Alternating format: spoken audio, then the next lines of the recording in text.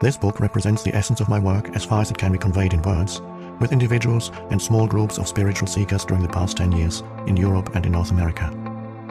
In deep love and appreciation, I would like to thank those exceptional people for their courage, their willingness to embrace inner change, their challenging questions, and their readiness to listen. This book would not have come into existence without them. They belong to what is as yet a small but fortunately growing minority of spiritual pioneers. People who are reaching a point where they become capable of breaking out of inherited collective mind patterns that have kept humans in bondage to suffering for eons. I trust that this book will find its way to those who are ready for such radical inner transformation and so act as a catalyst for it. I also hope that it will reach many others who will find its content worthy of consideration, although they may not be ready to fully live or practice it. It is possible that at a later time, the seed that was sown when listening to this book will merge with the seed of enlightenment that each human being carries within, and suddenly that seed will sprout and come alive within them. The book in its present form originated, often spontaneously, in response to questions asked by individuals in seminars, meditation classes, and private counseling sessions, and so I have kept the question and answer format. I learned and received as much in those classes and sessions as the questioners. Some of the questions and answers I wrote down almost verbatim. Others are generic, which is to say I combined certain types of questions that were frequently asked into one, and extracted the essence from different answers to form one generic answer. Sometimes, in the process of writing, an entirely new answer came that was more profound or insightful than anything I'd ever uttered. Some additional questions were asked by the editor so as to provide further clarification of certain points. You will find that from the first to the last page, the dialogues continuously alternate between two different levels. On one level, I draw your attention to what is false in you. I speak of the nature of human unconsciousness and dysfunction, as well as its most common behavioral manifestations, from conflict in relationships to warfare between tribes and nations. Such knowledge is vital, for unless you learn to recognize the false as not you, there can be no lasting transformation, and you would always end up being drawn back into illusion and into some form of pain. On this level, I also show you how not to make that which is false in you into a self and into a personal problem, for that is how the false perpetuates itself. On another level, I speak of a profound transformation of human consciousness, not as a distant future possibility, but available now, no matter who or where you are. You are shown how to free yourself from enslavement to the mind, enter into this enlightened state of consciousness and sustain it in everyday life. On this level of the book, the words are not always concerned with information, but often designed to draw you into this new consciousness as you listen. Again and again, I endeavor to take you with me into that timeless state of intense conscious presence in the now, so as to give you a taste of enlightenment. Until you're able to experience what I speak of, you may find those passages somewhat repetitive. As soon as you do, however, I believe you will realize that they contain a great deal of spiritual power, and they may become for you the most rewarding parts of the book. Moreover, since every person carries the seed of enlightenment within, I often address myself to the knower in you who dwells behind the thinker, the deeper self that immediately recognizes spiritual truth, resonates with it, and gains strength from it. As you listen, the meaning of certain words, such as being or presence, may not be entirely clear to you at first. Just keep listening. Questions or objections may occasionally come into your mind. They will probably be answered later in the book, or they may turn out to be irrelevant as you go more deeply into the teaching and into yourself. Don't listen with the mind only. Watch for any feeling response as you read and a sense of recognition from deep within. I cannot tell you any spiritual truth that deep within you don't know already. All I can do is remind you of what you have forgotten. Living knowledge, ancient and yet ever new, is then activated and released from within every cell of your body. The mind always wants to categorize and compare, but this book will work better for you if you do not attempt to compare its terminology with that of other teachings. Otherwise, you will probably become confused. I use words such as mind, happiness, and consciousness in ways that do not necessarily correlate with other teachings. Don't get attached to any words. They are only stepping stones to be left behind as quickly as possible. When I occasionally quote the words of Jesus or the Buddha, from A Course in Miracles or from other teachings, I do so not in order to compare, but to draw your attention to the fact that in essence, there is and always has been only one spiritual teaching, although it comes in many forms. Some of these forms, such as the ancient religions, have become so overlaid with extraneous matter that their spiritual essence has become almost completely obscured by it. To a large extent, therefore, their deeper meaning is no longer recognized and their transformative power lost. When I quote from the ancient religions or other teachings, it is to reveal their deeper meaning and thereby restore their transformative power, particularly for those listeners who are followers of these religions or teachings. I say to them, there's no need to go elsewhere for the truth. Let me show you how to go more deeply into what you already have. Mostly, however, I have endeavored to use terminology that is as neutral as possible in order to reach a wide range of people. This book can be seen as a restatement for our time of that one timeless spiritual teaching, the essence of all religions. It is not derived from external sources, but from the one true source within, so it contains no theory or speculation. I speak from inner experience, and if at times I speak forcefully, it is to cut through heavy layers of mental resistance and to reach that place within you where you already know, just as I know, and where the truth is recognized when it is heard.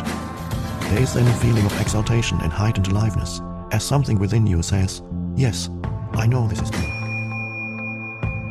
Chapter 1. You are not your mind. Enlightenment. What is that? A beggar had been sitting by the side of the road for over 30 years. One day a stranger walked by. "Spare some change," mumbled the beggar, mechanically holding out his old baseball cap. "I have nothing to give you," said the stranger. Then he asked, "What's that you're sitting on?" "Nothing," replied the beggar, "just an old box. I've been sitting on it for as long as I can remember." "Ever looked inside?" asked the stranger. "No," said the beggar. "What's the point? There's nothing in there." "Have a look inside," insisted the stranger. The beggar managed to pry open the lid. With astonishment, disbelief and elation, he saw that the box was filled with gold. "I am that stranger who has nothing to give you, and who is telling you to look inside. Not inside any box as in the parable, but somewhere even closer, inside yourself." "But I'm not a beggar," I can hear you say. Those who have not found their true wealth, which is the radiant joy of being and the deep, unshakable peace that comes with it, are beggars, even if they have great material wealth. They are looking outside for scraps of pleasure or fulfillment, for validation, security, or love, while they have a treasure within that not only includes all those things, but is infinitely greater than anything the world can offer. The word enlightenment conjures up the idea of some superhuman accomplishment, and the ego likes to keep it that way.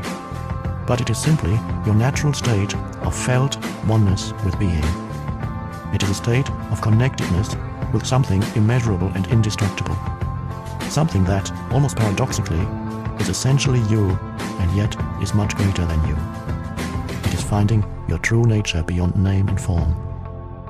The inability to feel this connectedness gives rise to the illusion of separation from yourself and from the world around you.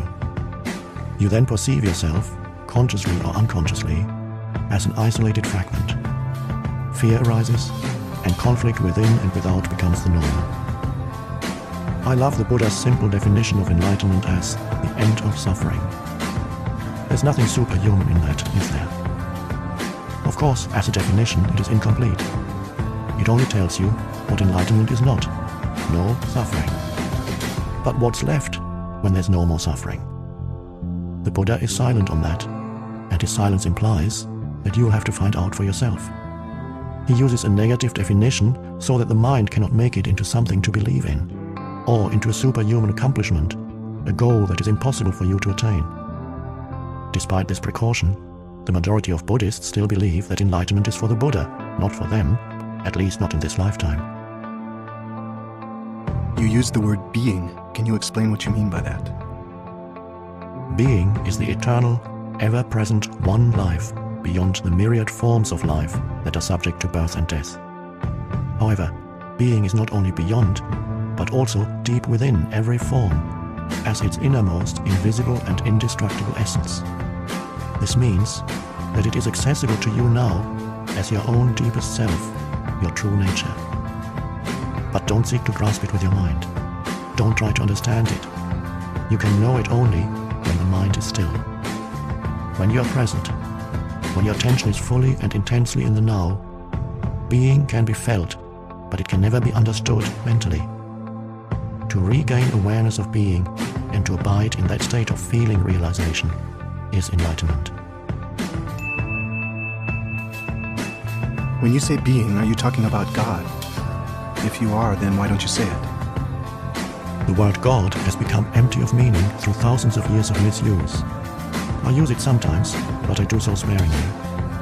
By misuse, I mean that people who have never even glimpsed the realm of the sacred, the infinite vastness behind that word, use it with great conviction, as if they knew what they are talking about. Or they argue against it, as if they knew what it is that they are denying.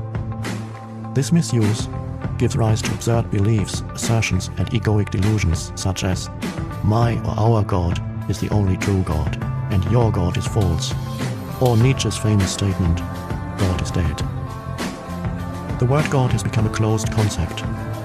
The moment the word is uttered, a mental image is created. No longer perhaps of an old man with a white beard, but still a mental representation of someone or something outside you. And, yes, almost inevitably, a male someone or something. Neither God nor being nor any other word can define or explain the ineffable reality behind that word. So the only important question is whether the word is a help or a hindrance in enabling you to experience that toward which it points. Does it point beyond itself to that transcendental reality, or does it lend itself too easily to becoming no more than an idea in your head that you believe in, a mental idol? The word being explains nothing, but nor does God. Being, however, has the advantage that it is an open concept. It does not reduce the infinite invisible to a finite entity. It is impossible to form a mental image of it. Nobody can claim exclusive possession of being. It is your very essence, and it is immediately accessible to you as the feeling of your own presence, the realization, I am, that is prior to I am this or I am that. So it is only a small step from the word being to the experience of being. What is the greatest obstacle to experiencing this reality? Identification with your mind, which causes thought to become compulsive. Not to be able to stop thinking is a dreadful affliction, but we don't realize this because almost everybody is suffering from it, so it is considered normal.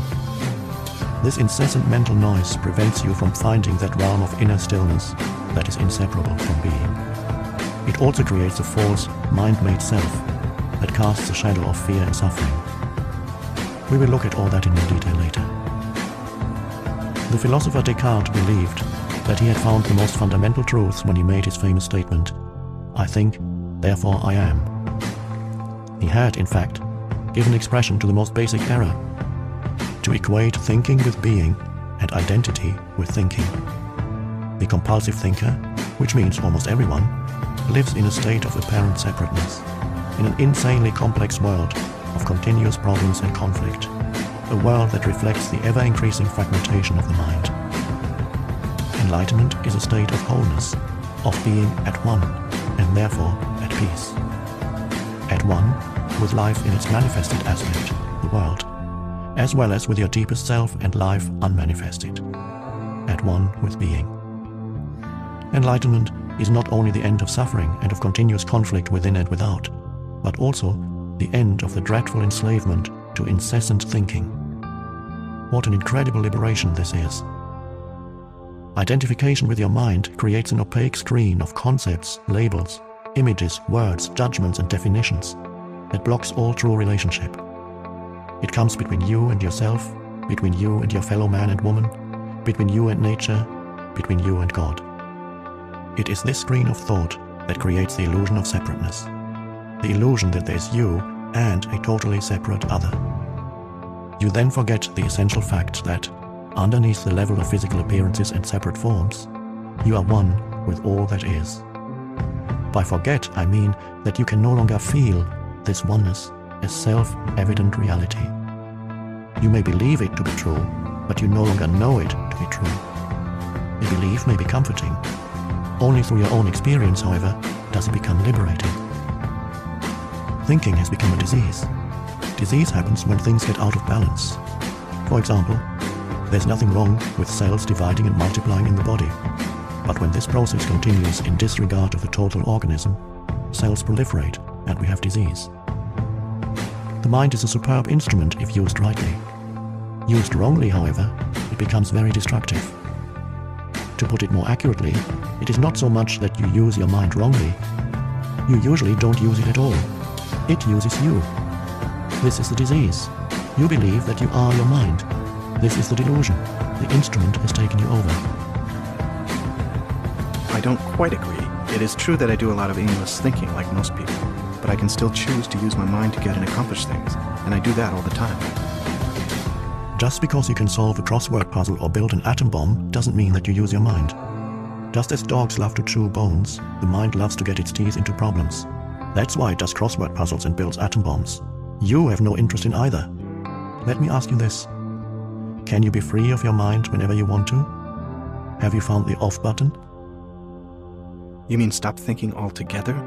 No, I can't, except maybe for a moment or two. Then the mind is using you. You're unconsciously identified with it, so you don't even know that you are its slave. It's almost as if you were possessed without knowing it, and so you take the possessing entity to be yourself. The beginning of freedom is the realization that you are not the possessing entity, the thinker. Knowing this enables you to observe the entity. The moment you start watching the thinker, a higher level of consciousness becomes activated. You then begin to realize that there is a vast realm of intelligence beyond thought. That thought is only a tiny aspect of that intelligence. You also realize that all the things that truly matter, beauty, love, creativity, joy, inner peace, arise from beyond the mind. You begin to awaken. What exactly do you mean by watching the thinker? When someone goes to the doctor and says, "I hear a voice in my head," he or she will most likely be sent to a psychiatrist. The fact is that, in a very similar way, virtually everyone hears a voice or several voices in their head all the time. The involuntary thought processes that you don't realize you have the power to stop. Continuous monologues or dialogues. You've probably come across mad people in the street, incessantly talking or muttering to themselves. Well, that's not much different from what you and all other normal people do, except that you don't do it out loud. The voice comments, speculates, judges, compares, complains, likes, dislikes, and so on. The voice isn't necessarily relevant to the situation you find yourself in at the time. It may be reviving the recent or distant past, or rehearsing or imagining possible future situations. Here it often imagines things going wrong and negative outcomes. This is called worry. Sometimes this soundtrack is accompanied by visual images or mental movies. Even if the voice is relevant to the situation at hand, it will interpret it in terms of the past. This is because the voice belongs to your conditioned mind, which is the result of all your past history as well as of the collective cultural mindset you inherited. So you see and judge the present through the eyes of the past and get a totally distorted view of it. It is not uncommon for the voice to be a person's own worst enemy. Many people live with a tormentor in their head that continuously attacks and punishes them and drains them of vital energy. It is the cause of untold misery and unhappiness, as well as of disease. The good news is that you can free yourself from your mind. This is the only true liberation. You can take the first step right now. Start listening to the voice in your head as often as you can. Pay particular attention to any repetitive thought patterns. Those old gramophone records that have been playing in your head perhaps for many years. This is what I mean by watching the thinker, which is another way of saying, listen to the voice in your head, be there as the witnessing presence. When you listen to that voice, listen to it impartially. That is to say, do not judge. Do not judge or condemn what you hear. For doing so would mean that the same voice has come in again through the back door. You will soon realize, there's the voice, and here I am listening to it, watching it. This I am realization, this sense of your own presence, is not a thought. It arises from beyond the mind. So, when you listen to a thought, you're aware not only of the thought, but also of yourself as the witness of the thought. A new dimension of consciousness has come in. As you listen to the thought, you feel a conscious presence, your deeper self, behind or underneath the thought, as it were. The thought then loses its power over you and quickly subsides, because you are no longer energizing the mind through identification with it. This is the beginning of the end of involuntary and compulsive thinking. When a thought subsides, you experience a discontinuity in the mental stream, a gap of no mind. At first, the gaps will be short, a few seconds perhaps, but gradually they will become longer.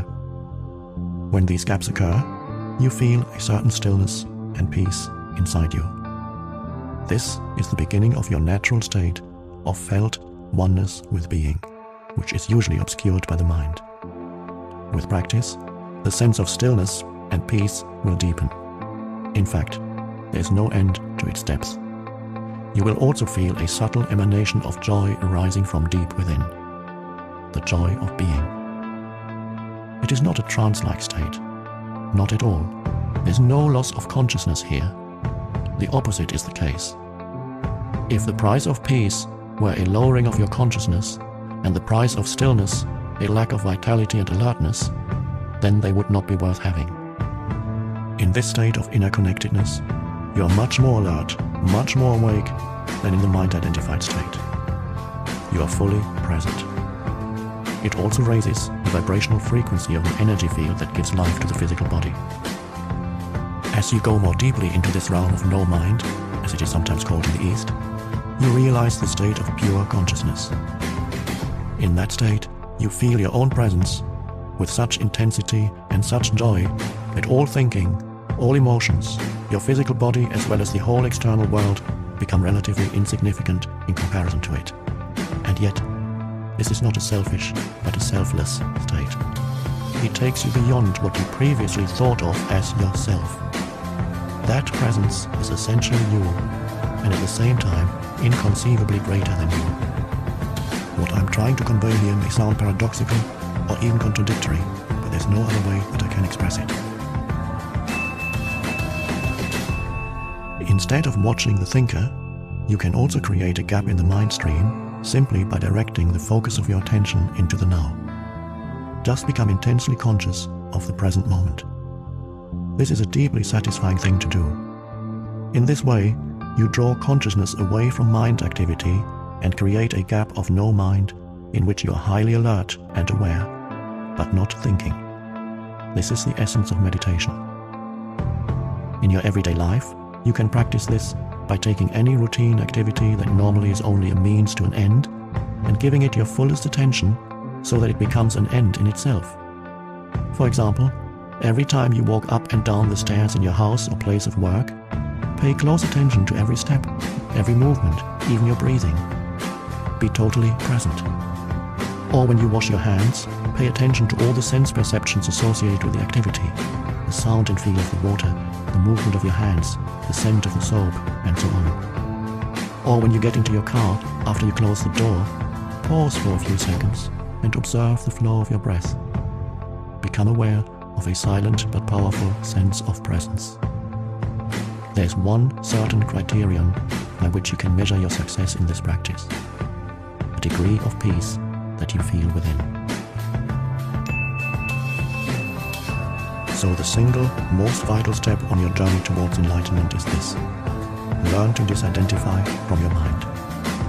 Every time you create a gap in the stream of mind, the light of your consciousness grows stronger.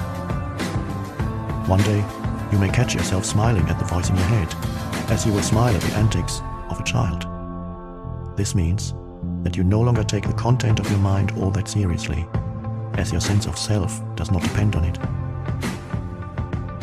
Isn't thinking essential in order to survive in this world?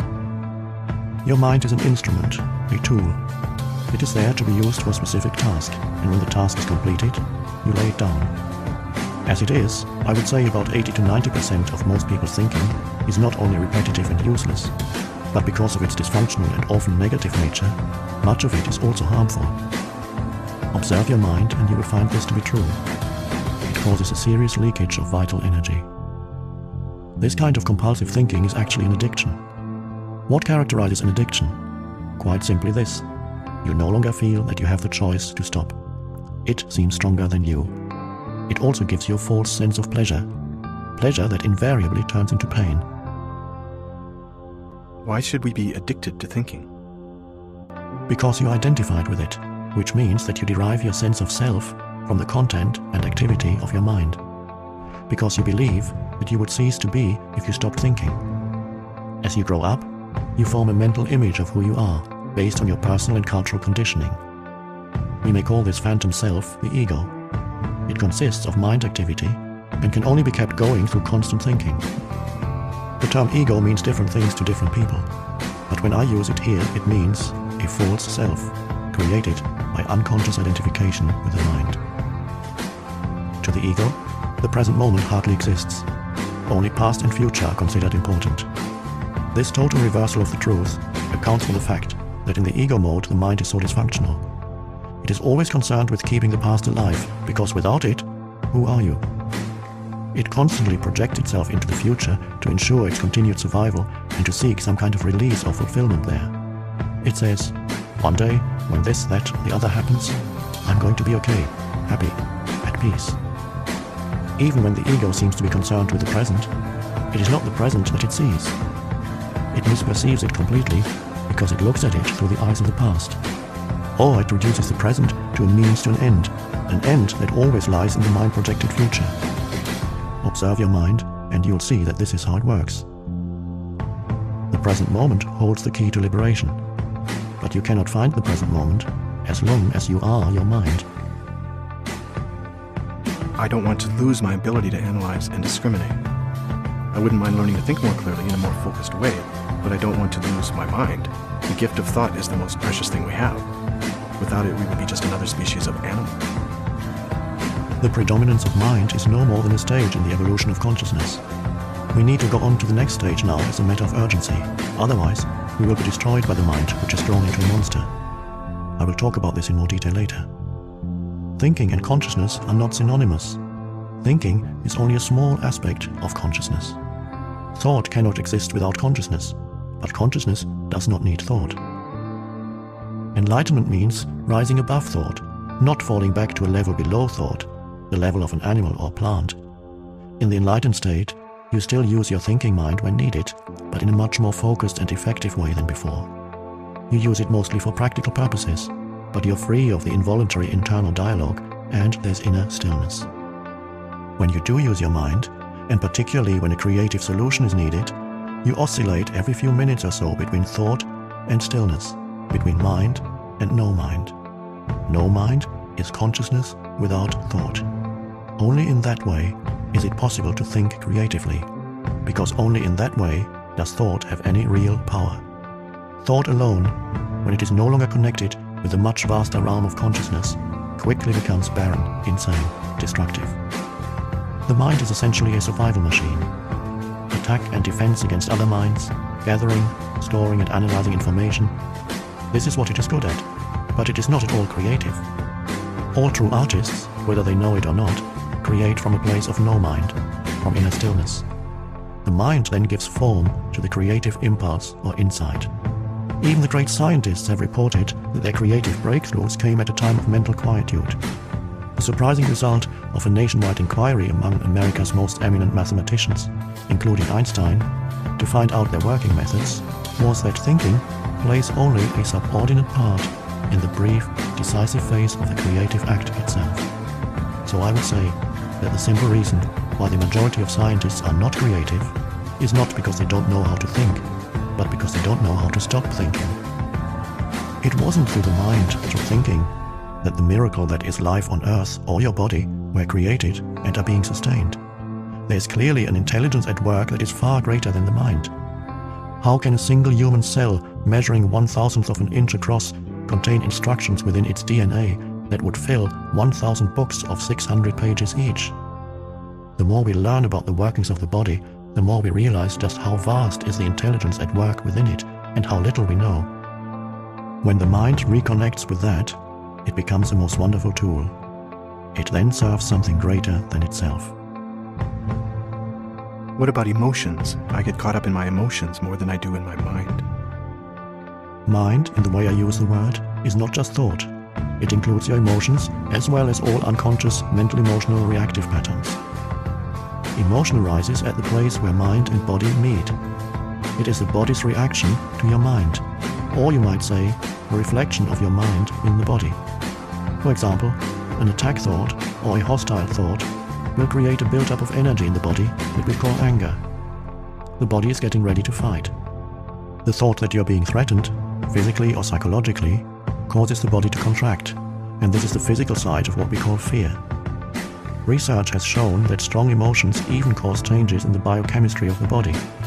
These biochemical changes represent the physical or material aspect of the emotion. Of course, you're not usually conscious of all your thought patterns, and it is often only through watching your emotions that you can bring them into awareness. The more you are identified with your thinking, your likes and dislikes, judgment and interpretations, which is to say, the less present you are as the watching consciousness, the stronger the emotional energy charge will be, whether you are aware of it or not. If you cannot feel your emotions, if you are cut off from them, you will eventually experience them on a purely physical level, as a physical problem or symptom. A great deal has been written about this in recent years, so we don't need to go into it here. A strong unconscious emotional pattern may even manifest as an external event that appears to just happen to you. For example, I have observed that people who carry a lot of anger inside without being aware of it, and without expressing it, are more likely to be attacked, verbally or even physically, by other angry people, and often for no apparent reason. They have a strong emanation of anger that certain people pick up subliminally and that triggers their own latent anger. If you have difficulty feeling your emotions, start by focusing attention on the inner energy field of your body. Feel the body from within. This will also put you in touch with your emotions. We will explore this in more detail later. You say that an emotion is the mind's reflection in the body, but sometimes there is a conflict between the two. The mind says no, while the emotion says yes, or the other way around. If you really want to know your mind, the body will always give you a truthful reflection, so look at the emotion, or rather, feel it in your body. If there's an apparent conflict between them, the thought will be the lie, the emotion will be the truth. Not the ultimate truth of who you are, but the relative truth of your state of mind at that time. Conflict between surface thoughts and unconscious mental processes is certainly common. You may not yet be able to bring your unconscious mind activity into awareness as thoughts, but it will always be reflected in the body as an emotion, and of this you can become aware. To watch an emotion in this way is basically the same as listening to or watching a thought, which I described earlier. The only difference is that, while a thought is in your head, an emotion has a strong physical component and so is primarily felt in the body. You can then allow the emotion to be there without being controlled by it. You no longer are the emotion. You are the watcher, the observing presence. If you practice this, all that is unconscious in you will be brought into the light of consciousness. So observing our emotions is as important as observing our thoughts? Yes, make it a habit to ask yourself, what's going on inside me at this moment? That question will point you in the right direction. But don't analyze, just watch. Focus your attention within. Feel the energy of the emotion. If there's no emotion present, take your attention more deeply into the inner energy field of your body. It is the doorway into being. An emotion usually represents an amplified and energized thought pattern, and because of its often overpowering energetic charge, it is not easy initially to stay present enough to be able to watch it. It wants to take you over, and it usually succeeds, unless there's enough presence in you. If you are pulled into unconscious identification with the emotion through lack of presence, which is normal, the emotion temporarily becomes you. Often a vicious circle builds up between your thinking and the emotion. They feed each other. The thought pattern creates a magnified reflection of itself in the form of an emotion, and the vibrational frequency of the emotion keeps feeding the original thought pattern. By dwelling mentally on the situation, event, or person that is the perceived cause of the emotion, the thought feeds energy to the emotion, which in turn energizes the thought pattern, and so on. Basically, all emotions are modifications of one primordial, undifferentiated emotion that has its origin in the loss of awareness of who you are beyond name and form. Because of its undifferentiated nature, it is hard to find a name that precisely describes this emotion. Fear comes close, but apart from a continuous sense of threat, it also includes a deep sense of abandonment and incompleteness. It may be best to use a term that is as undifferentiated as that basic emotion, and simply call it pain. One of the main tasks of the mind is to fight or remove that emotional pain, which is one of the reasons for its incessant activity. But all it can ever achieve is to cover it up temporarily. In fact, the harder the mind struggles to get rid of the pain, the greater the pain. The mind can never find the solution, nor can it afford to allow you to find the solution, because it is itself an intrinsic part of the problem.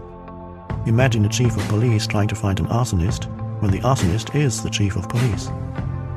You will not be free of that pain until you cease to derive your sense of self from identification with the mind, which is to say, from ego. The mind is then toppled from its place of power, and being reveals itself as your true nature. Yes, I know what you're going to ask. I was going to ask, what about positive emotions such as love and joy? They are inseparable from your natural state of inner connectedness with being. Glimpses of love and joy or brief moments of deep peace are possible whenever a gap occurs in the stream of thought. For most people, such gaps happen rarely and only accidentally, in moments when the mind is rendered speechless, sometimes triggered by great beauty, extreme physical exertion, or even great danger. Suddenly, there's inner stillness. And within that stillness, there's a subtle but intense joy. There's love. There's peace. Usually, such moments are short-lived, as the mind quickly resumes its noise-making activity that we call thinking. Love, joy, and peace cannot flourish until you have freed yourself from mind dominance. But they are not what I would call emotions. They lie beyond the emotions, on a much deeper level.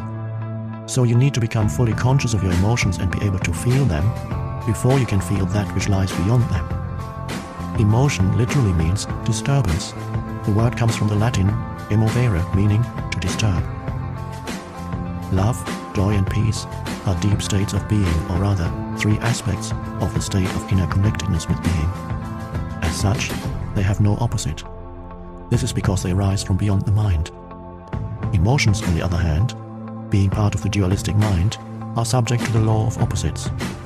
This simply means that you cannot have good without bad.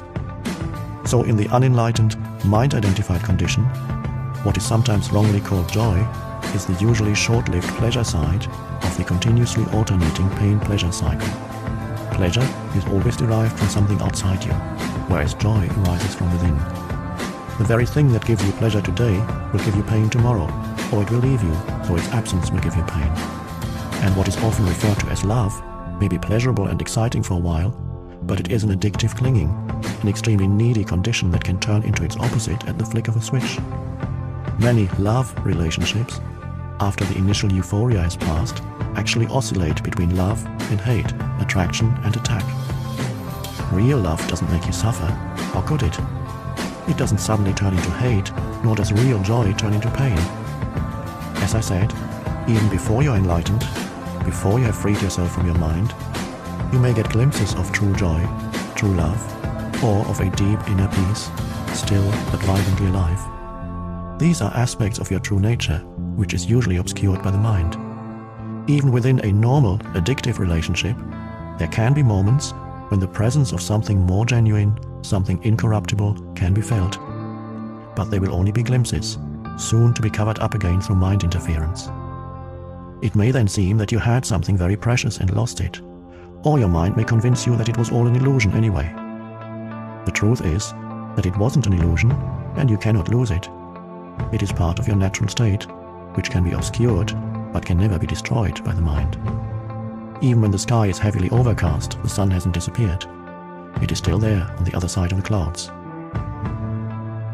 The Buddha says that pain or suffering arises through desire or craving, and that to be free of pain we need to cut the bonds of desire.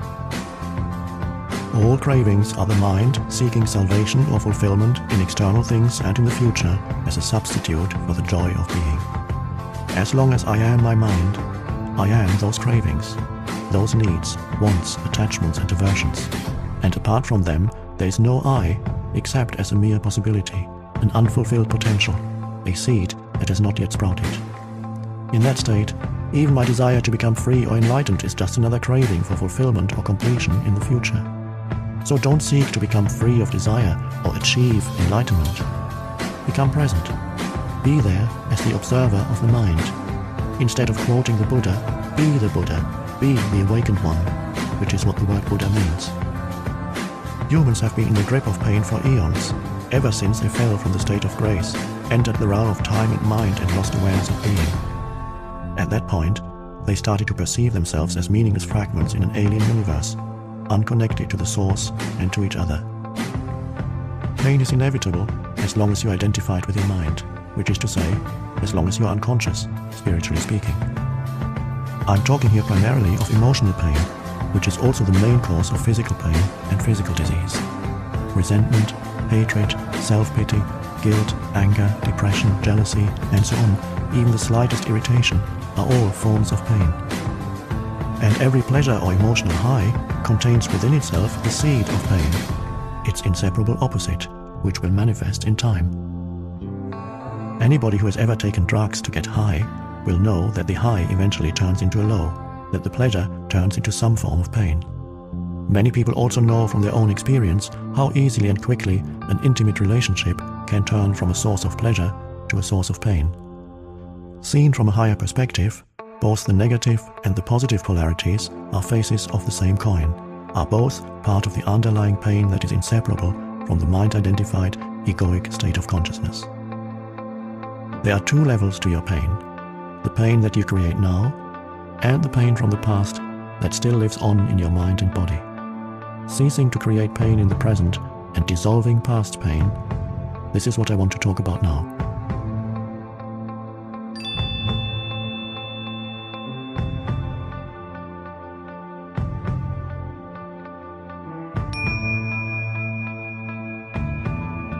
Chapter 2. Consciousness. The way out of pain. Nobody's life is entirely free of pain and sorrow. Isn't it a question of learning to live with them rather than trying to avoid them? The greater part of human pain is unnecessary. It is self-created as long as the unobserved mind runs your life.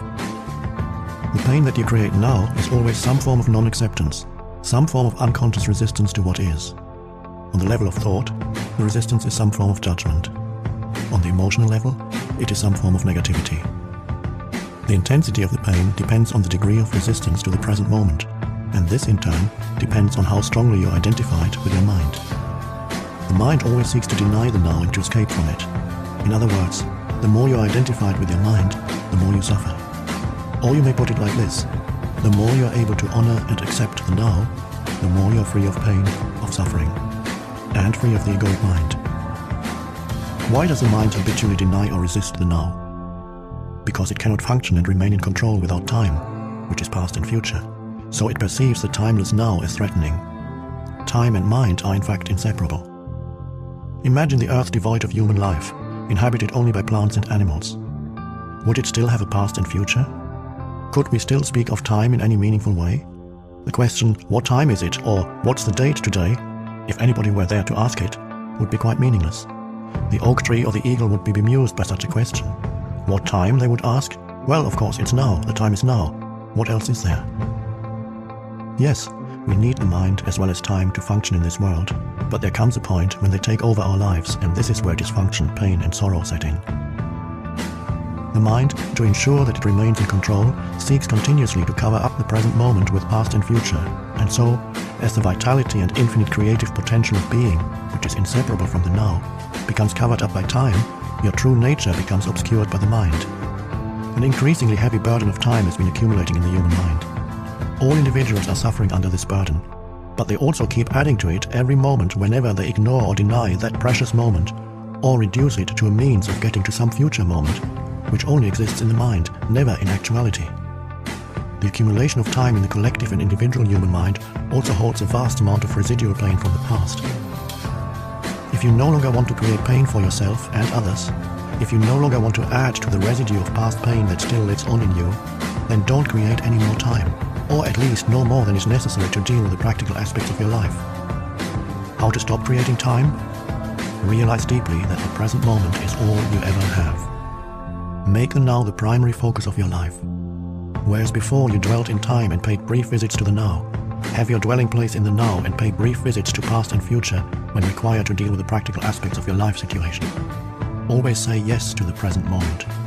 What could be more futile or more insane than to create inner resistance to something that already is? What could be more insane than to oppose life itself, which is now and always now? Surrender to what is. Say yes to life, and see how life suddenly starts working for you rather than against you. present moment is sometimes unacceptable, unpleasant, or awful. It is as it is. Observe how the mind labels it and how this labeling process, this continuous sitting in judgment, creates pain and unhappiness. By watching the mechanics of the mind, you step out of its resistance patterns, and you can then allow the present moment to be. This will give you a taste of the state of inner freedom from external conditions, the state of true inner peace. Then see what happens and take action if necessary or possible. Accept, then act. Whatever the present moment contains, accept it as if you had chosen it. Always work with it, not against it. Make it your friend and ally, not your enemy. This will miraculously transform your whole life. As long as you are unable to access the power of the now, every emotional pain that you experience leaves behind a residue of pain that lives on in you. It merges with the pain from the past, which was already there, and becomes lodged in your mind and body. This, of course, includes the pain you suffered as a child, caused by the unconsciousness of the world into which you were born. This accumulated pain is a negative energy field that occupies your body and mind. If you look on it as an invisible entity in its own right, you're getting quite close to the truth. It's the emotional pain body. It has two modes of being, dormant and active. The pain body may be dormant 90% of the time. In a deeply unhappy person, though, it may be active up to 100% of the time. Some people live almost entirely through their pain body, while others may experience it only in certain situations, such as intimate relationships, or situations linked with past loss or abandonment, physical or emotional hurt, and so on. Anything can trigger it, particularly if it resonates with a pain pattern from your past. When it is ready to awaken from its dormant stage, even a thought or an innocent remark made by someone close to you can activate it. Some pain bodies are obnoxious but relatively harmless, for example like a child who won't stop whining. Others are vicious and destructive monsters, true demons. Some are physically violent, many more are emotionally violent. Some will attack people around you or close to you, while others may attack you, their host. Thoughts and feelings you have about your life then become deeply negative and self-destructive. Illnesses and accidents are often created in this way. Some pain bodies drive their hosts to suicide. When you thought you knew a person and then you are suddenly confronted with this alien, nasty creature for the first time, you are in for quite a shock. However, it's more important to observe it in yourself than in someone else. Watch out for any sign of unhappiness in yourself, in whatever form. It may be the awakening pain body. This can take the form of irritation, impatience, a somber mood, a desire to hurt, anger, rage, depression, a need to have some drama in your relationship, and so on. Catch it the moment it awakens from its dormant state. The pain body wants to survive, just like every other entity in existence, and it can only survive if it gets you to unconsciously identify with it. It can then rise up, take you over, become you, and live through you. It needs to get its food through you. It will feed on any experience that resonates with its own kind of energy, anything that creates further pain in whatever form. Anger, destructiveness, hatred, grief, emotional drama, violence, and even illness. So the pain body, when it has taken you over, will create a situation in your life that reflects back its own energy frequency for it to feed on. Pain can only feed on pain. Pain cannot feed on joy. It finds it quite indigestible. Once the pain body has taken you over, you want more pain. You become a victim or a perpetrator.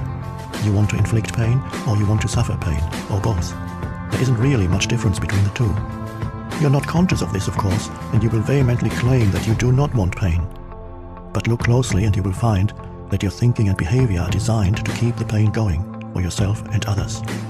If you were truly conscious of it, the pattern would dissolve, for to want more pain is insanity and nobody is consciously insane. The pain body, which is the dark shadow cast by the ego, is actually afraid of the light of your consciousness. It is afraid of being found out. Its survival depends on your unconscious identification with it, as well as on your unconscious fear of facing the pain that lives in you. But if you don't face it, if you don't bring the light of your consciousness into the pain, you will be forced to relive it again and again. The pain body may seem to you like a dangerous monster that you cannot bear to look at, but I assure you that it is an insubstantial phantom that cannot prevail against the power of your presence. Some spiritual teachings state that all pain is ultimately an illusion, and this is true. The question is it true for you? A mere belief doesn't make it true. Do you want to experience pain for the rest of your life and keep saying that it is an illusion? Does that free you from the pain? What we are concerned with here is how you can realize this truth, that is, make it real in your own experience. So the pain body doesn't want you to observe it directly and see it for what it is. The moment you observe it, feel its energy field within you and take your attention into it, the identification is broken. A higher dimension of consciousness has come in. I call it presence. You are now the witness or the watcher of the pain body.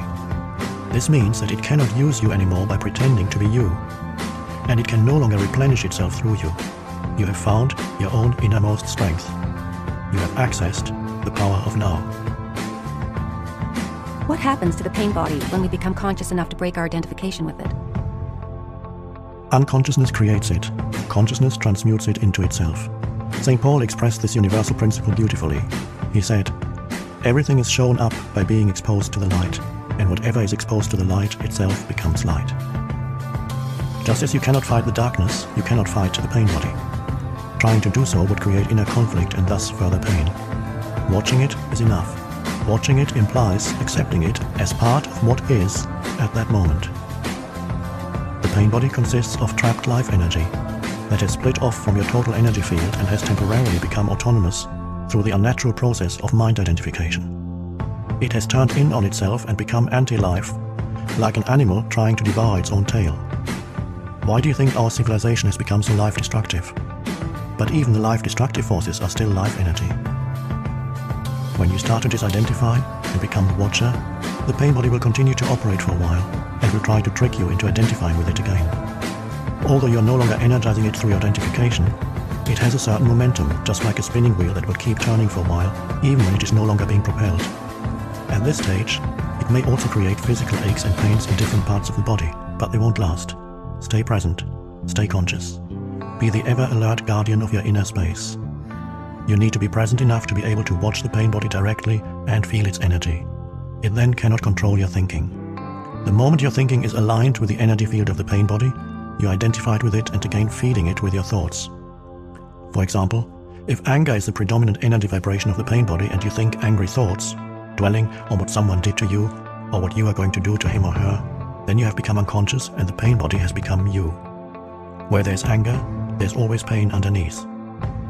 Or when a dark mood comes upon you and you start getting into a negative mind pattern and thinking how dreadful your life is, your thinking has become aligned with the pain body and you have become unconscious and vulnerable to the pain body's attack. Unconscious, the way that I use the word here, means to be identified with some mental or emotional pattern. It implies a complete absence of the watcher. Sustained conscious attention severs the link between the pain body and your thought processes and brings about the process of transmutation. It is as if the pain becomes fuel for the flame of your consciousness, which then burns more brightly as a result. This is the esoteric meaning of the ancient art of alchemy, the transmutation of base metal into gold, of suffering into consciousness. The split within is healed and you become whole again. Your responsibility then is not to create further pain. Let me summarize the process. Focus attention on the feeling inside you. Know that it is the pain body. Accept that it is there. Don't think about it. Don't let the feeling turn into thinking. Don't judge or analyze. Don't make an identity for yourself out of it. Stay present and continue to be the observer of what is happening inside you. Become aware not only of the emotional pain, but also of the one who observes, the silent watcher. This is the power of the now, the power of your own conscious presence. Then see what happens. For many women, the pain body awakens particularly at the time preceding the menstrual flow. I will talk about this and the reason for it in more detail later. Right now, let me just say this. If you are able to stay alert and present at that time and watch whatever you feel within, rather than be taken over by it, it affords an opportunity for the most powerful spiritual practice, and a rapid transmutation of all past pain becomes possible. The process that I have just described is profoundly powerful yet simple. It could be taught to a child, and hopefully one day it will be one of the first things children learn in school. Once you have understood the basic principle of being present as the watcher of what happens inside you, and you understand it by experiencing it, you have at your disposal the most potent transformational tool. This is not to deny that you may encounter intense inner resistance to disidentifying from your pain. This will be the case particularly if you have lived closely identified with your emotional pain body for most of your life, and the whole or large part of your sense of self is invested in it. What this means is that you have made an unhappy self out of your pain body and believe that this mind-made fiction is who you are. In that case, Unconscious fear of losing your identity will create strong resistance to any disidentification. In other words, you would rather be in pain, be the pain body, than take a leap into the unknown and risk losing the familiar, unhappy self. If this applies to you, observe the resistance within yourself. Observe the attachment to your pain. Be very alert. Observe the peculiar pleasure you derive from being unhappy. Observe the compulsion to talk or think about it. The resistance will cease if you make it conscious. You can then take your attention into the pain body, stay present as a witness, and so initiate its transmutation. Only you can do this. Nobody can do it for you. But if you're fortunate enough to find someone who is intensely conscious, if you can be with them and join them in the state of presence, that can be helpful and will accelerate things. In this way, your own light will quickly grow stronger. When a log that has only just started to burn is placed next to one that is burning fiercely, and after a while they are separated again, the first log will be burning with much greater intensity. After all, it is the same fire. To be such a fire is one of the functions of a spiritual teacher.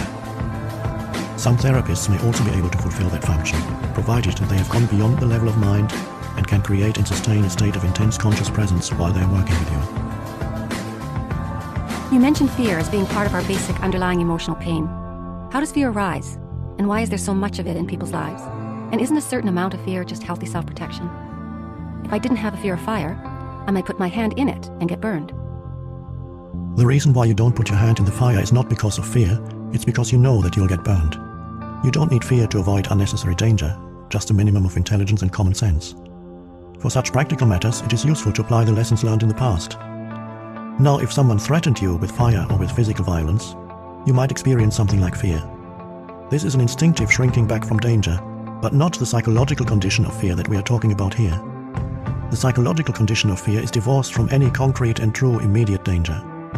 It comes in many forms: unease, worry, anxiety, nervousness, tension, dread, phobia, and so on. This kind of psychological fear is always of something that might happen, not of something that is happening now. You are in the here and now, while your mind is in the future. This creates an anxiety gap. And if you're identified with your mind and have lost touch with the power and simplicity of the now, that anxiety gap will be your constant companion. You can always cope with the present moment, but you cannot cope with something that is only a mind projection. You cannot cope with the future. Moreover, as long as you're identified with your mind, the ego runs your life, as I pointed out earlier. Because of its phantom nature, and despite elaborate defense mechanisms, the ego is very vulnerable and insecure, and it sees itself as constantly under threat. This, by the way, is the case even if the ego is outwardly very confident. Now remember that an emotion is the body's reaction to your mind. What message is the body receiving continuously from the ego, the false mind-made self? Danger, I'm under threat. And what is the emotion generated by this continuous message? Fear, of course. Fear seems to have many causes. Fear of loss, fear of failure, fear of being hurt, and so on. But ultimately all fear is the ego's fear of death, of annihilation. To the ego, death is always just around the corner. In this mind-identified state, fear of death affects every aspect of your life. For example, even such a seemingly trivial and normal thing such as the compulsive need to be right in an argument and make the other person wrong, defending the mental position with which you have identified, is due to the fear of death. If you identify with a mental position, then if you are wrong, your mind-based sense of self is seriously threatened with annihilation. So you as the ego cannot afford to be wrong. To be wrong is to die. Wars have been fought over this, and countless relationships have broken down. Once you have disidentified from your mind, whether you're right or wrong makes no difference to your sense of self at all. So the forcefully compulsive and deeply unconscious need to be right, which is a form of violence, will no longer be there. You can state clearly and firmly how you feel or what you think, but there will be no aggressiveness or defensiveness about it. Your sense of self is then derived from a deeper and truer place within yourself, not from the mind. Watch out for any kind of defensiveness within yourself. What are you defending? An illusory identity, an image in your mind, a fictitious entity. By making this pattern conscious, by witnessing it, you disidentify from it. In the light of your consciousness, the unconscious pattern will then quickly dissolve. This is the end of all arguments and power games, which are so corrosive to relationships. Power over others is weakness disguised as strength. True power is within, and it is available to you now. So anyone who is identified with their mind, and therefore disconnected from their true power, their deeper self rooted in being, will have fear as their constant companion. The number of people who have gone beyond mind is as yet extremely small, so you can assume that virtually everyone you meet or know lives in a state of fear. Only the intensity of it varies. It fluctuates between anxiety and dread at one end of the scale, and a vague unease and distant sense of threat at the other. Most people become conscious of it only when it takes on one of its more acute forms. Another aspect of the emotional pain that is an intrinsic part of the egoic mind is a deep-seated sense of lack or incompleteness, of not being whole. In some people, this is conscious, in others, unconscious. If it is conscious, it manifests as the unsettling and constant feeling of not being worthy or good enough. If it is unconscious, it will only be felt indirectly as an intense craving, wanting and needing. In either case, people will often enter into a compulsive pursuit of ego gratification and things to identify with, in order to fill this hole they feel within. So they strive after possessions, money, success, power, recognition, or a special relationship, basically so that they can feel better about themselves, feel more complete. But even when they attain all these things, they soon find that the hole is still there, that it is bottomless. Then they are really in trouble because they cannot delude themselves anymore. Well, they can and do, but it gets more difficult. As long as the egoic mind is running your life, you cannot truly be at ease. You cannot be at peace or fulfilled, except for brief intervals when you obtained what you wanted, when a craving has just been fulfilled.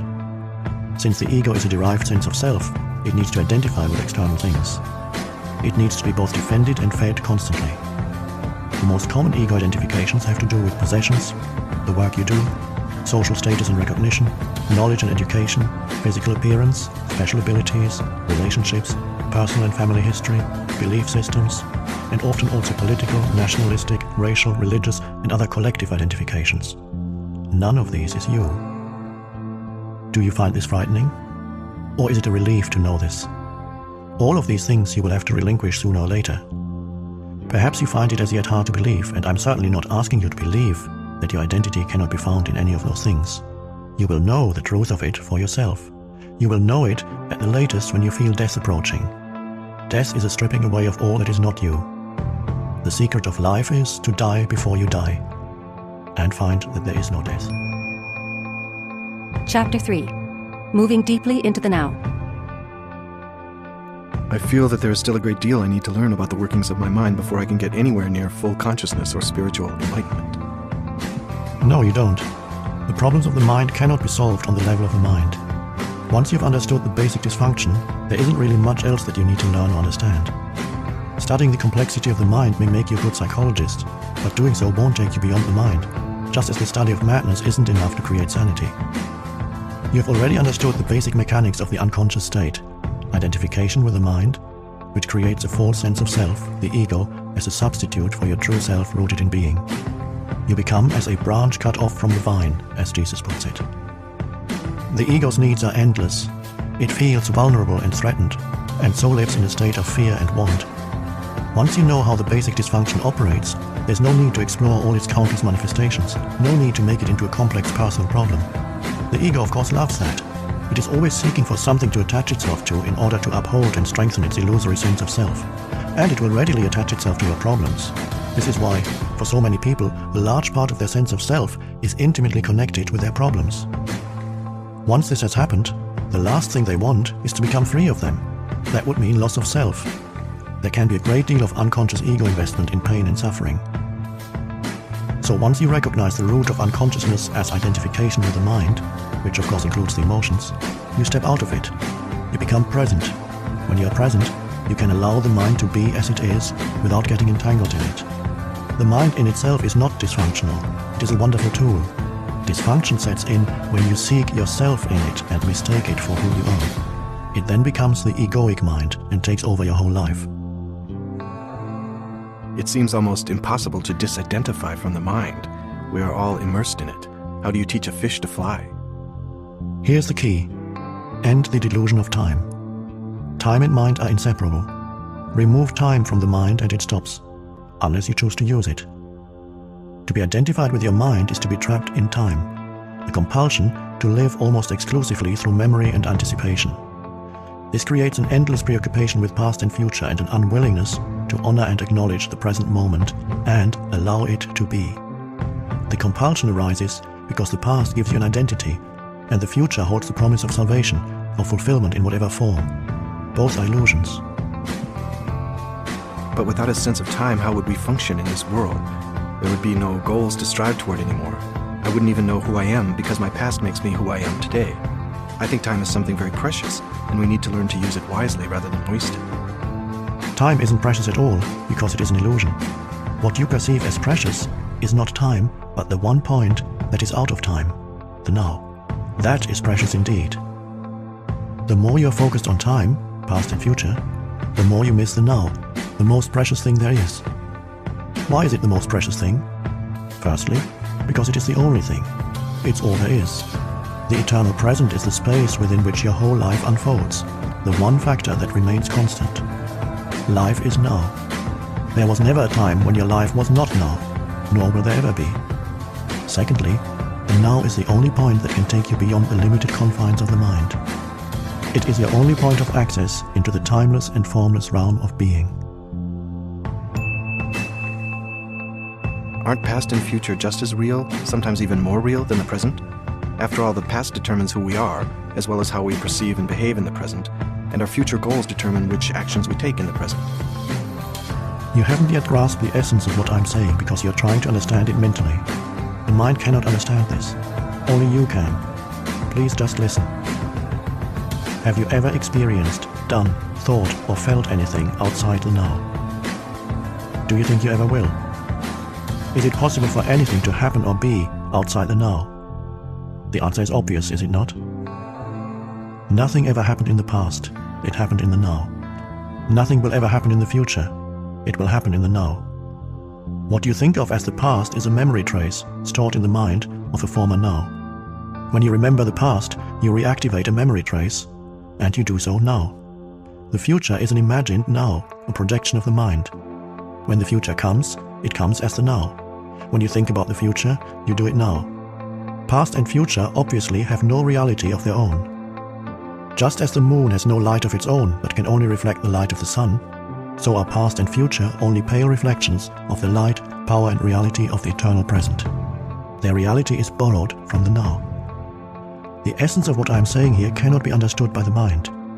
The moment you grasp it, there's a shift in consciousness from mind to being, from time to presence. Suddenly, everything feels alive, radiates energy, emanates being. In life-threatening emergency situations, the shift in consciousness from time to presence sometimes happens naturally. The personality that has a past and a future momentarily recedes and is replaced by an intense conscious presence, very still but very alert at the same time. Whatever response is needed then arises out of that state of consciousness. The reason why some people love to engage in dangerous activities such as mountain climbing, car racing and so on, although they may not be aware of it, is that it forces them into the now. That intensely alive state that is free of time, free of problems, free of thinking, free of the burden of the personality. Slipping away from the present moment even for a second may mean death. Unfortunately, they come to depend on a particular activity to be in that state. But you don't need to climb the north face of the Eiger. You can enter that state now. Since ancient times, spiritual masters of all traditions have pointed to the now as the key to the spiritual dimension. Despite this, it seems to have remained a secret. It is certainly not taught in churches and temples. If you go to a church, you may hear readings from the Gospels such as, "Take no thought for the morrow shall take thought for the things of itself," or, "Nobody who puts his hands to the plow and looks back is fit for the kingdom of God." Or you might hear the passage about the beautiful flowers that are not anxious about tomorrow but live with ease in the timeless now and are provided for abundantly by God. The depths and radical nature of these teachings are not recognized. No one seems to realize that they are meant to be lived and so bring about a profound inner transformation. The whole essence of Zen consists in walking along the razor's edge of now. To be so utterly, so completely present that no problem, no suffering, nothing that is not who you are in your essence can survive in you. In the now, in the absence of time, all your problems dissolve. Suffering needs time. It cannot survive in the now. The great Zen master Rinzai, in order to take his students' attention away from time, would often raise his finger and slowly ask, "What at this moment is lacking?" a powerful question that does not require an answer on the level of the mind. It is designed to take your attention deeply into the now. A similar question in the Zen tradition is this: if not now, when? The now is also central to the teaching of Sufism, the mystical branch of Islam. Sufis have a saying: the Sufi is the son of time present. And Rumi, the great poet and teacher of Sufism, declares, "Past and future veil God from our sight. Burn up both of them with fire." Meister Eckhart, the 13th century spiritual teacher, summed it all up beautifully. Time is what keeps the light from reaching us. There is no greater obstacle to God than time. A moment ago, when you talked about the eternal present and the unreality of past and future, I found myself looking at that tree outside the window. I had looked at it a few times before, but this time it was different. The external perception had not changed much, except that the colors seemed brighter and more vibrant. But there was now an added dimension to it. It's hard to explain. I don't know how, but I was aware of something invisible that I felt was the essence of that tree, its inner spirit, if you like. And somehow I was part of that. I realize now that I hadn't truly seen the tree before, just a flat and dead image of it. When I look at the tree now, some of that awareness is still present, but I can feel it slipping away. You see, the experience is already receding into the past. Can something like this ever be more than a fleeting glimpse? You were free of time for a moment. You moved into the now and therefore perceived the tree without the screen of mind. The awareness of being became part of your perception. With the timeless dimension comes a different kind of knowing, one that does not kill the spirit that lives within every creature and everything. A knowing that does not destroy the sacredness and mystery of life, but contains a deep love and reverence for all that is. A knowing of which the mind knows nothing. The mind cannot know the tree. It can only know facts or information about the tree. My mind cannot know you, only labels, judgments, facts and opinions about you. Being alone knows directly. There's a place for mind and mind knowledge. It is in the practical realm of day-to-day living. However, when it takes over all aspects of your life, including your relationships with other human beings and with nature, it becomes a monstrous parasite that, unchecked, may well end up killing all life on the planet and finally itself by killing its host. You have had a glimpse of how the timeless can transform your perceptions. But an experience is not enough, no matter how beautiful or profound. What is needed and what we are concerned with is a permanent shift in consciousness. So break the old pattern of present moment denial and present moment resistance. Make it your practice to withdraw attention from past and future whenever they are not needed. Step out of the time dimension as much as possible in everyday life. If you find it hard to enter the now directly, start by observing the habitual tendency of your mind to want to escape from the now. You will observe that the future is usually imagined as either better or worse than the present.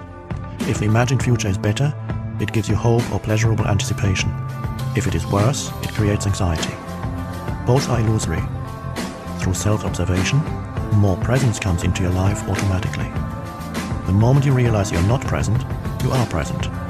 Whenever you are able to observe your mind, you're no longer trapped in it. Another factor has come in, something that is not of the mind, the witnessing presence. Be present as the watcher of your mind, of your thoughts and emotions, as well as your reactions in various situations. Be at least as interested in your reactions as in the situation or person that causes you to react. Notice also how often your attention is in the past or future. Don't judge or analyze what you observe. Watch the thought, feel the emotion, observe the reaction. Don't make a personal problem out of them. You will then feel something more powerful than any of those things that you observe, the still observing presence itself behind the content of your mind, the silent watcher. Intense presence is needed when certain situations trigger a reaction with a strong emotional charge, such as when your self-image is threatened, a challenge comes into your life that triggers fear, things go wrong, or an emotional complex from the past is brought up. In those instances, the tendency is for you to become unconscious. The reaction or emotion takes you over, you become it. You act it out, you justify, make wrong, attack, defend. Except that it isn't you, it's the reactive pattern, the mind in its habitual survival mode. Identification with the mind gives it more energy. Observation of the mind withdraws energy from it. Identification with the mind creates more time. Observation of the mind opens up the dimension of the timeless. The energy that is withdrawn from the mind turns into presence. Once you can feel what it means to be present, it becomes much easier to simply choose to step out of the time dimension whenever time is not needed for practical purposes and move more deeply into the now. This does not impair your ability to use time, past and future, when you need to refer to it for practical matters. Nor does it impair your ability to use your mind. In fact, it enhances it. When you do use your mind, it will be sharper, more focused. Learn to use time in the practical aspects of your life. We may call this clock time. But immediately return to present moment awareness when those practical matters have been dealt with. In this way, there will be no build-up of psychological time, which is identification with the past and continuous compulsive projection into the future. Clock time is not just making an appointment or planning a trip. It includes learning from the past so that we don't repeat the same mistakes over and over, setting goals and working towards them, predicting the future by means of patterns and laws, physical, mathematical, and so on, learned from the past and taking appropriate action on the basis of our predictions. But even here, within the sphere of practical living, where we cannot do without reference to past and future, the present moment remains the essential factor. Any lesson from the past becomes relevant and is applied now. Any planning, as well as working towards achieving a particular goal, is done now. The enlightened person's main focus of attention is always the now, but they are still peripherally aware of time. In other words, they continue to use clock time, but are free of psychological time. Be alert as you practice this so that you do not unwittingly transform clock time into psychological time. For example, if you made a mistake in the past and learn from it now, you are using clock time. On the other hand, if you dwell on it mentally and self-criticism, remorse or guilt come up, then you are making the mistake into me and mine. You make it part of your sense of self, and it has become psychological time, which is always linked to a false sense of identity. Non-forgiveness necessarily implies a heavy burden of psychological time. If you set yourself a goal and work towards it, you're using clock time. You're aware of where you want to go, but you honor and give your fullest attention to the step that you're taking at this moment. If you then become excessively focused on the goal, perhaps because you're seeking happiness, fulfillment, or a more complete sense of self in it, the now is no longer honored. It becomes reduced to a mere stepping stone to the future, with no intrinsic value. Clock time then turns into psychological time. Your life's journey is no longer an adventure, just an obsessive need to arrive, to attain, to make it. You no longer see or smell the flowers by the wayside either, nor are you aware of the beauty and the miracle of life that unfolds all around you when you are present in the now. I can see the supreme importance of the now, but I can't quite go along with you when you say that time is a complete illusion. When I say time is an illusion, my intention is not to make a philosophical statement. I'm just reminding you of a simple fact, a fact so obvious that you may find it hard to grasp, and may even find it meaningless. But once fully realized, it can cut like a sword through all the mind-created layers of complexity and problems. Let me say it again. The present moment is all you ever have. There's never a time when your life is not this moment. Is this not a fact? You will not have any doubt that psychological time is a mental disease if you look at its collective manifestations. They occur, for example, in the form of ideologies such as communism, National Socialism, or any nationalism, or rigid religious belief systems, which operate under the implicit assumption that the highest good lies in the future, and that therefore the end justifies the means. The end is an idea, a point in the mind-projected future, when salvation in whatever form, happiness, fulfillment, equality, liberation, and so on, will be attained. Not infrequently, the means of getting there are the enslavement, torture, and murder of people in the present. For example, it is estimated that as many as 50 million people were murdered to further the cause of communism, to bring about a better world in Russia, China, and other countries. This is a chilling example of how belief in a future heaven creates a present hell. Can there be any doubt that psychological time is a serious and dangerous mental illness? How does this mind pattern operate in your life? Are you always trying to get somewhere other than where you are? Is most of your doing just a means to an end? Is fulfillment always just around the corner or confined to short-lived pleasures, such as sex, food, drink, drugs, or thrills and excitement? Are you always focused on becoming, achieving, entertaining, or alternatively chasing some new thrill or pleasure? Do you believe that if you acquire more things you will become more fulfilled, good enough, or psychologically complete? Are you waiting for a man or woman to give meaning to your life? In the normal, mind-identified or unenlightened state of consciousness, the power and infinite creative potential that lie concealed in the now are completely obscured by psychological time. Your life then loses its vibrancy, its freshness, its sense of wonder. The old patterns of thought, emotion, behavior, reaction, and desire are acted out in endless repeat performances, a script in your mind that gives you an identity of sorts, but distorts or covers up the reality of the now. The mind then creates an obsession with the future as an escape from the unsatisfactory present. But the belief that the future will be better than the present is not always an illusion. The present can be dreadful, and things can get better in the future, and often they do. Usually, the future is a replica of the past. Superficial changes are possible, but real transformation is rare and depends upon whether you can become present enough to dissolve the past by accessing the power of the now. What you perceive as future is an intrinsic part of your state of consciousness now. If your mind carries a heavy burden of past, you will experience more of the same. The past perpetuates itself through lack of presence. The quality of your consciousness at this moment is what shapes the future, which of course can only be experienced as the now. You may win $10 million, but that kind of change is no more than skin deep. You would simply continue to act out the same conditioned patterns in more luxurious surroundings. Humans have learned to split the atom.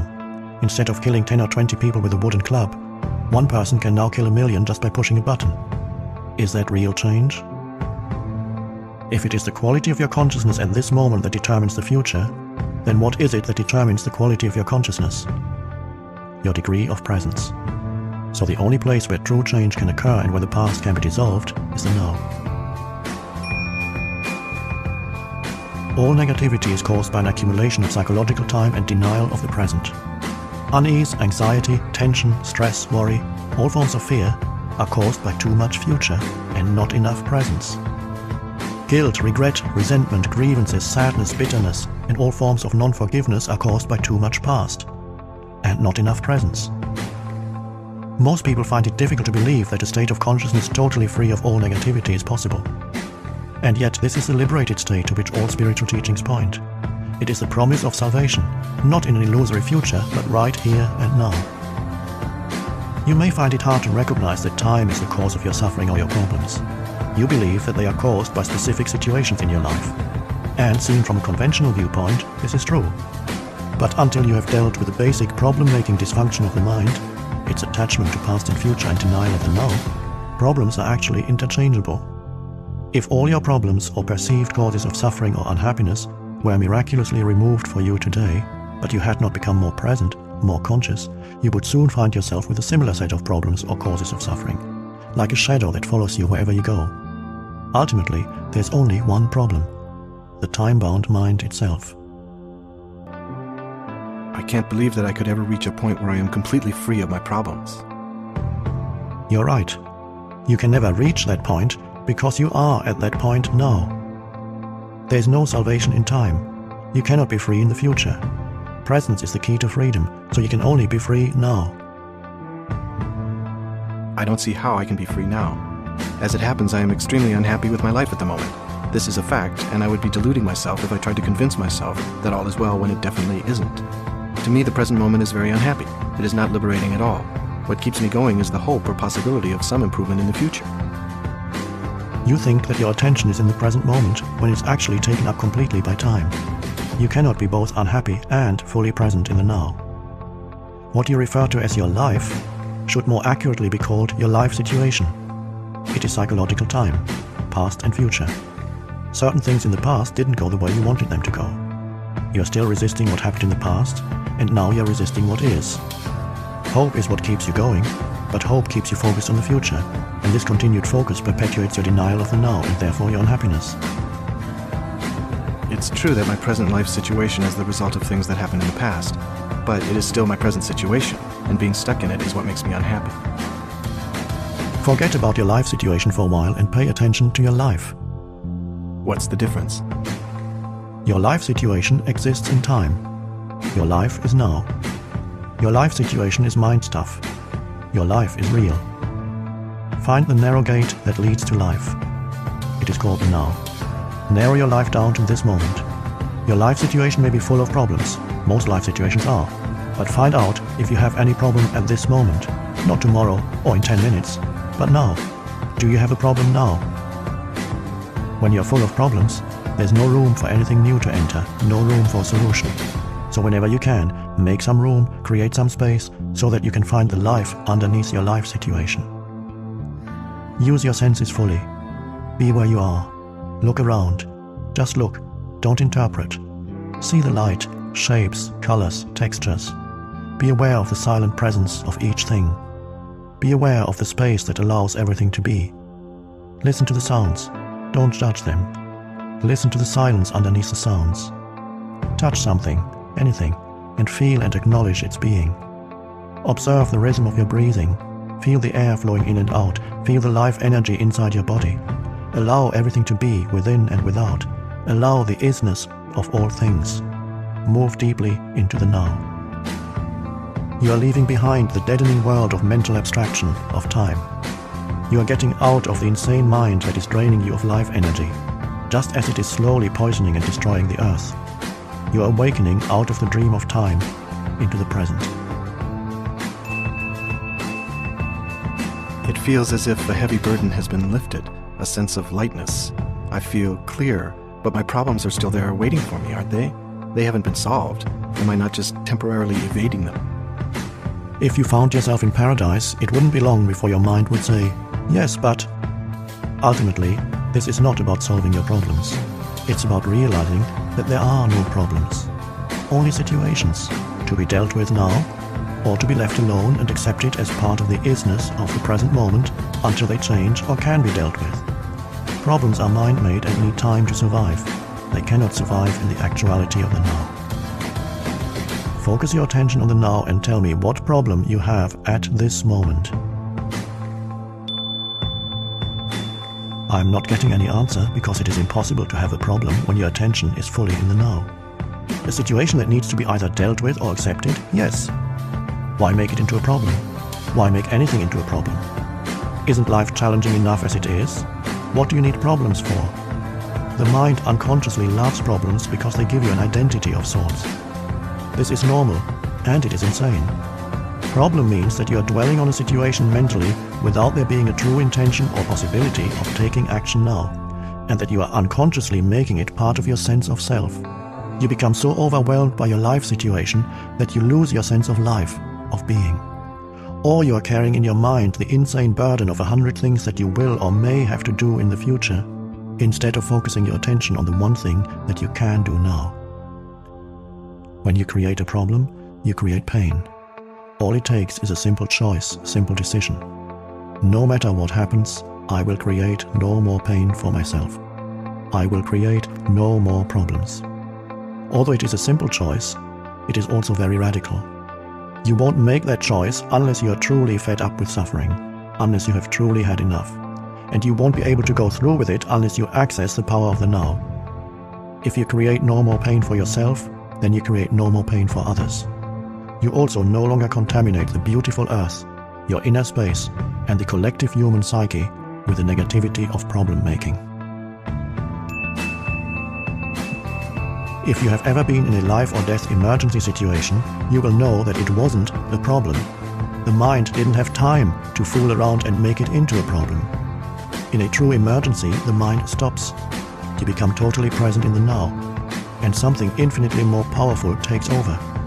This is why there are many reports of ordinary people suddenly becoming capable of incredibly courageous deeds. In any emergency, either you survive or you don't. Either way, it is not a problem. Some people get angry when they hear me say that problems are illusions. I'm threatening to take away their sense of who they are.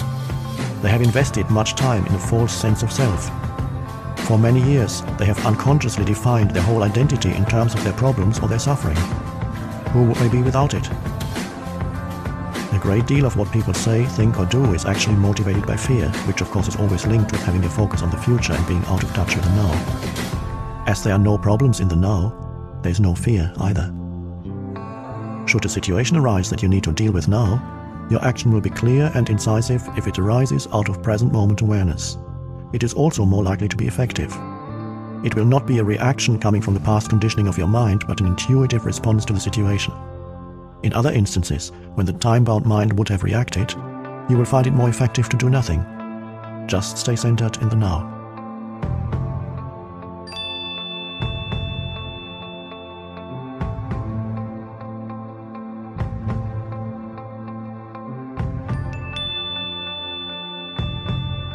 I have had glimpses of this state of freedom from mind and time that you describe, but past and future are so overwhelmingly strong that I cannot keep them out for long.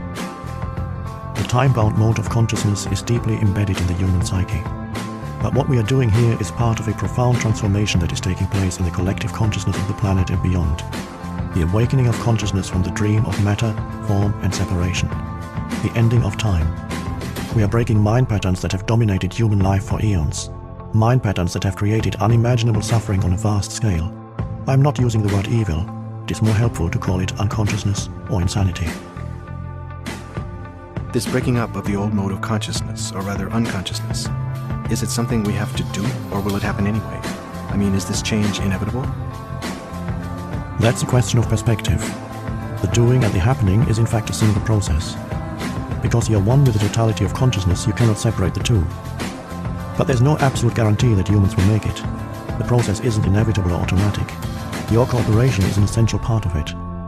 However you look at it, it is a quantum leap in the evolution of consciousness, as well as our only chance of survival as a race. To alert you that you have allowed yourself to be taken over by psychological time, you can use a simple criterion. Ask yourself, is there joy, ease, and lightness in what I'm doing? If there isn't, then time is covering up the present moment, and life is perceived as a burden or a struggle. If there's no joy, ease, or lightness in what you're doing, it does not necessarily mean that you need to change what you're doing. It may be sufficient to change the how. How is always more important than what. See if you can give much more attention to the doing than to the result that you want to achieve through it. Give your fullest attention to whatever the moment presents. This implies that you also completely accept what is, because you cannot give your full attention to something and at the same time resist it. As soon as you honor the present moment, all unhappiness and struggle dissolve and life begins to flow with joy and ease. When you act out of present moment awareness, whatever you do becomes imbued with a sense of quality, care, and love, even the most simple action. So do not be concerned with the fruit of your action. Just give attention to the action itself. The fruit will come of its own accord. This is a powerful spiritual practice. In the Bhagavad Gita, one of the oldest and most beautiful spiritual teachings in existence, non-attachment to the fruit of your action is called karma yoga. It is described as the path of consecrated action. When the compulsive striving away from the now ceases, the joy of being flows into everything you do. The moment your attention turns to the now, you feel a presence, a stillness, a peace. You no longer depend on the future for fulfillment and satisfaction. You don't look to it for salvation. Therefore, you are not attached to the results.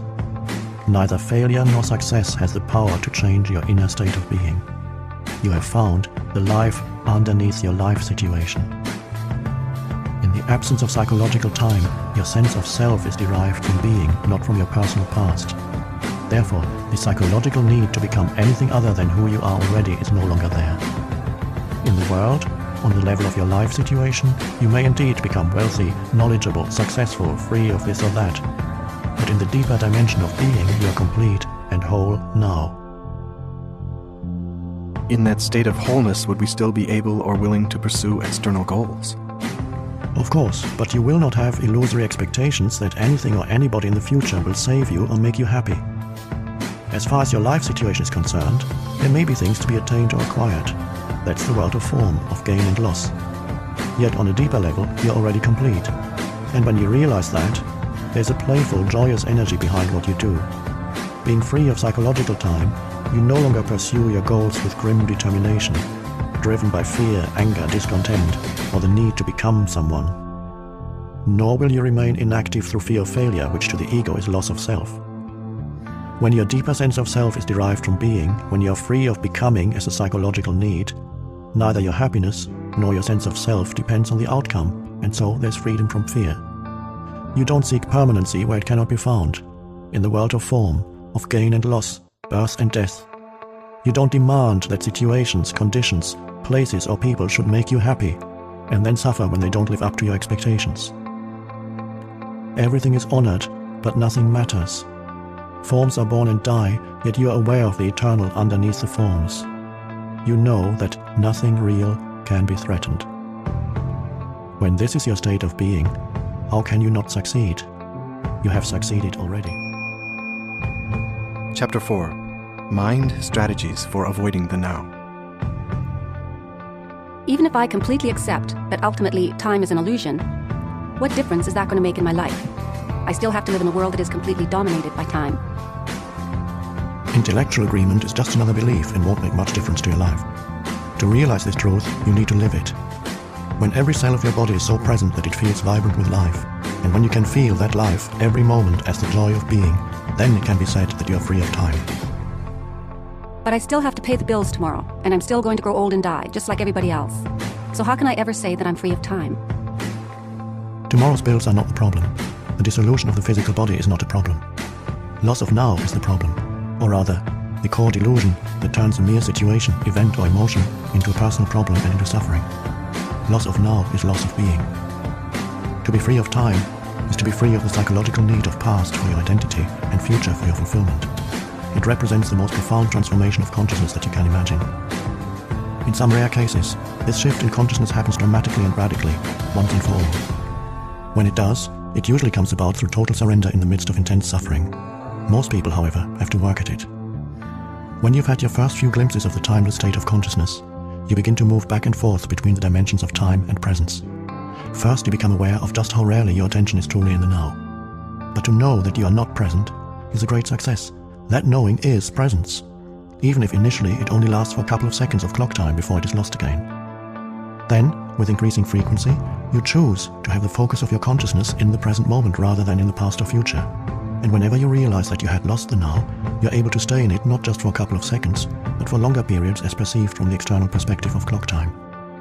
So before you're firmly established in the state of presence, which is to say, before you're fully conscious, you shift back and forth for a while between consciousness and unconsciousness, between the state of presence and the state of mind identification. You lose the now and you return to it again and again. Eventually, presence becomes your predominant state. For most people, presence is experienced either never at all or only accidentally and briefly on rare occasions without being recognized for what it is. Most humans alternate not between consciousness and unconsciousness, but only between different levels of unconsciousness. What do you mean by different levels of unconsciousness? As you probably know, in sleep you constantly move between the phases of dreamless sleep and the dream state. Similarly, in wakefulness, most people only shift between ordinary unconsciousness and deep unconsciousness. What I call ordinary unconsciousness means being identified with your thought processes and emotions, your reactions, desires and aversions. It is most people's normal state. In that state, you're run by the egoic mind and you're unaware of being. It is a state not of acute pain or unhappiness, but of an almost continuous low level of unease, discontent, boredom or nervousness, a kind of background static. You may not realize this because it is so much part of normal living, just as you are not aware of a continuous low background noise, such as the hum of an air conditioner, until it stops. When it suddenly does stop, there's a sense of relief.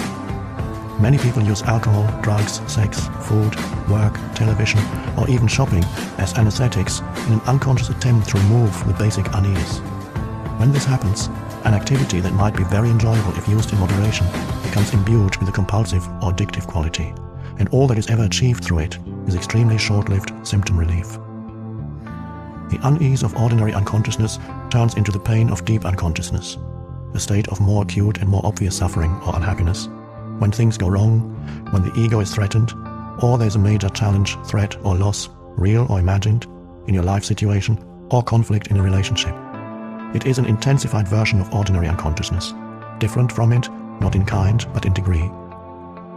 In ordinary unconsciousness, habitual resistance to or denial of what is creates the unease and discontent that most people accept as normal living. When this resistance becomes intensified through some challenge or threat to the ego, it brings up intense negativity, such as anger, acute fear, aggression, depression, and so on. Deep unconsciousness often means that the pain body has been triggered and that you have become identified with it. Physical violence would be impossible without deep unconsciousness. It can also occur easily whenever and wherever a crowd of people or even an entire nation generates a negative collective energy field. The best indicator of your level of consciousness is how you deal with life's challenges when they come. Through those challenges, an already unconscious person tends to become more deeply unconscious, and a conscious person more intensely conscious.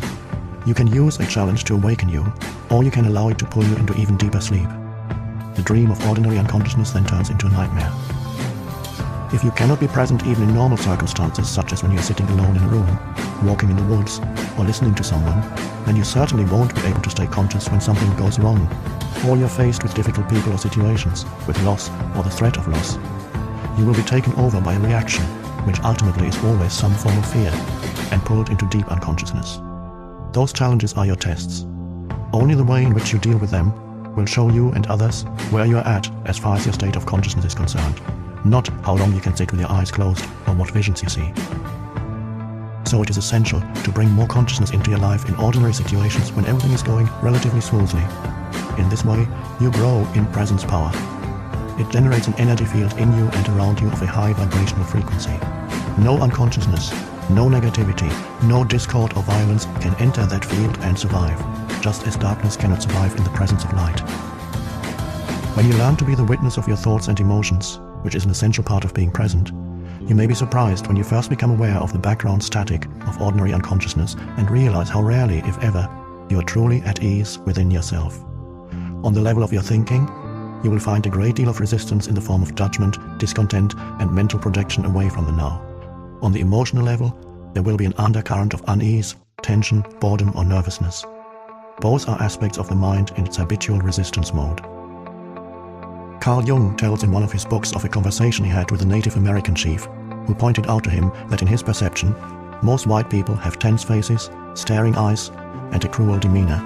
He said, "They are always seeking something. What are they seeking? The whites always want something. They are always uneasy and restless. We don't know what they want. We think they are mad." The undercurrent of constant unease started long before the rise of Western industrial civilization, of course. But in Western civilization, which now covers almost the entire globe, including most of the East, it manifests in an unprecedentedly acute form. It was already there at the time of Jesus, and it was there 600 years before that, at the time of Buddha, and long before that.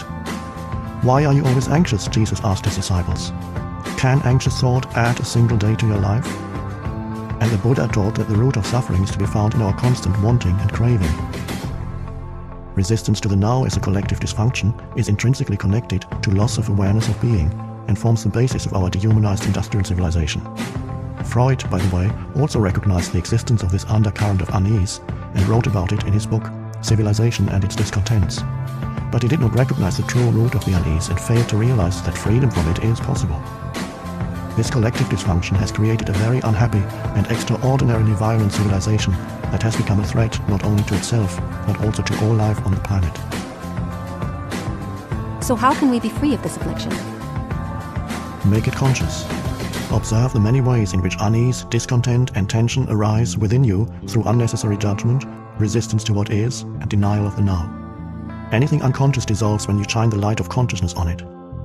Once you know how to dissolve ordinary unconsciousness, the light of your presence will shine brightly, and it will be much easier to deal with deep unconsciousness whenever you feel its gravitational pull. However, ordinary unconsciousness may not be easy to detect initially because it is so normal. Make it a habit to monitor your mental-emotional state through self-observation. Am I at ease at this moment? Is a good question to ask yourself frequently. Or you can ask, what's going on inside me at this moment? Be at least as interested in what goes on inside you as what happens outside. If you get the inside right, the outside will fall into place. Primary reality is within, secondary reality without. But don't answer these questions immediately. Direct your attention inward. Have a look inside yourself. What kind of thoughts is your mind producing? What do you feel? Direct your attention into the body. Is there any tension? Once you detect that there's a low level of unease, the background static, see in what way you're avoiding, resisting, or denying life, by denying the now. There are many ways in which people unconsciously resist the present moment. I will give you a few examples. With practice, your powers of self-observation, of monitoring your inner state, will become sharpened. Do you resent doing what you're doing? It may be your job, or you may have agreed to do something and are doing it, but part of you resents and resists it. Are you carrying unspoken resentment towards the person close to you? Do you realize that the energy you thus emanate is so harmful in its effects that you are in fact contaminating yourself as well as those around you? Have a good look inside. Is there even the slightest trace of resentment, unwillingness? If there is, observe it on both the mental and the emotional levels. What thoughts is your mind creating around this situation? Then look at the emotion, which is the body's reaction to those thoughts. Feel the emotion. Does it feel pleasant or unpleasant? Is it an energy that you would actually choose to have inside you? Do you have a choice? Maybe you are being taken advantage of. Maybe the activity you're engaged in is tedious. Maybe someone close to you is dishonest, irritating, or unconscious. But all this is irrelevant. Whether your thoughts and emotions about this situation are justified or not makes no difference. The fact is that you're resisting what is. You're making the present moment into an enemy. You're creating unhappiness, conflict between the inner and the outer. Your unhappiness is polluting not only your own inner being and those around you, but also the collective human psyche of which you are an inseparable part. The pollution of the planet is only an outward reflection of an inner psychic pollution. Millions of unconscious individuals not taking responsibility for their inner space. Either stop doing what you're doing, speak to the person concerned and express fully what you feel, or drop the negativity that your mind has created around the situation and that serves no purpose whatsoever except to strengthen a false sense of self. Recognizing its futility is important. Negativity is never the optimum way of dealing with any situation. In fact, in most cases it keeps you stuck in it, blocking real change. Anything that is done with negative energy will become contaminated by it, and in time give rise to more pain, more unhappiness. Furthermore, any negative inner state is contagious. Unhappiness spreads more easily than a physical disease. Through the law of resonance, it triggers and feeds latent negativity in others, unless they are immune, that is, highly conscious. Are you polluting the world or cleaning up the mess? You are responsible for your inner space.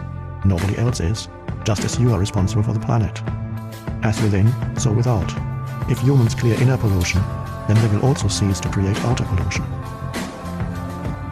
How can we drop negativity as you suggest?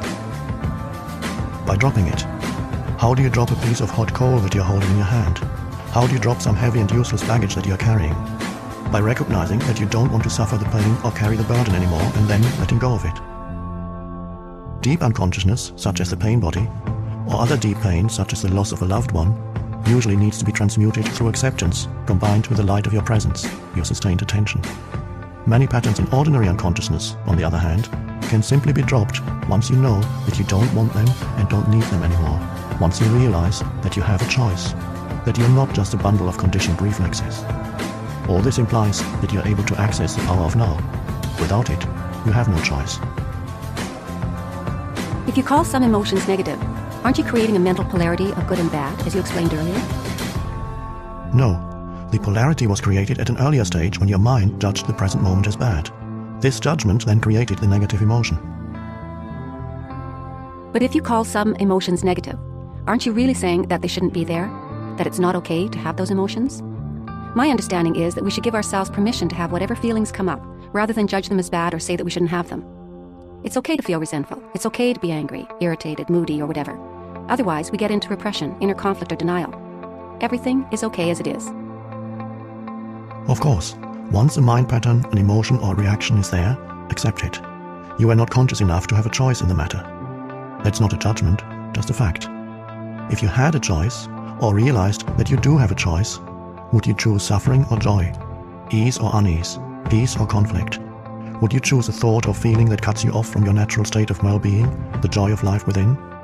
Any such feeling I call negative, which simply means bad, not in the sense that you shouldn't have done that, but just plain factual bad, like feeling sick in the stomach. How is it possible that humans killed in excess of 100 million fellow humans in the 20th century alone? Humans inflicting pain of such magnitude on one another is beyond anything you can imagine.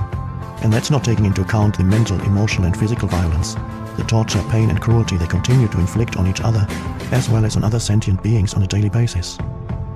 Do they act in this way because they're in touch with their natural state, the joy of life within? Of course not. Only people who are in a deeply negative state, who feel very bad indeed, would create such a reality as a reflection of how they feel. Now they're engaged in destroying nature and the planet that sustains them. Unbelievable, but true. Humans are a dangerously insane and very sick species. That's not a judgment, it's a fact. It is also a fact that the sanity is there underneath the madness. Healing and redemption are available right now. Coming back specifically to what you said, it is certainly true that when you accept your resentment, moodiness, anger and so on, you're no longer forced to act them out blindly and you're less likely to project them onto others. But I wonder if you're not deceiving yourself.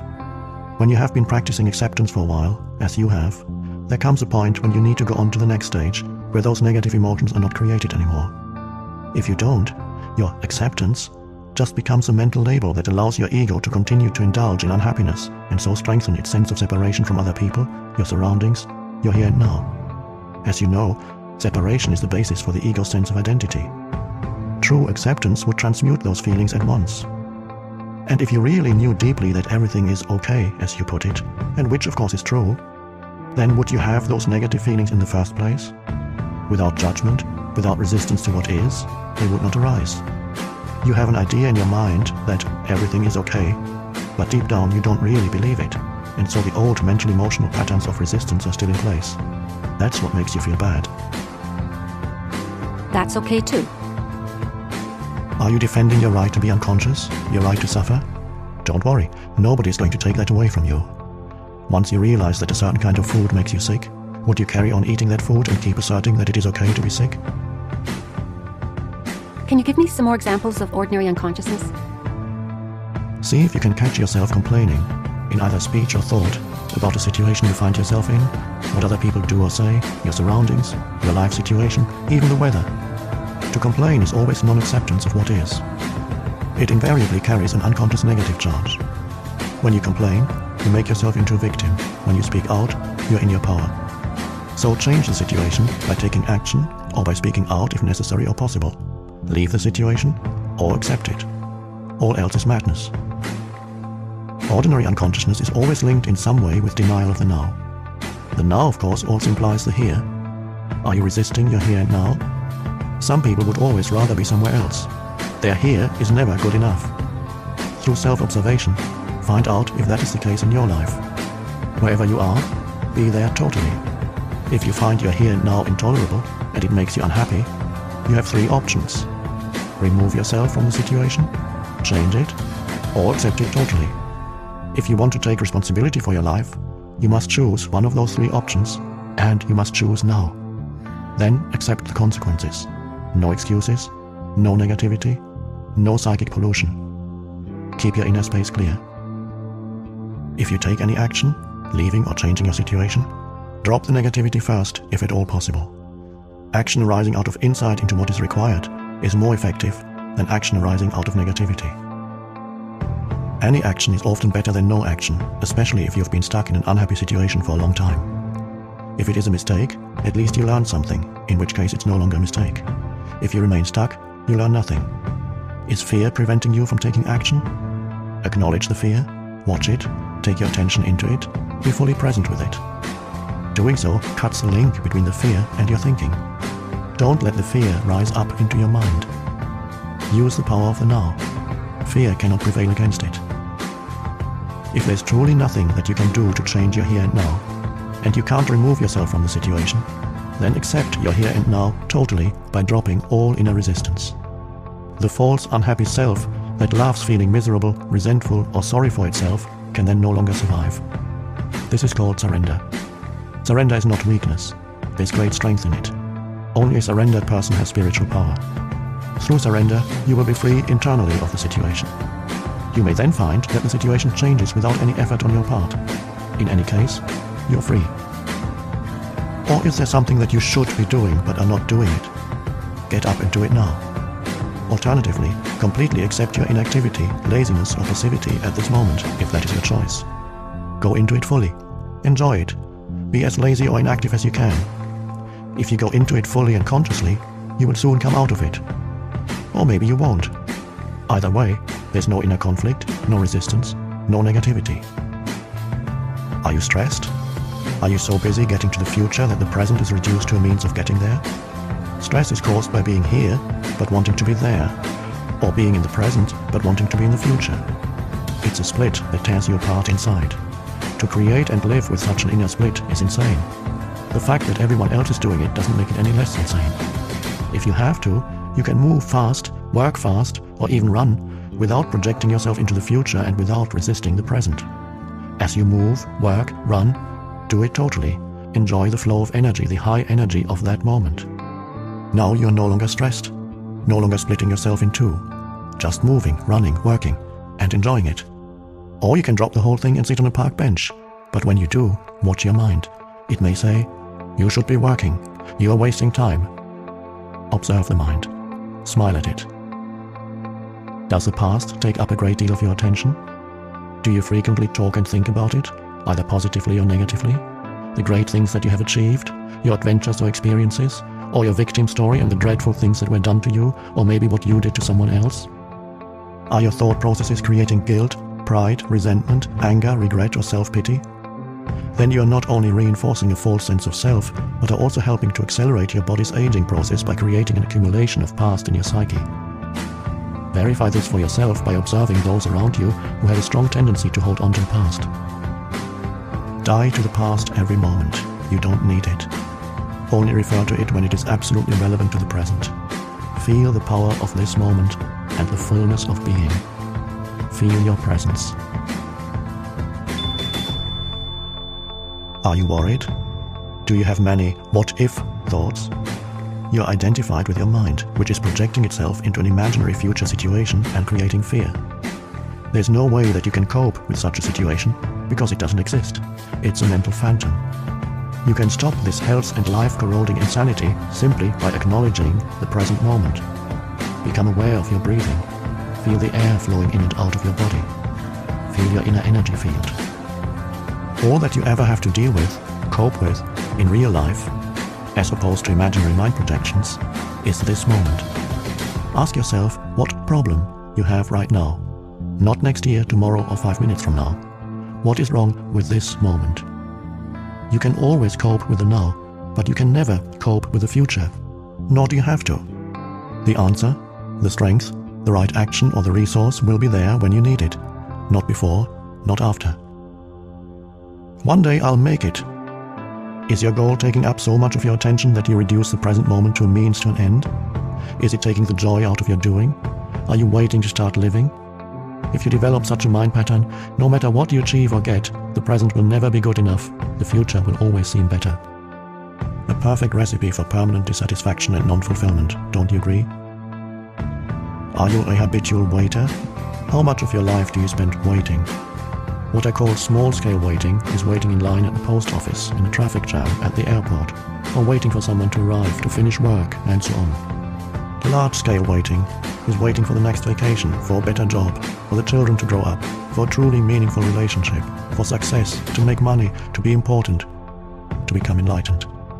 It is not uncommon for people to spend their whole life waiting to start living. Waiting is a state of mind. Basically, it means that you want the future. You don't want the present.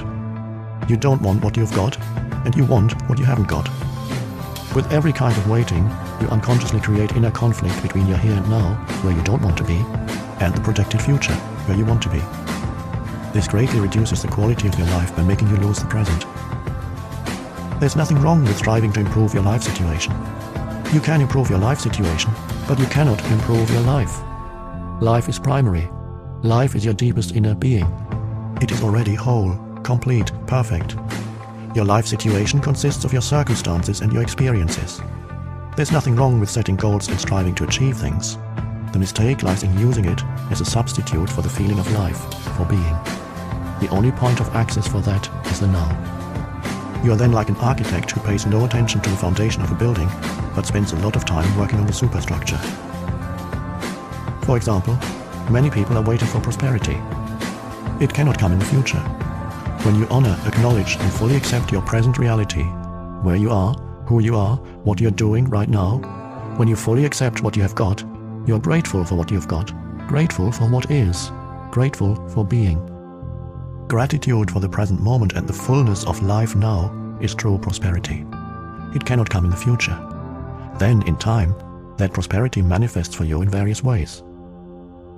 If you are dissatisfied with what you've got, or even frustrated or angry about your present lack, that may motivate you to become rich. But even if you do make millions, you will continue to experience the inner condition of lack. And deep down, you will continue to feel unfulfilled. You may have many exciting experiences that money can buy, but they will come and go, and always leave you with an empty feeling and the need for further physical or psychological gratification. You won't abide in being, and so feel the fullness of life now that alone is true prosperity. So give up waiting as a state of mind. When you catch yourself slipping into waiting, snap out of it. Come into the present moment. Just be and enjoy being. If you're present, there's never any need for you to wait for anything. So next time somebody says, "Sorry to have kept you waiting," you can reply, "That's all right, I wasn't waiting. I was just standing here enjoying myself." Enjoy in myself. These are just a few of the habitual mind strategies for denying the present moment that are part of ordinary unconsciousness. They are easy to overlook because they are so much a part of normal living, the background static of perpetual discontent. But the more you practice monitoring your inner mental-emotional state, the easier it will be to know when you've been trapped in past or future, which is to say, unconscious, and to awaken out of the dream of time into the present. But beware, the false unhappy self, based on mind identification, lives on time. It knows that the present moment is its own death, and so it feels very threatened by it. It will do all it can to take you out of it. It will try to keep you trapped in time. I can see the truth of what you are saying, but I still think that we must have purpose in our life's journey. Otherwise we just drift. And purpose means future, doesn't it? How do we reconcile that with living in the present? When you're on a journey, it is certainly helpful to know where you're going, or at least the general direction in which you're moving. But don't forget, the only thing that is ultimately real about your journey is the step that you're taking at this moment. That's all there ever is. Your life's journey has an outer purpose and an inner purpose. The outer purpose is to arrive at your goal or destination, to accomplish what you set out to do, to achieve this or that, which of course implies future. But if your destination, or the steps you're going to take in the future, take up so much of your attention that they become more important to you than the step you're taking now, then you completely miss the journey's inner purpose, which has nothing to do with where you are going or what you're doing, but everything to do with how. It has nothing to do with future, but everything to do with the quality of your consciousness at this moment. The outer purpose belongs to the horizontal dimension of space and time. The inner purpose concerns a deepening of your being in the vertical dimension of the timeless now. Your outer journey may contain 1,000,000 steps. Your inner journey only has one, the step you're taking right now. As you become more deeply aware of this one step, you realize that it already contains within itself all the other steps as well as the destination. This one step then becomes transformed into an expression of perfection, an act of great beauty and quality. It will have taken you into being, and the light of being will shine through it. This is both the purpose and the fulfillment of your inner journey, the journey into yourself. Does it matter whether we achieve our outer purpose, whether we succeed or fail in the world? It will matter to you as long as you haven't realized your inner purpose. After that, the outer purpose is just a game that you may continue to play simply because you enjoy it. It is also possible to fail completely in your outer purpose, and at the same time totally succeed in your inner purpose. Or the other way around, which is actually more common. Outer riches and inner poverty, or to gain the world and lose your soul, as Jesus puts it. Ultimately, of course, every outer purpose is doomed to fail sooner or later, simply because it is subject to the law of impermanence of all things. The sooner you realize that your outer purpose cannot give you lasting fulfillment, the better. When you have seen the limitations of your outer purpose, you give up your unrealistic expectation that it should make you happy, and you make it subservient to your inner purpose.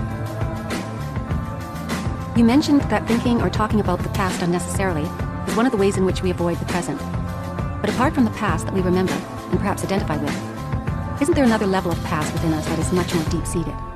I'm talking about the unconscious past that conditions our lives, especially through early childhood experiences, perhaps even past life experiences. And then there is our cultural conditioning, which has to do with where we live geographically and the historic time period in which we live. All these things determine how we see the world, how we react, what we think, what kind of relationships we have, how we live our lives. How could we ever become conscious of all that or get rid of it? How long would that take? And even if we did, what would there be left? What is left when illusion ends? There's no need to investigate the unconscious past in you, except as it manifests at this moment as a thought, an emotion, a desire, a reaction, or an external event that happens to you. Whatever you need to know about the unconscious past in you, the challenges of the present will bring it out. If you delve into the past, it will become a bottomless pit. There's always more. You may think that you need more time to understand the past or become free of it. In other words, that the future will eventually free you of the past. This is a delusion. Only the present can free you of the past. More time cannot free you of time. Access the power of now. That is the key. What is the power of now? None other than the power of your presence, your consciousness liberated from thought forms. So, deal with the past on the level of the present. The more attention you give to the past, the more you energize it, and the more likely you are to make a self out of it. Don't misunderstand.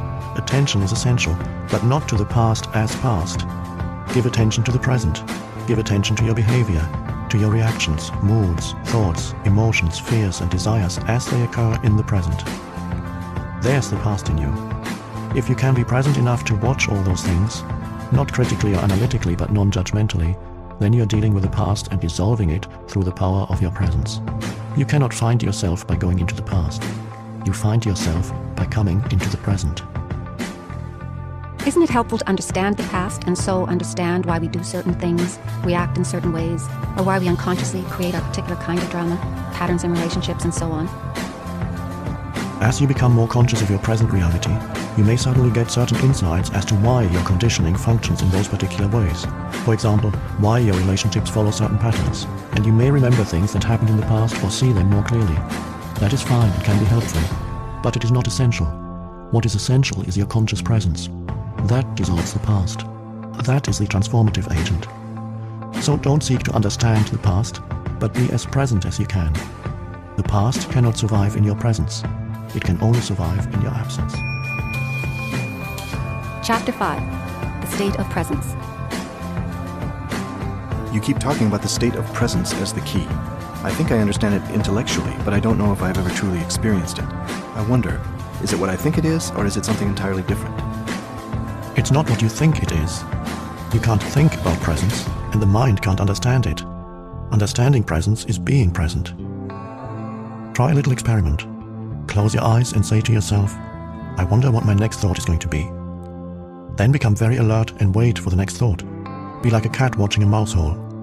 What thought is going to come out of the mouse hole? Try it now.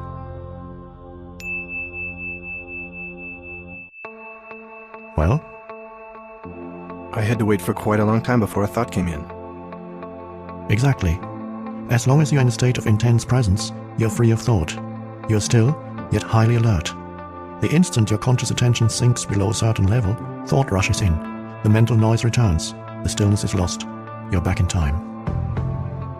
To test their degree of presence, some Zen masters have been known to creep up on their students from behind and suddenly hit them with a stick. Quite a shock.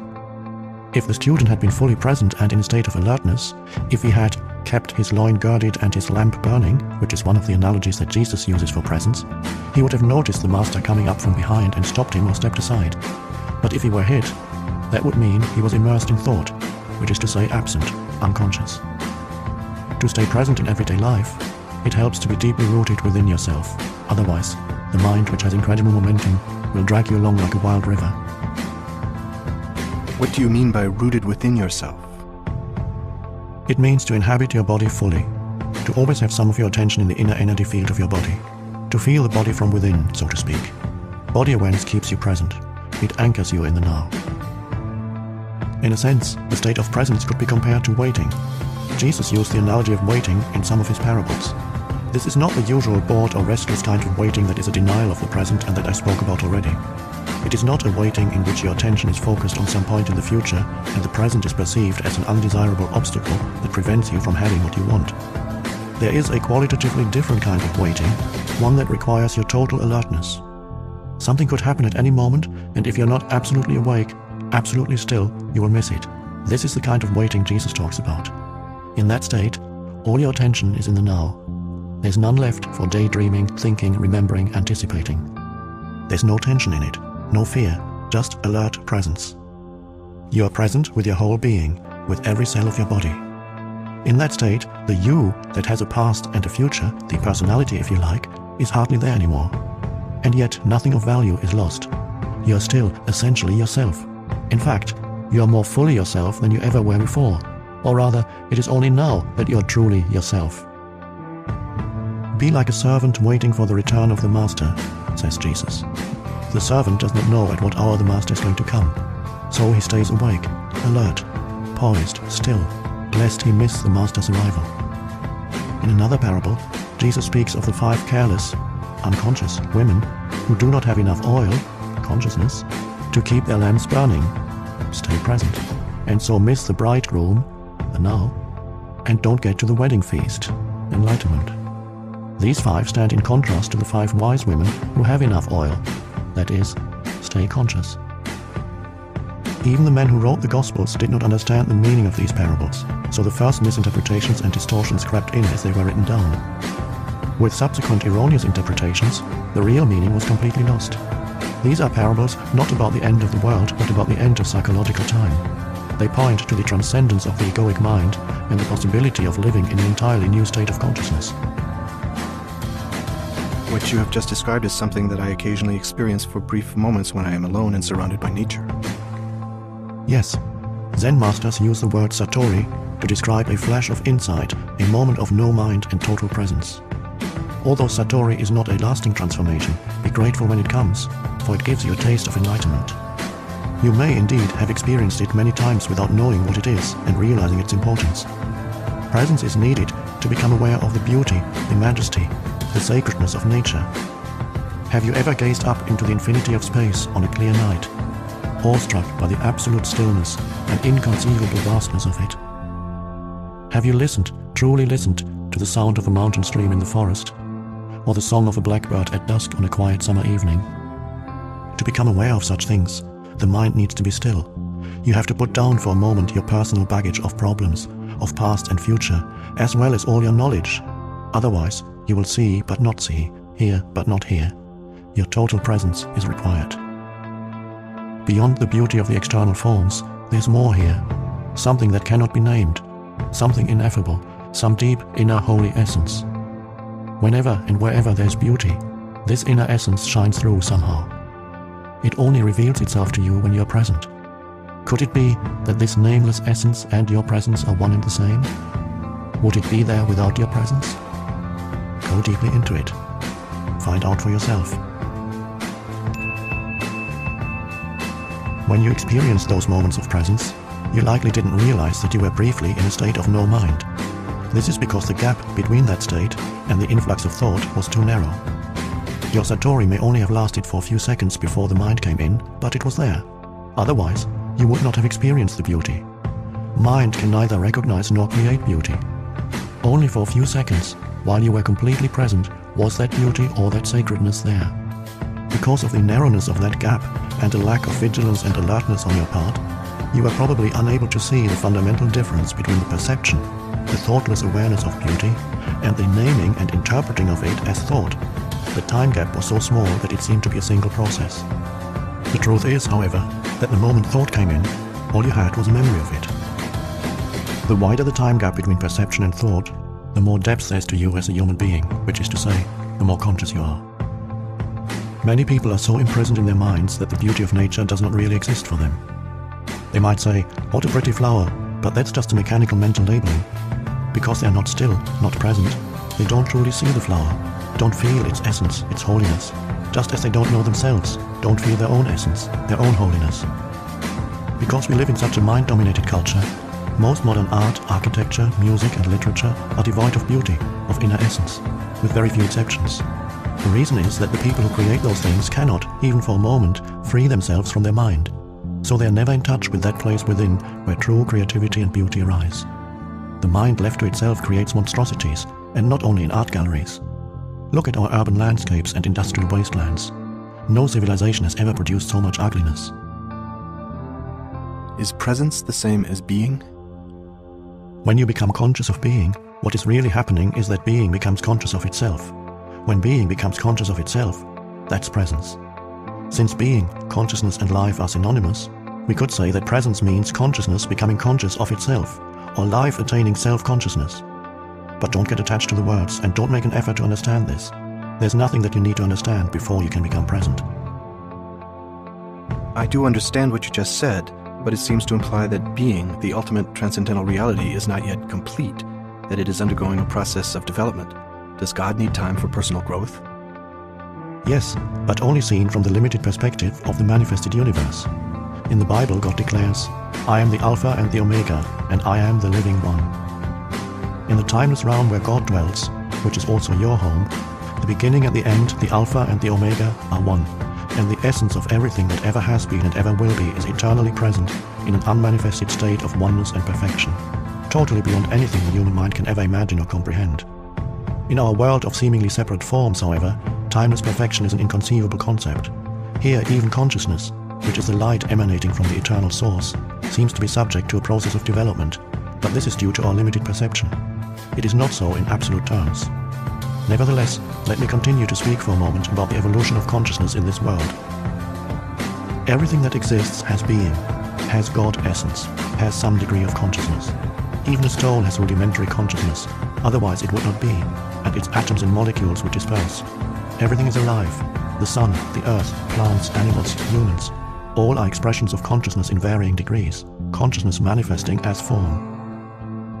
The world arises when consciousness takes on shapes and forms, thought forms and material forms. Look at the millions of life forms on this planet alone, in the sea, on land, in the air, and then each life form is replicated millions of times. To what end? Is someone or something playing a game with form? This is what the ancient seers of India asked themselves. They saw the world as Leela, a kind of divine game that God is playing. The individual life forms are obviously not very important in this game. In the sea, most life forms don't survive for more than a few minutes after being born. The human form turns to dust pretty quickly too, and when it is gone, it is as if it had never been. Is that tragic or cruel? Only if you create a separate identity for each form, if you forget that its consciousness is God essence expressing itself in form. But you don't truly know that until you realize your own God essence as pure consciousness. If a fish is born in your aquarium and you call it John, write out a birth certificate, tell him about his family history, and 2 minutes later he gets eaten by another fish. That's tragic. But it's only tragic because you projected a separate self where there was none. You got hold of a fraction of a dynamic process, a molecular dance, and made a separate entity out of it. Consciousness takes on the disguise of forms until they reach such complexity that it completely loses itself in them. In present-day humans, consciousness is completely identified with its disguise. It only knows itself as form and therefore lives in fear of the annihilation of its physical or psychological form. This is the egoic mind, and this is where considerable dysfunction sets in. It now looks as if something had gone very wrong somewhere along the line of evolution. But even this is part of Leela, the divine game. Finally, the pressure of suffering created by this apparent dysfunction forces consciousness to disidentify from form and awakens it from its dream of form. It regains self-consciousness, but it is at a far deeper level than when it lost it. This process is explained by Jesus in his parable of the lost son, who leaves his father's home, squanders his wealth, becomes destitute, and is then forced by his suffering to return home. When he does, his father loves him more than before. The son's state is the same as it was before, yet not the same. It has an added dimension of depth. The parable describes a journey from unconscious perfection through apparent imperfection and evil to conscious perfection. Can you now see the deeper and wider significance of becoming present as the watcher of your mind? Whenever you watch the mind, you withdraw consciousness from mind forms, which then becomes what we call the watcher or the witness. Consequently, the watcher, pure consciousness beyond form, becomes stronger, and the mental formations become weaker. When we talk about watching the mind, we are personalizing an event that is truly of cosmic significance. Through you, consciousness is awakening out of its dream of identification with form and withdrawing from form. This foreshadows, but is already part of, an event that is probably still in the distant future as far as chronological time is concerned. The event is called the end of the world.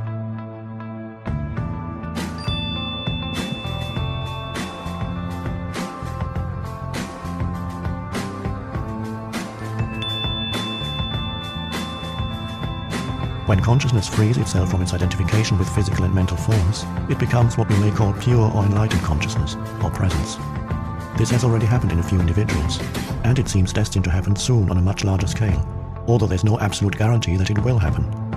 Most humans are still in the grip of the egoic mode of consciousness, identified with their mind and run by their mind. If they do not free themselves from their mind in time, they will be destroyed by it. They will experience increasing confusion, conflict, violence, illness, despair, madness. Egoic mind has become like a sinking ship. If you don't get off, you will go down with it. The collective egoic mind is the most dangerously insane and destructive entity ever to inhabit this planet. What do you think will happen on this planet if human consciousness remains unchanged? Already for most humans, the only respite they find from their own minds is to occasionally revert to a level of consciousness below thought. Everyone does that every night during sleep, but this also happens to some extent through sex, alcohol, and other drugs that suppress excessive mind activity. If it weren't for alcohol, tranquilizers, antidepressants, as well as the illegal drugs, which are all consumed in vast quantities, the insanity of the human mind would become even more glaringly obvious than it is already. I believe that, if deprived of their drugs, a large part of the population would become a danger to themselves and others. These drugs, of course, simply keep you stuck in dysfunction. Their widespread use only delays the breakdown of the old mind structures and the emergence of higher consciousness. While individual users may get some relief from the daily torture inflicted on them by their minds, they are prevented from generating enough conscious presence to rise above thought and so find true liberation. Falling back to a level of consciousness below mind, which is the pre-thinking level of our distant ancestors and of animals and plants, is not an option for us. There's no way back. If the human race is to survive, it will have to go on to the next stage. Consciousness is evolving throughout the universe in billions of forms, so even if we didn't make it, this wouldn't matter on a cosmic scale. No gain in consciousness is ever lost, so it would simply express itself through some other form. But the very fact that I am speaking here and you are listening to this is a clear sign that the new consciousness is gaining a foothold on the planet.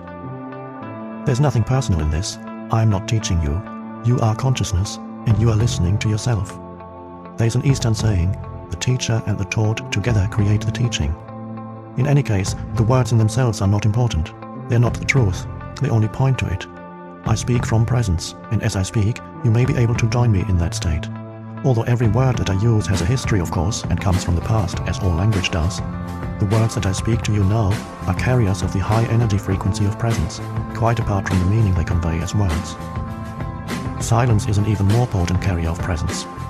So when you listen to me speak, be aware of the silence between and underneath the words. Be aware of the gaps. To listen to the silence, wherever you are, is an easy and direct way of becoming present. Even if there's noise, there's always some silence underneath and in between the sounds. Listening to the silence immediately creates stillness inside you. Only the stillness in you can perceive the silence outside. And what is stillness other than presence, consciousness freed from thought forms? Here's the living realization of what we have been talking about. Don't get attached to any one word. You can substitute Christ for presence if that is more meaningful to you. Christ is your God essence, or the self as it is sometimes called in the East. The only difference between Christ and presence is that Christ refers to your indwelling divinity regardless of whether you are conscious of it or not, whereas presence means your awakened divinity or God essence. Many misunderstandings and false beliefs about Christ will clear if you realize that there is no past or future in Christ. To say that Christ was or will be is a contradiction in terms. Jesus was. He was a man who lived 2,000 years ago and realized divine presence, his true nature. And so he said, "Before Abraham was, I am." He did not say, "I already existed before Abraham was born." That would have meant that he was still within the dimension of time and form identity. The words "I am," used in a sentence that starts in the past tense, indicate a radical shift, a discontinuity in the temporal dimension. It is a Zen-like statement of great profundity. Jesus attempted to convey directly, not through discursive thought, the meaning of presence, of self-realization. He had gone beyond the consciousness dimension governed by time into the realm of the timeless. The dimension of eternity had come into this world. And eternity, of course, does not mean endless time, but no time. Thus the man Jesus became Christ, a vehicle for pure consciousness. And what is God's self-definition in the Bible? Did God say, "I have always been and I always will be"? Of course not. That would have given reality to past and future. God said, "I am that I am." No time here, just presence. The second coming of Christ is a transformation of human consciousness, a shift from time to presence, from thinking to pure consciousness, not the arrival of some man or woman. If Christ were to return tomorrow in some externalized form, what could he or she possibly say to you other than this? "I am the truth. I am divine presence. I am eternal life. I am within you. I am here.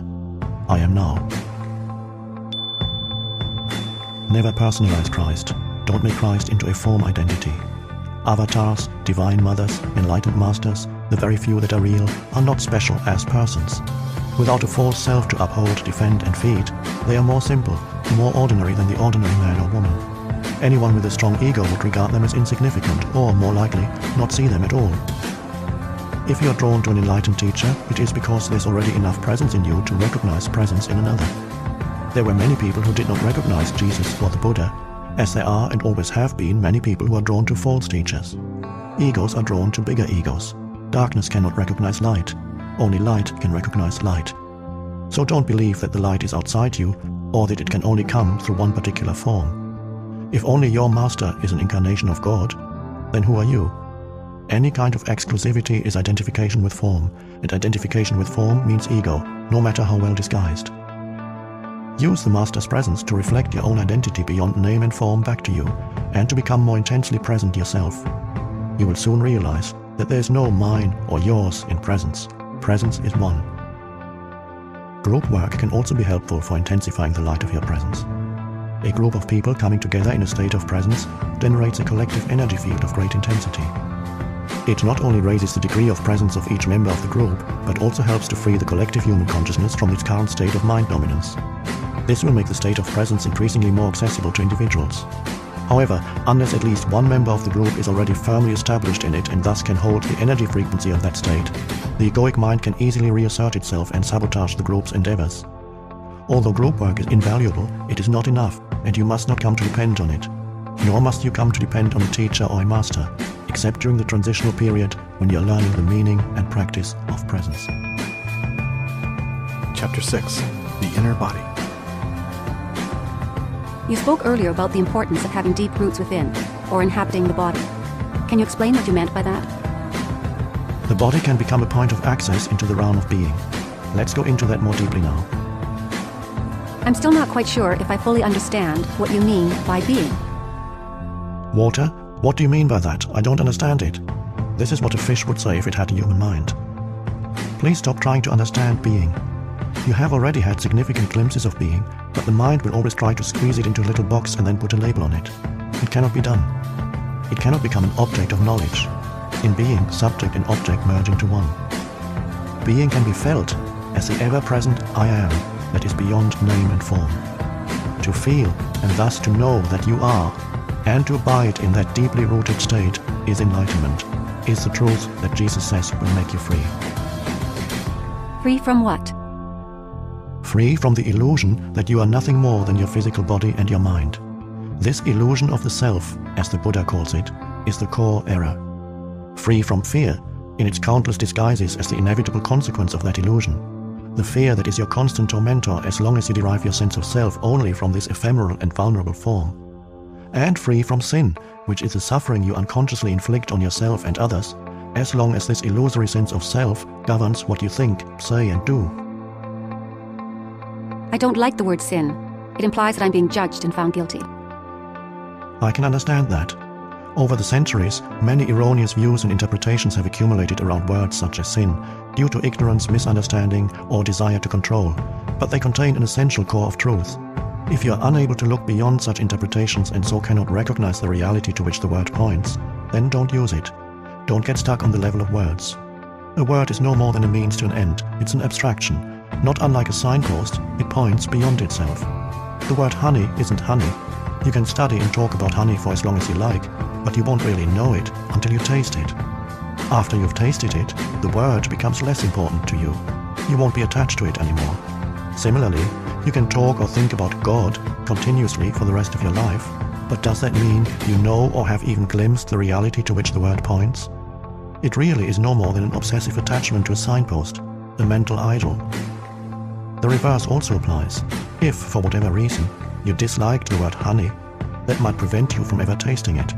If you had a strong aversion to the word God, which is a negative form of attachment, you may be denying not just the word, but also the reality to which it points.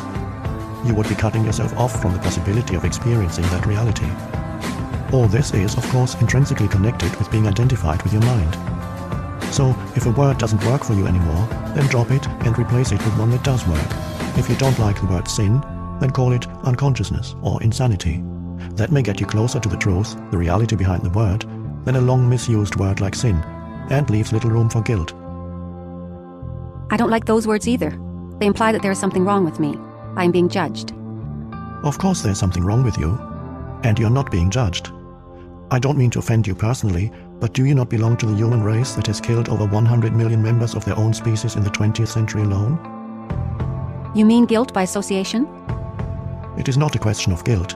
But as long as you're run by the egoic mind, you're part of the collective insanity. Perhaps you haven't looked very deeply into the human condition in its state of dominance by the egoic mind.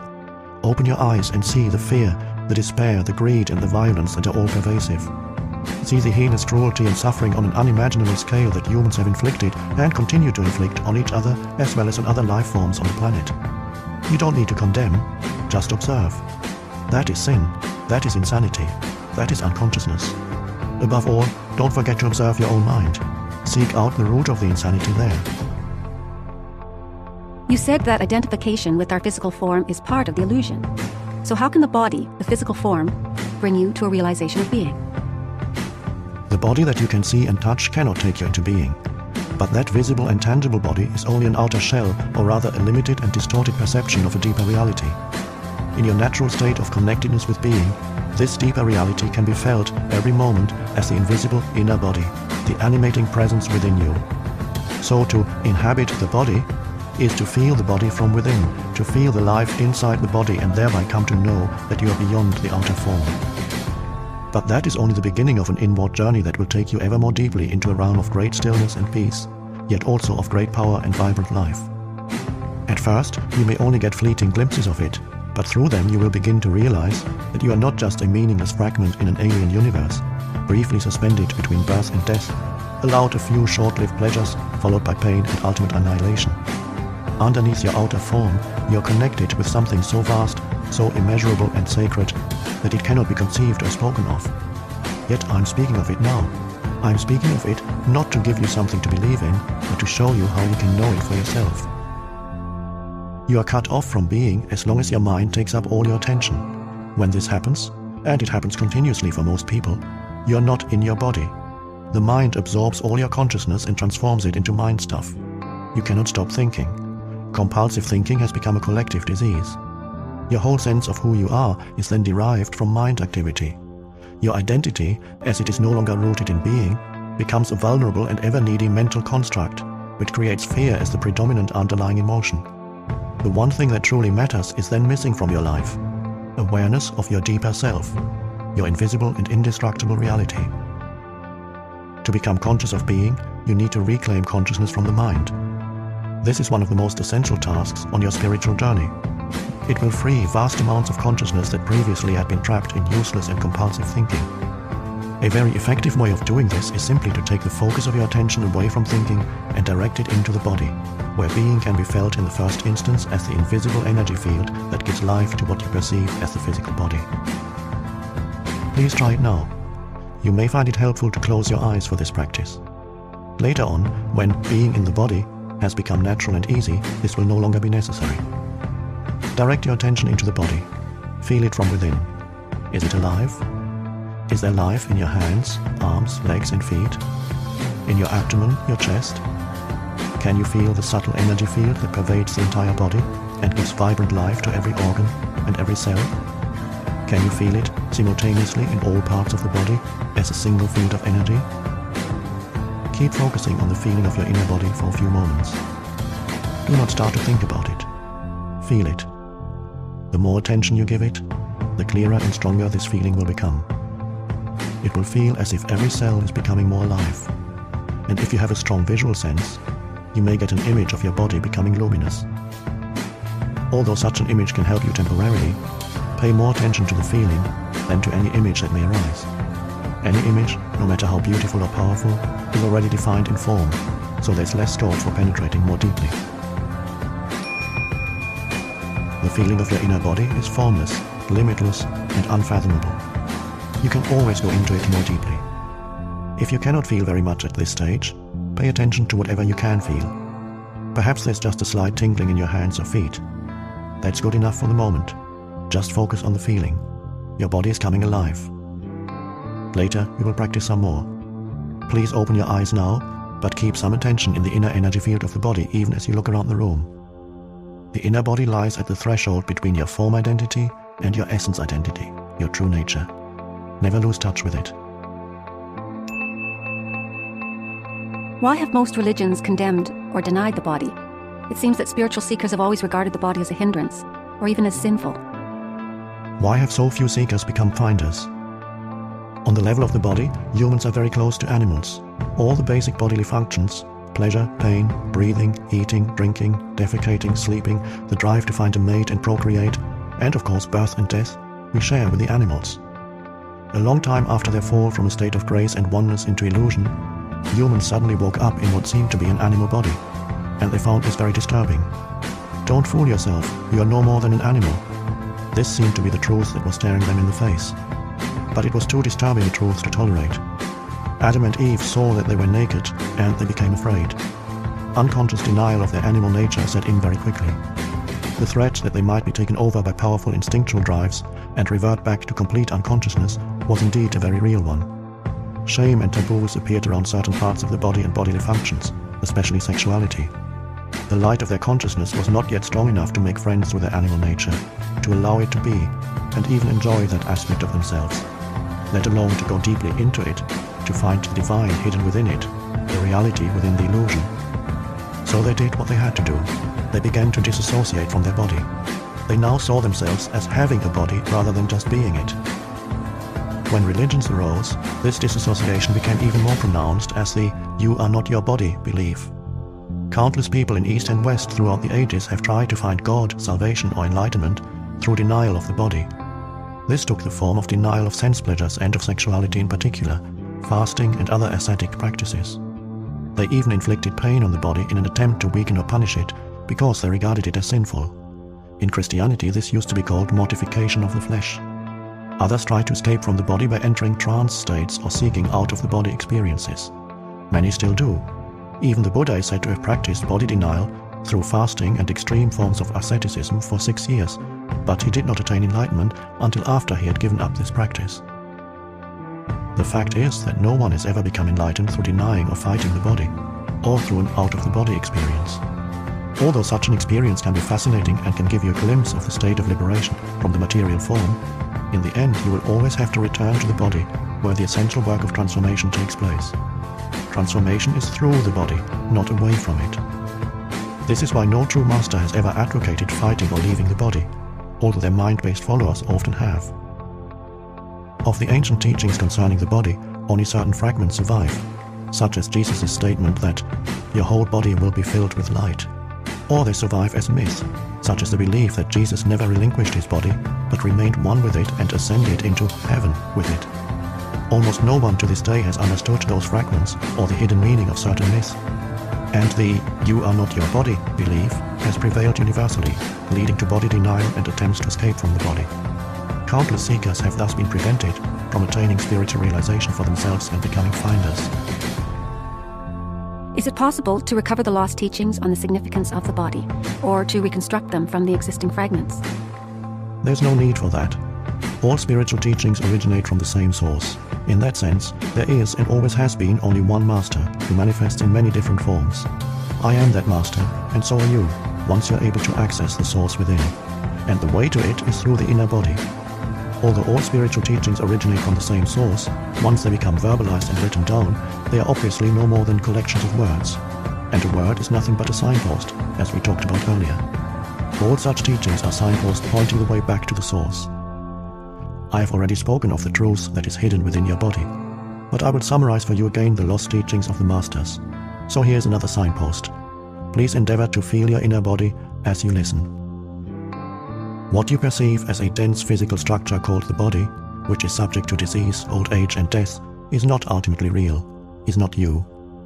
It is a misperception of your essential reality that is beyond birth and death, and is due to the limitations of your mind, which, having lost touch with being, creates the body as evidence of its illusory belief in separation and to justify its state of fear. But do not turn away from the body, for within that symbol of impermanence, limitation and death that you perceive as the illusory creation of your mind, is concealed the splendor of your essential and immortal reality. Do not turn your attention elsewhere in your search for the truth, for it is nowhere else to be found but within your body.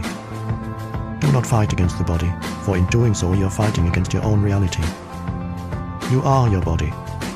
The body that you can see and touch is only a thin, illusory veil.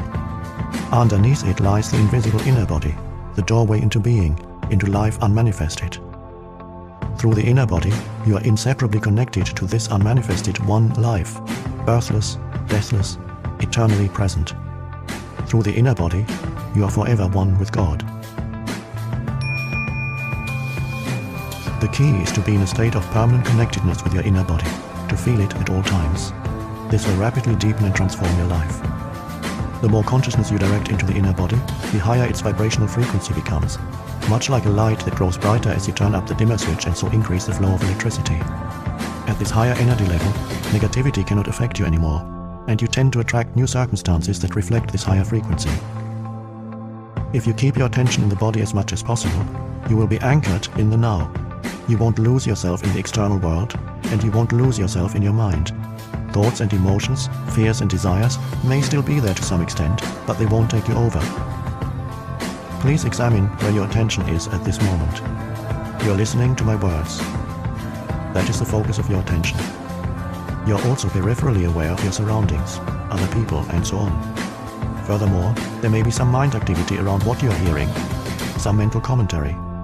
Yet there's no need for any of this to absorb all your attention. See if you can be in touch with your inner body at the same time. Keep some of your attention within. Don't let it all flow out. Feel your whole body from within as a single field of energy. It is almost as if you were listening with your whole body. Let this be your practice in the days and weeks to come. Do not give all your attention away to the mind and the external world. By all means focus on what you are doing, but feel the inner body at the same time whenever possible. Stay rooted within. Then observe how this changes your state of consciousness and the quality of what you're doing. Whenever you're waiting, wherever it may be, use that time to feel the inner body. In this way, traffic jams and lineups become very enjoyable. Instead of mentally projecting yourself away from the now, go more deeply into the now by going more deeply into the body. The art of inner body awareness will develop into a completely new way of living, a state of permanent connectedness with being, and will add a depth to your life that you have never known before. It is easy to stay present as the observer of your mind when you are deeply rooted within your body. No matter what happens on the outside, nothing can shake you anymore. Unless you stay present, and inhabiting your body is always an essential aspect of it, you will continue to be run by your mind. The script in your head that you learned a long time ago, the conditioning of your mind, will dictate your thinking and your behavior. You may be free of it for brief intervals, but rarely for long. This is especially true when something goes wrong or there is some loss or upset. Your conditioned reaction will then be involuntary, automatic and predictable, fueled by the one basic emotion that underlies the mind-identified state of consciousness: fear. So when such challenges come, as they always do, make it a habit to go within at once and focus as much as you can on the inner energy field of your body. This need not take long, just a few seconds, but you need to do it the moment that the challenge presents itself. Any delay will allow a conditioned mental-emotional reaction to arise and take you over. When you focus within and feel the inner body, you immediately become still and present as you are withdrawing consciousness from the mind. If a response is required in that situation, it will come up from this deeper level. Just as the sun is infinitely brighter than a candle flame, there is infinitely more intelligence in being than in your mind. As long as you are in conscious contact with your inner body, you are like a tree that is deeply rooted in the earth, or a building with a deep and solid foundation. The latter analogy is used by Jesus in the generally misunderstood parable of the two men who built a house. One man builds it on the sand, without a foundation, and when the storms and floods come, the house is swept away. The other man digs deep until he reaches the rock, then builds his house, which is not swept away by the floods. I felt very uncomfortable when I tried to put my attention on the inner body. It was a feeling of agitation and some nausea. So I haven't been able to experience what you're talking about. What you felt was a lingering emotion that you were probably unaware of until you started putting some attention into the body. Unless you first give it some attention, the emotion will prevent you from gaining access to the inner body, which lies at a deeper level underneath it. Attention does not mean that you start thinking about it. It means to just observe the emotion, to feel it fully, and so to acknowledge and accept it as it is. Some emotions are easily identified: anger, fear, grief, and so on. Others may be much harder to label. They may just be vague feelings of unease, heaviness, or constriction, halfway between an emotion and a physical sensation. In any case, what matters is not whether you can attach a mental label to it, but whether you can bring the feeling of it into awareness as much as possible. Attention is the key to transformation, and full attention also implies acceptance. Attention is like a beam of light, the focus power of your consciousness that transmutes everything into itself. In a fully functional organism, an emotion has a very short lifespan. It is like a momentary ripple or wave on the surface of your being. When you are not in your body, however, an emotion can survive inside you for days or weeks, or join with other emotions of a similar frequency that have merged and become the pain body, a parasite that can live inside you for years, feed on your energy, lead to physical illness, and make your life miserable. So place your attention on feeling the emotion and check whether your mind is holding on to a grievance pattern such as blame, self-pity, or resentment that is feeding the emotion. If that is the case, it means that you haven't forgiven. Non-forgiveness is often towards another person or yourself, but it may just as well be towards any situation or condition, past, present, or future, that your mind refuses to accept. Yes, there can be non-forgiveness even with regard to the future. This is the mind's refusal to accept uncertainty, to accept that the future is ultimately beyond its control. Forgiveness is to relinquish your grievance and so to let go of grief. It happens naturally once you realize that your grievance serves no purpose except to strengthen a false sense of self. Forgiveness is to offer no resistance to life, to allow life to live through you. The alternatives are pain and suffering, a greatly restricted flow of life energy, and in many cases physical disease. The moment you truly forgive, you have reclaimed your power from the mind. Non-forgiveness is the very nature of the mind. Just as the mind-made false self, the ego, cannot survive without strife and conflict. The mind cannot forgive. Only you can. You become present. You enter your body. You feel the vibrant peace and stillness that emanate from being. That is why Jesus said, "Before you enter the temple, forgive." What is the relationship between presence and the inner body? Presence is pure consciousness. Consciousness that has been reclaimed from the mind, from the world of form. The inner body is your link with the unmanifested, and in its deepest aspect is the unmanifested, the source from which consciousness emanates as light emanates from the sun. Awareness of the inner body is consciousness remembering its origin and returning to the source. Is the unmanifested the same as being? Yes. The word unmanifested attempts, by way of negation, to express that which cannot be spoken, thought, or imagined. It points to what it is by saying what it is not. Being, on the other hand, is a positive term. Please don't get attached to either of these words or start believing in them. They are no more than signposts. You said that presence is consciousness that has been reclaimed from the mind. Who does the reclaiming? You do. But since in your essence you are consciousness, we might as well say that it is an awakening of consciousness from the dream of form. This does not mean that your own form will instantly vanish in an explosion of light. You can continue in your present form, yet be aware of the formless and deathless deep within you. I must admit that this is way beyond my comprehension. And yet, on some deeper level, I seem to know what you're talking about. It's more like a feeling than anything else. Am I deceiving myself? No, you're not. Feeling will get you closer to the truth of who you are than thinking. I cannot tell you anything that deep within you don't already know. When you've reached a certain stage of inner connectedness, you recognize the truth when you hear it. If you haven't reached that stage yet, the practice of body awareness will bring about the deepening that is necessary. In the meantime, awareness of the inner body has other benefits in the physical realm. One of them is a significant slowing down of the aging of the physical body. Whereas the outer body normally appears to grow old and wither fairly quickly, the inner body does not change with time, except that you may feel it more deeply and become it more fully. If you're 20 years old now, the energy field of your inner body will feel just the same when you're 80. It will be just as vibrantly alive. As soon as your habitual state changes from being out of the body and trapped in your mind to being in the body and present in the now, your physical body will feel lighter, clearer, more alive. As there's more consciousness in the body, its molecular structure actually becomes less dense. More consciousness means a lessening of the illusion of materiality.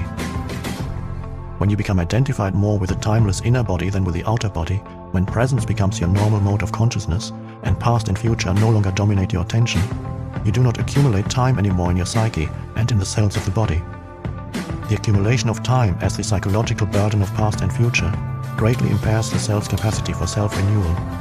So if you inhabit the inner body, the outer body will grow old at a much slower rate, and even when it does, your timeless essence will shine through the outer form, and you will not give the appearance of an old person. Is there any scientific evidence for this? Try it out, and you will be the evidence. Another benefit of this practice in the physical realm is a great strengthening of the immune system which occurs when you inhabit the body. The more consciousness you bring into the body, the stronger the immune system becomes. It is as if every cell awakens and rejoices. The body loves your attention. It is also a potent form of self-healing. Most illnesses creep in when you are not present in the body. If the master is not present in the house, all kinds of shady characters will take up residence there. When you inhabit the body, it will be hard for unwanted guests to enter. It is not only your physical immune system that becomes strengthened. Your psychic immune system is greatly enhanced as well. The latter protects you from the negative mental-emotional force fields of others, which are highly contagious. Inhabiting the body protects you not by putting up a shield, but by raising the frequency vibration of your total energy field, so that anything that vibrates at a lower frequency, such as fear, anger, depression, and so on, now exists in what is virtually a different order of reality. It doesn't enter your field of consciousness anymore, or if it does, you don't need to offer any resistance to it because it passes right through you. Please don't just accept or reject what I'm saying. Put it to the test. There's a simple but powerful self-healing meditation that you can do whenever you feel the need to boost your immune system. It is particularly effective if used when you feel the first symptoms of an illness, but it also works with illnesses that are already entrenched if you use it at frequent intervals and with an intense focus. It will also counteract any disruption of your energy field by some form of negativity. However, it is not a substitute for the moment-to-moment practice of being in the body. Otherwise, its effect will only be temporary. Here's the meditation. When you are unoccupied for a few minutes, and especially last thing at night before falling asleep and first thing in the morning before getting up, flood your body with consciousness. Close your eyes. Lie flat on your back. Choose different parts of your body to focus your attention on briefly at first. Hands, feet, arms, legs, abdomen, chest, head, and so on. Feel the life energy inside those parts as intensely as you can. Stay with each part for 15 seconds or so. Then let your attention run through the body like a wave a few times, from feet to head and back again. This need only take a minute or so. After that, feel the inner body in its totality, as a single field of energy. Hold that feeling for a few minutes. Be intensely present during that time, present in every cell of your body. Don't be concerned if the mind occasionally succeeds in drawing your attention out of the body and you lose yourself in some thought. As soon as you notice that this has happened, just return your attention to the inner body. At times, when my mind has been very active, it has acquired such momentum that I find it impossible to take my attention away from it and feel the inner body. This happens particularly when I get into a worry or anxiety pattern.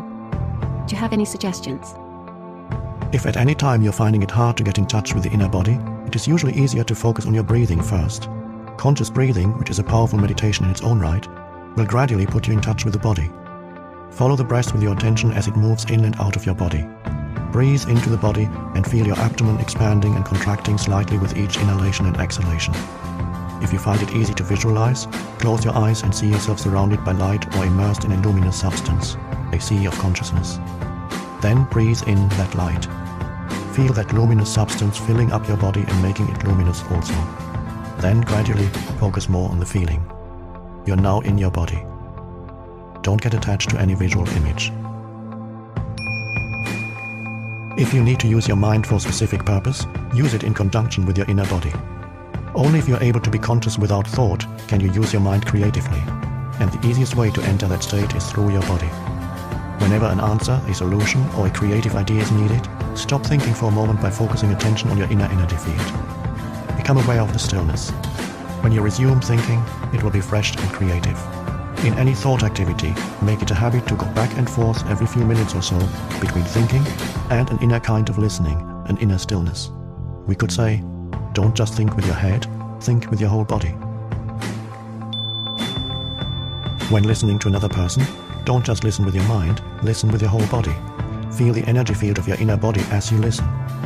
That takes attention away from thinking and creates a still space that enables you to truly listen without the mind interfering. You are giving the other person space to be. It is the most precious gift you can give. Most people don't know how to listen because the major part of their attention is taken up by thinking. They pay more attention to that than to what the other person is saying, and none at all to what really matters, the being of the other person underneath the words and the mind. Of course, you cannot feel someone else's being except through your own. This is the beginning of the realization of oneness, which is love. At the deepest level of being, you are one with all that is. Most human relationships consist mainly of minds interacting with each other, not of human beings communicating, being in communion. No relationship can thrive in that way, and that is why there's so much conflict in relationships. When the mind is running your life, conflict, strife, and problems are inevitable. Being in touch with your inner body creates a clear space of no mind within which the relationship can flower.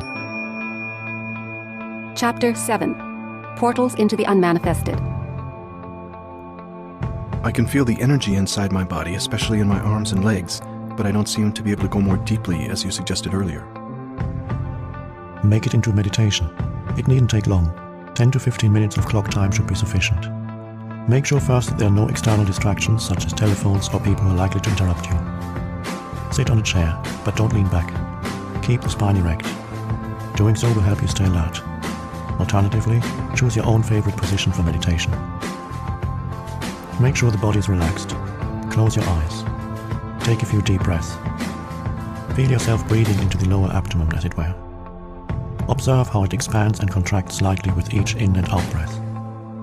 Then become aware of the entire inner energy field of the body. Don't think about it. Feel it. By doing this, you reclaim consciousness from the mind. If you find it helpful, use the light visualization I described earlier. When you can feel the inner body clearly as a single field of energy, let go, if possible, of any visual image and focus exclusively on the feeling. If you can, also drop any mental image you may still have of the physical body. All that is left then is an all-encompassing sense of presence, of beingness, and the inner body is felt to be without a boundary. Then take your attention even more deeply into that feeling. Become one with it.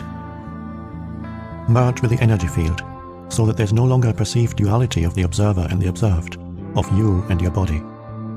The distinction between inner and outer also dissolves now, so there's no inner body anymore. By going deeply into the body, you have transcended the body. Stay in this realm of pure being for as long as feels comfortable.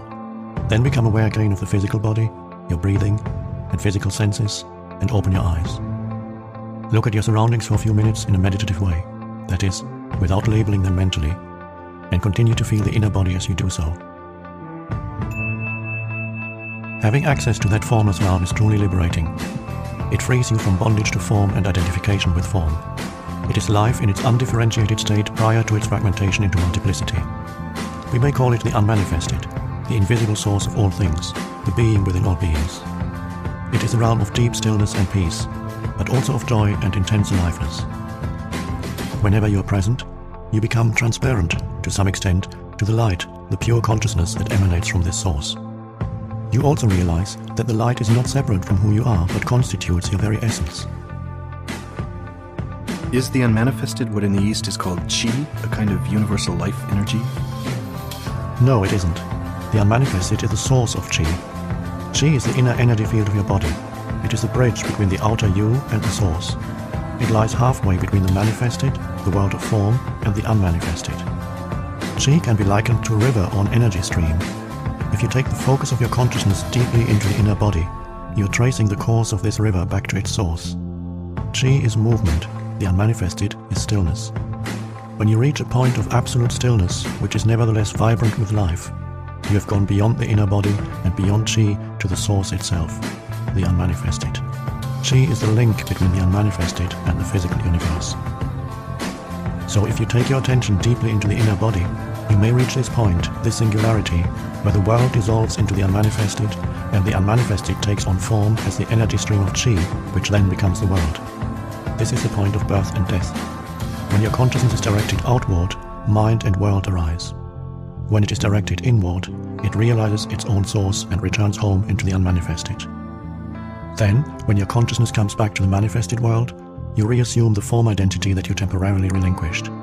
You have a name, a past, a life situation, a future. But in one essential respect, you are not the same person you were before. You will have glimpsed a reality within yourself that is not of this world, although it isn't separate from it, just as it isn't separate from you. Now let your spiritual practice be this. As you go about your life, don't give 100% of your attention to the external world and to your mind. Keep some within. I've spoken about this already. Feel the inner body even when engaged in everyday activities, especially when engaged in relationships or when you're relating with nature. Feel the stillness deep inside it. Keep the portal open. is quite possible to be conscious of the unmanifested throughout your life. You feel it as a deep sense of peace somewhere in the background, a stillness that never leaves you, no matter what happens out here. You become a bridge between the unmanifested and the manifested, between God and the world. This is the state of connectedness with the source that we call enlightenment. Don't get the impression that the unmanifested is separate from the manifested. How could it be? It is the life within every form, the inner essence of all that exists. It pervades this world. Let me explain. You take a journey into the unmanifested every night when you enter the phase of deep dreamless sleep. You merge with the source. You draw from it the vital energy that sustains you for a while when you return to the manifested, the world of separate forms. This energy is much more vital than food. Man does not live by bread alone. But in dreamless sleep, you don't go into it consciously. Although the bodily functions are still operating, you no longer exist in that state. Can you imagine what it would be like to go into dreamless sleep with full consciousness? It is impossible to imagine it, because that state has no content. The unmanifested does not liberate you until you enter it consciously. That's why Jesus did not say, "The truth will make you free," but rather, "You will know the truth, and the truth will make you free." This is not a conceptual truth. It is the truth of eternal life beyond form, which is known directly or not at all. But don't attempt to stay conscious in dreamless sleep. It is highly unlikely that you will succeed. At most, you may remain conscious during the dream phase, but not beyond that. This is called lucid dreaming, which may be interesting and fascinating, but it is not liberating. So use your inner body as a portal through which you enter the unmanifested, and keep that portal open, so that you stay connected with the source at all times. It makes no difference as far as the inner body is concerned, whether your outer physical body is old or young, frail or strong. The inner body is timeless. If you are not yet able to feel the inner body, use one of the other portals, although ultimately they are all one. Some I have spoken about at length already, but I'll mention them again briefly here. The now can be seen as the main portal. It is an essential aspect of every other portal, including the inner body. You cannot be in your body without being intensely present in the now. Time and the manifested are as inextricably linked as are the timeless now and the unmanifested. When you dissolve psychological time through intense present moment awareness, you become conscious of the unmanifested both directly and indirectly. Directly, you feel it as the radiance and power of your conscious presence. No content, just presence. Indirectly, you are aware of the unmanifested in and through the sensory realm. In other words, you feel the God essence in every creature, every flower, every stone, and you realize all that is holy. This is why Jesus, speaking entirely from his essence or Christ identity, says in the Gospel of Thomas, "Split a piece of wood, I am there. Lift up a stone, and you will find me there." Another portal into the unmanifested is created through the cessation of thinking. This can start with a very simple thing, such as taking one conscious breath, or looking, in a state of intense alertness, at a flower, so that there's no mental commentary running at the same time. There are many ways to create a gap in the incessant stream of thought. This is what meditation is all about. Thought is part of the realm of the manifested. Continuous mind activity keeps you imprisoned in the world of form, and becomes an opaque screen that prevents you from becoming conscious of the unmanifested, conscious of the formless and timeless God essence in yourself and in all things and all creatures. When you are intensely present, you don't need to be concerned about the cessation of thinking, of course, because the mind then stops automatically. That's why I said the now is an essential aspect of every other portal. Surrender, the letting go of mental emotional resistance to what is, also becomes a portal into the unmanifested. The reason for this is simple. Inner resistance cuts you off from other people, from yourself, from the world around you. It strengthens the feeling of separateness on which the ego depends for its survival. The stronger the feeling of separateness, the more you're bound to the manifested, the world of separate forms. The more you're bound to the world of form, the harder and more impenetrable your form identity becomes. The portal is closed, and you are cut off from the inner dimension, the dimension of depth. In the state of surrender, your form identity softens and you become somewhat transparent, as it were, so the unmanifested can shine through you. It's up to you to open a portal in your life that gives you conscious access to the unmanifested. Get in touch with the energy field of the inner body, be intensely present, disidentify from the mind, surrender to what is. These are all portals you can use, but you only need to use one. Surely love must also be one of those portals? No, it isn't. As soon as one of the portals is open, love is present in you as the feeling realization of oneness. Love isn't a portal. It's what comes through the portal into this world. As long as you're completely trapped in your form identity, there can be no love. Your task is not to search for love, but to find a portal through which love can enter. Are there any other portals apart from those you just mentioned? Yes, there are. The unmanifested is not separate from the manifested. It pervades this world, but it is so well disguised that almost everybody misses it completely. If you know where to look, you'll find it everywhere. A portal opens up every moment. Do you hear that dog barking in the distance? Or that car passing by? Listen carefully. Can you feel the presence of the unmanifested in that? You can't? Look for it in the silence out of which the sounds come and into which they return. Pay more attention to the silence than to the sounds. Paying attention to outer silence creates inner silence. The mind becomes still. A portal is opening up. Every sound is born out of silence, dies back into silence, and during its lifespan is surrounded by silence. Silence enables the sound to be. It is an intrinsic but unmanifested part of every sound, every musical note, every song, every word. The unmanifested is present in this world as silence. This is why it has been said that nothing in this world is so like God as silence. All you have to do is pay attention to it. Even during a conversation, become conscious of the gaps between words, the brief silent intervals between sentences. As you do that, the dimension of stillness grows within you. You cannot pay attention to silence without simultaneously becoming still within. Silence without, stillness within. You have entered the unmanifested. Just as no sound can exist without silence, nothing can exist without no thing, without the empty space that enables it to be. Every physical object or body has come out of nothing, is surrounded by nothing, and will eventually return to nothing. Not only that, but even inside every physical body, there's far more nothing than something. Physicists tell us that the solidity of matter is an illusion.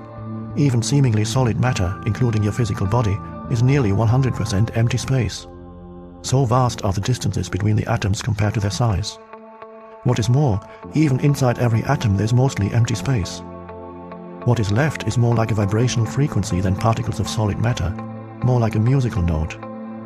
Buddhists have known that for over 2,500 years. Form is emptiness.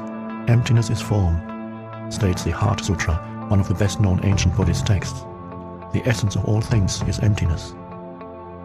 The unmanifested is not only present in this world as silence, it also pervades the entire physical universe as space, from within and without. This is just as easy to miss as silence. Everybody pays attention to the things in space, but who pays attention to space itself?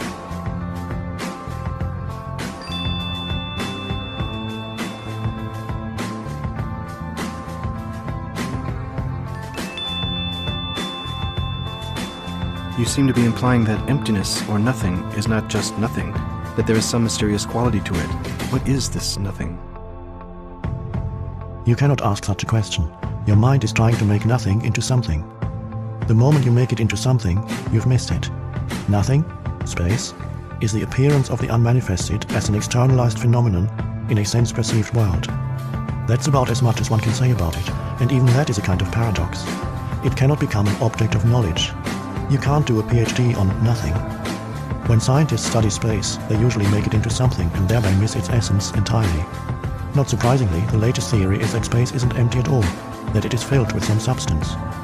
Once you have a theory, it's not too hard to find evidence to substantiate it, at least until some other theory comes along. Nothing can only become a portal into the unmanifested for you if you don't try to grasp or understand it. Isn't that what we're doing here? Not at all. I'm giving you pointers to show you how you can bring the dimension of the unmanifested into your life. We're not trying to understand it. There's nothing to understand. Space has no existence. To exist literally means to stand out. You cannot understand space because it doesn't stand out. Although in itself it has no existence, it enables everything else to exist. Silence has no existence either, nor does the unmanifested. So what happens if you withdraw attention from the objects in space and become aware of space itself? What is the essence of this room? The furniture, pictures, and so on are in the room, but they are not the room. The floor, walls and ceiling define the boundary of the room, but they are not the room either. So what is the essence of the room? Space, of course. Empty space. There would be no room without it. Since space is nothing, we can say that what is not there is more important than what is there. So become aware of the space that is all around you. Don't think about it. Feel it, as it were. Pay attention to nothing. As you do that, a shift in consciousness takes place inside you. Here's why. The inner equivalent to objects in space, such as furniture, walls, and so on, are your mind objects, thoughts, emotions, and the objects of the senses. And the inner equivalent of space is the consciousness that enables your mind object to be, just as space allows all things to be. So if you withdraw attention from things, objects in space, you automatically withdraw attention from your mind objects as well. In other words, you cannot think and be aware of space, or of silence for that matter. By becoming aware of the empty space around you, you simultaneously become aware of the space of no mind, of pure consciousness, the unmanifested. This is how the contemplation of space can become a portal for you. Space and silence are two aspects of the same thing, the same no thing. They are an externalization of inner space and inner silence, which is stillness, the infinitely creative womb of all existence. Most humans are completely unconscious of this dimension. There is no inner space, no stillness. They are out of balance. In other words, they know the world, or think they do, but they don't know God. They identify exclusively with their own physical and psychological form, unconscious of essence. And because every form is highly unstable, they live in fear. This fear causes a deep misperception of themselves and of other humans, a distortion in their vision of the world. If some cosmic convulsion brought about the end of our world, the unmanifested would remain totally unaffected by this. A Course in Miracles expresses this truth poignantly. Nothing real can be threatened. Nothing unreal exists. Herein lies the peace of God.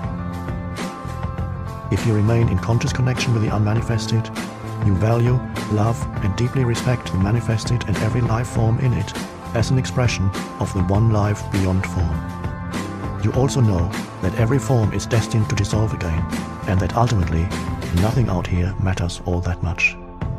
You have overcome the world, in the words of Jesus. Or as the Buddha put it, you have crossed over to the other shore. Now consider this. If there were nothing but silence, it wouldn't exist for you. You wouldn't know what it is. Only when sound appears does silence come into being. Similarly, if there were only space without any objects in space, it wouldn't exist for you. Imagine yourself as a point of consciousness floating in the vastness of space. No stars, no galaxies, just emptiness. Suddenly, space wouldn't be vast anymore. It would not be there at all. There would be no speed, no movement from here to there. At least 2 points of reference are needed for distance and space to come into being. Space comes into being the moment the one becomes two. And as two become the 10,000 things, as Lao Tse calls the manifested world, space becomes more and more vast. So world and space arise simultaneously. Nothing could be without space, yet space is nothing. Before the universe came into being, before the Big Bang if you like, there wasn't a vast empty space waiting to be filled. There was no space, as there was no thing. There was only the unmanifested, the one. When the one became the 10,000 things, suddenly space seemed to be there and enabled the many to be. Where did it come from? Was it created by God to accommodate the universe? Of course not. Space is no thing, so it was never created. Go out on a clear night and look up at the sky. The thousands of stars you can see with the naked eye are no more than an infinitesimal fraction of what is there. 1,000 million galaxies can already be detected with the most powerful telescopes, each galaxy an island universe containing thousands of millions of stars. Yet what is even more awe-inspiring is the infinity of space itself, the depth and stillness that allows all of that magnificence to be. Nothing could be more awe-inspiring and majestic than the inconceivable vastness and stillness of space. And yet, what is it? Emptiness. Vast emptiness. What appears to us as space in our universe perceived through the mind and the senses is the unmanifested itself, externalized. It is the body of God. And the greatest miracle is this: that stillness and vastness that enables the universe to be is not just out there in space. It is also within you. When you are utterly and totally present, you encounter it as the still inner space of no mind. Within you, it is vast in depth, not in extension. Spatial extension is ultimately a misperception of infinite depth, an attribute of the one transcendental reality. According to Einstein, space and time are not separate. I don't really understand it, but I think he is saying that time is the fourth dimension of space. He calls it the space-time continuum. Yes, what we perceive externally as space and time are ultimately illusory, but they contain a core of truth. They are the two essential attributes of God, infinity and eternity, perceived as if they had an external existence outside you. Within you, both space and time have an inner equivalent that reveals their true nature as well as your own. Whereas space is the still, infinitely deep realm of no mind, the inner equivalent of time is presence, awareness of the eternal now. Remember that there is no distinction between them. When space and time are realized within as the unmanifested, no mind and presence, external space and time continue to exist for you, but they become much less important. The world, too, continues to exist for you, but it will not bind you anymore. Hence, the ultimate purpose of the world lies not within the world, but in transcendence of the world. Just as you would not be conscious of space if there were no objects in space, the world is needed for the unmanifested to be realized. You may have heard the Buddhist saying, if there were no illusion, there would be no enlightenment. It is through the world and ultimately through you that the unmanifested knows itself. You are here to enable the divine purpose of the universe to unfold. That is how important you are. Apart from dreamless sleep, which I mentioned already, there is one other involuntary portal. It opens up briefly at the time of physical death. Even if you've missed all the other opportunities for spiritual realization during your lifetime, one last portal will open up for you immediately after the body has died. There are countless accounts by people who had a visual impression of this portal as radiant light, and then returned from what is commonly known as a near-death experience. Many of them also spoke of a sense of blissful serenity and deep peace. In the Tibetan Book of the Dead, it is described as the luminous splendor of the colorless light of emptiness, which it says is your own true self. This portal opens up only very briefly, and unless you have already encountered the dimension of the unmanifested in your lifetime, you will likely miss it. Most people carry too much residual resistance, too much fear, too much attachment to sensory experience, too much identification with the manifested world. So they see the portal, turn away in fear, and then lose consciousness. Most of what happens after that is involuntary and automatic. Eventually, there will be another round of birth and death. Their presence wasn't strong enough yet for conscious immortality. So going through this portal does not mean annihilation? As with all the other portals, your radiant true nature remains, but not the personality. In any case, whatever is real or of true value in your personality is your true nature shining through. This is never lost. Nothing that is of value, nothing that is real, is ever lost. Approaching death, and death itself, the dissolution of the physical form, is always a great opportunity for spiritual realization. This opportunity is tragically missed most of the time, since we live in a culture that is almost totally ignorant of death, as it is almost totally ignorant of anything that truly matters. Every portal is a portal of death, the death of the false self. When you go through it, you cease to derive your identity from your psychological, mind-made form. You then realize that death is an illusion, just as your identification with form was an illusion. The end of illusion, that's all that death is. It is painful only as long as you cling to illusion. Chapter 8. Enlightened Relationships.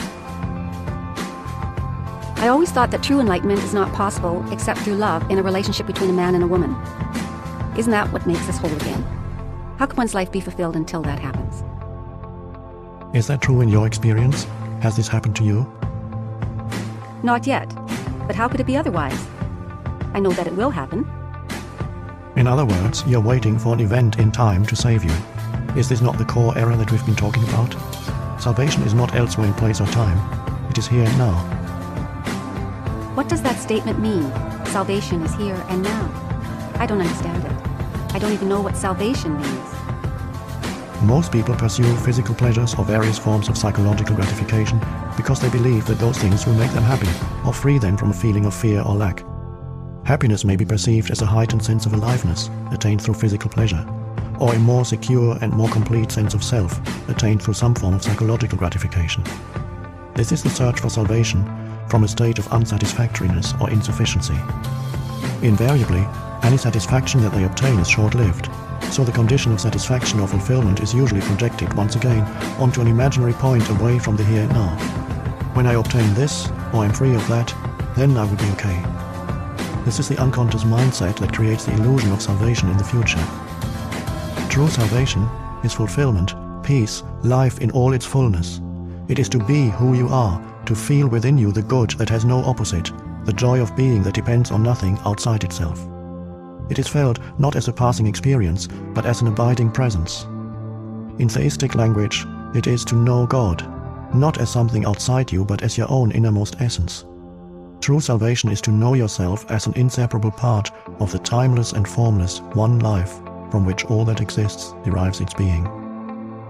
True salvation is a state of freedom, from fear, from suffering, from a perceived state of lack and insufficiency, and therefore from all wanting, needing, grasping and clinging.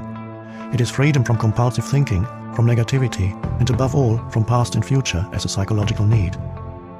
Your mind is telling you that you cannot get there from here. Something needs to happen, or you need to become this or that before you can be free and fulfilled. It is saying, in fact, that you need time, that you need to find, sort out, do, achieve, acquire, become, or understand something before you can be free or complete. You see time as a means to salvation, whereas in truth, it is the greatest obstacle to salvation. You think that you can't get there from where and who you are at this moment because you are not yet complete or good enough. But the truth is that here and now is the only point from where you can get there. You get there by realizing that you are there already. You find God the moment you realize that you don't need to seek God. So there's no only way to salvation. Any condition can be used, but no particular condition is needed. However, there's only one point of access, the now. There can be no salvation away from this moment. You're lonely and without a partner? Enter the now from there. You're in a relationship? Enter the now from there. There's nothing you can ever do or attain that will get you closer to salvation than it is at this moment. This may be hard to grasp for a mind accustomed to thinking that everything worthwhile is in the future. Nor can anything that you ever did or that was done to you in the past prevent you from saying yes to what is and taking your attention deeply into the now. You cannot do this in the future.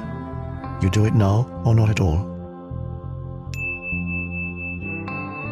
Unless and until you access the consciousness frequency of presence, all relationships, and particularly intimate relationships, are deeply flawed and ultimately dysfunctional. They may seem perfect for a while, such as when you are in love, but invariably that apparent perfection gets disrupted as arguments, conflicts, dissatisfaction, and emotional or even physical violence occur with increasing frequency. It seems that most love relationships become love-hate relationships before long. Love can then turn into savage attack, feelings of hostility, or complete withdrawal of affection at the flick of a switch. This is considered normal. The relationship then oscillates for a while, a few months or a few years, between the polarities of love and hate, and it gives you as much pleasure as it gives you pain. It is not uncommon for couples to become addicted to those cycles. Their drama makes them feel alive. When a balance between the positive-negative polarities is lost and the negative-destructive cycles occur with increasing frequency and intensity, which tends to happen sooner or later, then it will not be long before the relationship finally collapses. It may appear that if you could only eliminate the negative or destructive cycles, then all would be well and the relationship would flower beautifully. But alas, this is not possible. The polarities are mutually interdependent. You cannot have one without the other. The positive already contains within itself the as yet unmanifested negative. Both are in fact different aspects of the same dysfunction. I am speaking here of what is commonly called romantic relationships, not of true love, which has no opposite because it arises from beyond the mind. Love as a continuous state is as yet very rare as conscious human beings. Brief and elusive glimpses of love, however, are possible whenever there's a gap in the stream of mind. The negative side of a relationship is of course more easily recognizable as dysfunctional than the positive one. And it is also easier to recognize the source of negativity in your partner than to see it in yourself. It can manifest in many forms: possessiveness, jealousy, control, withdrawal and unspoken resentment, the need to be right, insensitivity and self-absorption, emotional demands and manipulation, the urge to argue, criticize, judge, blame or attack, anger, unconscious revenge for past pain inflicted by a parent, rage and physical violence. On the positive side, you are in love with your partner. This is at first a deeply satisfying state. You feel intensely alive. Your existence has suddenly become meaningful because someone needs you, wants you, and makes you feel special, and you do the same for him or her. When you are together, you feel whole. The feeling can become so intense that the rest of the world fades into insignificance. However, you may also have noticed that there is a neediness and a clinging quality to that intensity. You become addicted to the other person. He or she acts on you like a drug. You're on a high when the drug is available, but even the possibility or the thought that he or she might no longer be there for you can lead to jealousy, possessiveness, attempts at manipulation through emotional blackmail, blaming and accusing, fear of loss. If the other person does leave you, this can give rise to the most intense hostility or the most profound grief and despair. In an instant, loving tenderness can turn into a savage attack or dreadful grief. Where is the love now? Can love change into its opposite in an instant? Was it love in the first place, or just an addictive grasping and clinging? Why should we become addicted to another person? The reason why the romantic love relationship is such an intense and universally sought-after experience is that it seems to offer liberation from a deep-seated state of fear, need, lack and incompleteness that is part of the human condition in its unredeemed and unenlightened state. There is a physical as well as a psychological dimension to this state. On the physical level, you are obviously not whole, nor will you ever be. You are either a man or a woman, which is to say, one half of the whole. On this level, the longing for wholeness, the return to oneness, manifests as male-female attraction, man's need for woman, woman's need for man. It is an almost irresistible urge for union with the opposite energy polarity. The root of this physical urge is a spiritual one, the longing for an end to duality, a return to the state of wholeness. Sexual union is the closest you can get to this state on the physical level. This is why it is the most deeply satisfying experience the physical realm can offer. But sexual union is no more than a fleeting glimpse of wholeness, an instant of bliss. As long as it is unconsciously sought as a means of salvation, you are seeking the end of duality on the level of form, where it cannot be found. You are given a tantalizing glimpse of heaven, but you are not allowed to dwell there, and find yourself again in a separate body. On the psychological level, the sense of lack and incompleteness is, if anything, even greater than on the physical level. As long as you identify it with your mind, you have an externally derived sense of self.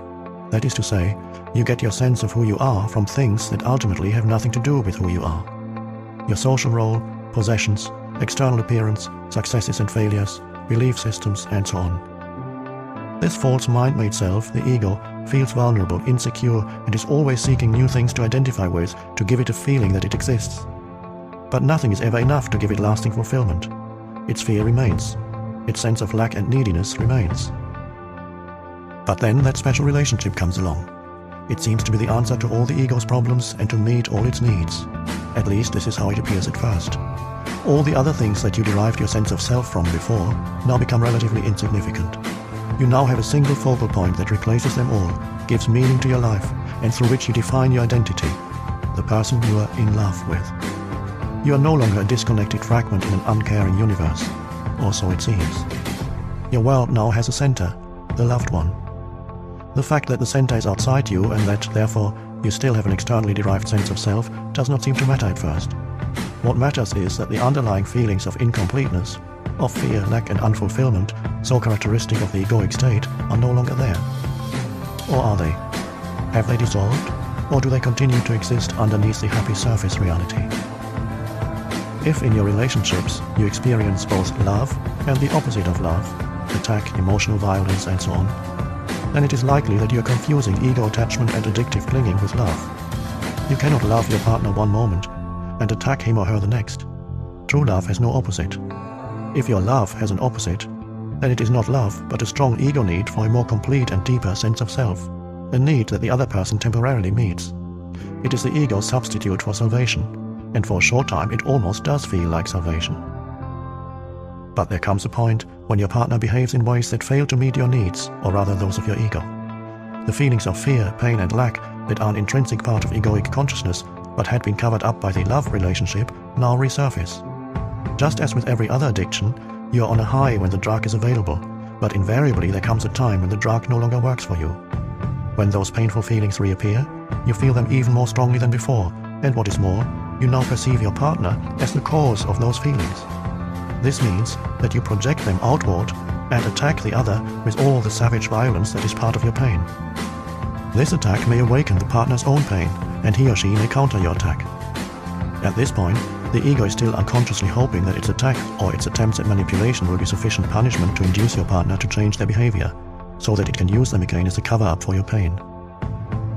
Every addiction arises from an unconscious refusal to face and move through your own pain.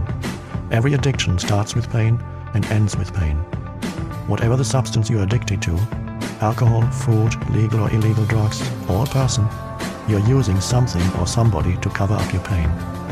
This is why, after the initial euphoria has passed, there's so much unhappiness, so much pain in intimate relationships. They do not cause pain and unhappiness. They bring out the pain and unhappiness that is already in you. Every addiction does that. Every addiction reaches a point where it does not work for you anymore, and then you feel the pain more intensely than ever. This is one reason why most people are always trying to escape from the present moment and are seeking some kind of salvation in the future. The first thing that they might encounter if they focus their attention on the now is their own pain, and this is what they fear. If they only knew how easy it is to access in the now the power of presence that dissolves the past and its pain, the reality that dissolves the illusion. If they only knew how close they are to their own reality, how close to God. Avoidance of relationships in an attempt to avoid pain is not the answer either. The pain is there anyway.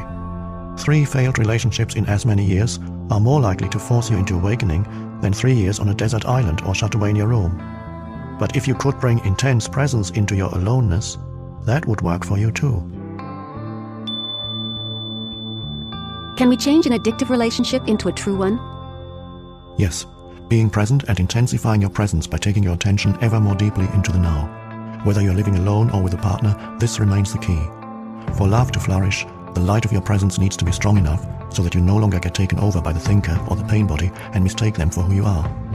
To know yourself as the being underneath the thinker, the stillness underneath the mental noise, the love and joy underneath the pain is freedom, salvation, enlightenment. To disidentify from the pain body is to bring presence into the pain and thus transmute it. To disidentify from thinking is to be the silent watcher of your thoughts and behavior, especially the repetitive patterns of your mind and the roles played by the ego. If you stop investing it with selfness, the mind loses its compulsive quality, which basically is the compulsion to judge and so to resist what is, which creates conflict, drama, and new pain. In fact, the moment that judgment stops through acceptance of what is, you are free of the mind. You have made room for love, for joy, for peace. First you stop judging yourself, then you stop judging your partner. The greatest catalyst for change in a relationship is complete acceptance of your partner as he or she is, without needing to judge or change them in any way. That immediately takes you beyond ego. All mind games and all addictive clinging are then over. There are no victims and no perpetrators anymore, no accuser and accused. This is also the end of all codependency, of being drawn into somebody else's unconscious pattern and thereby enabling it to continue. You will then either separate, in love, or move ever more deeply into the now together, into being.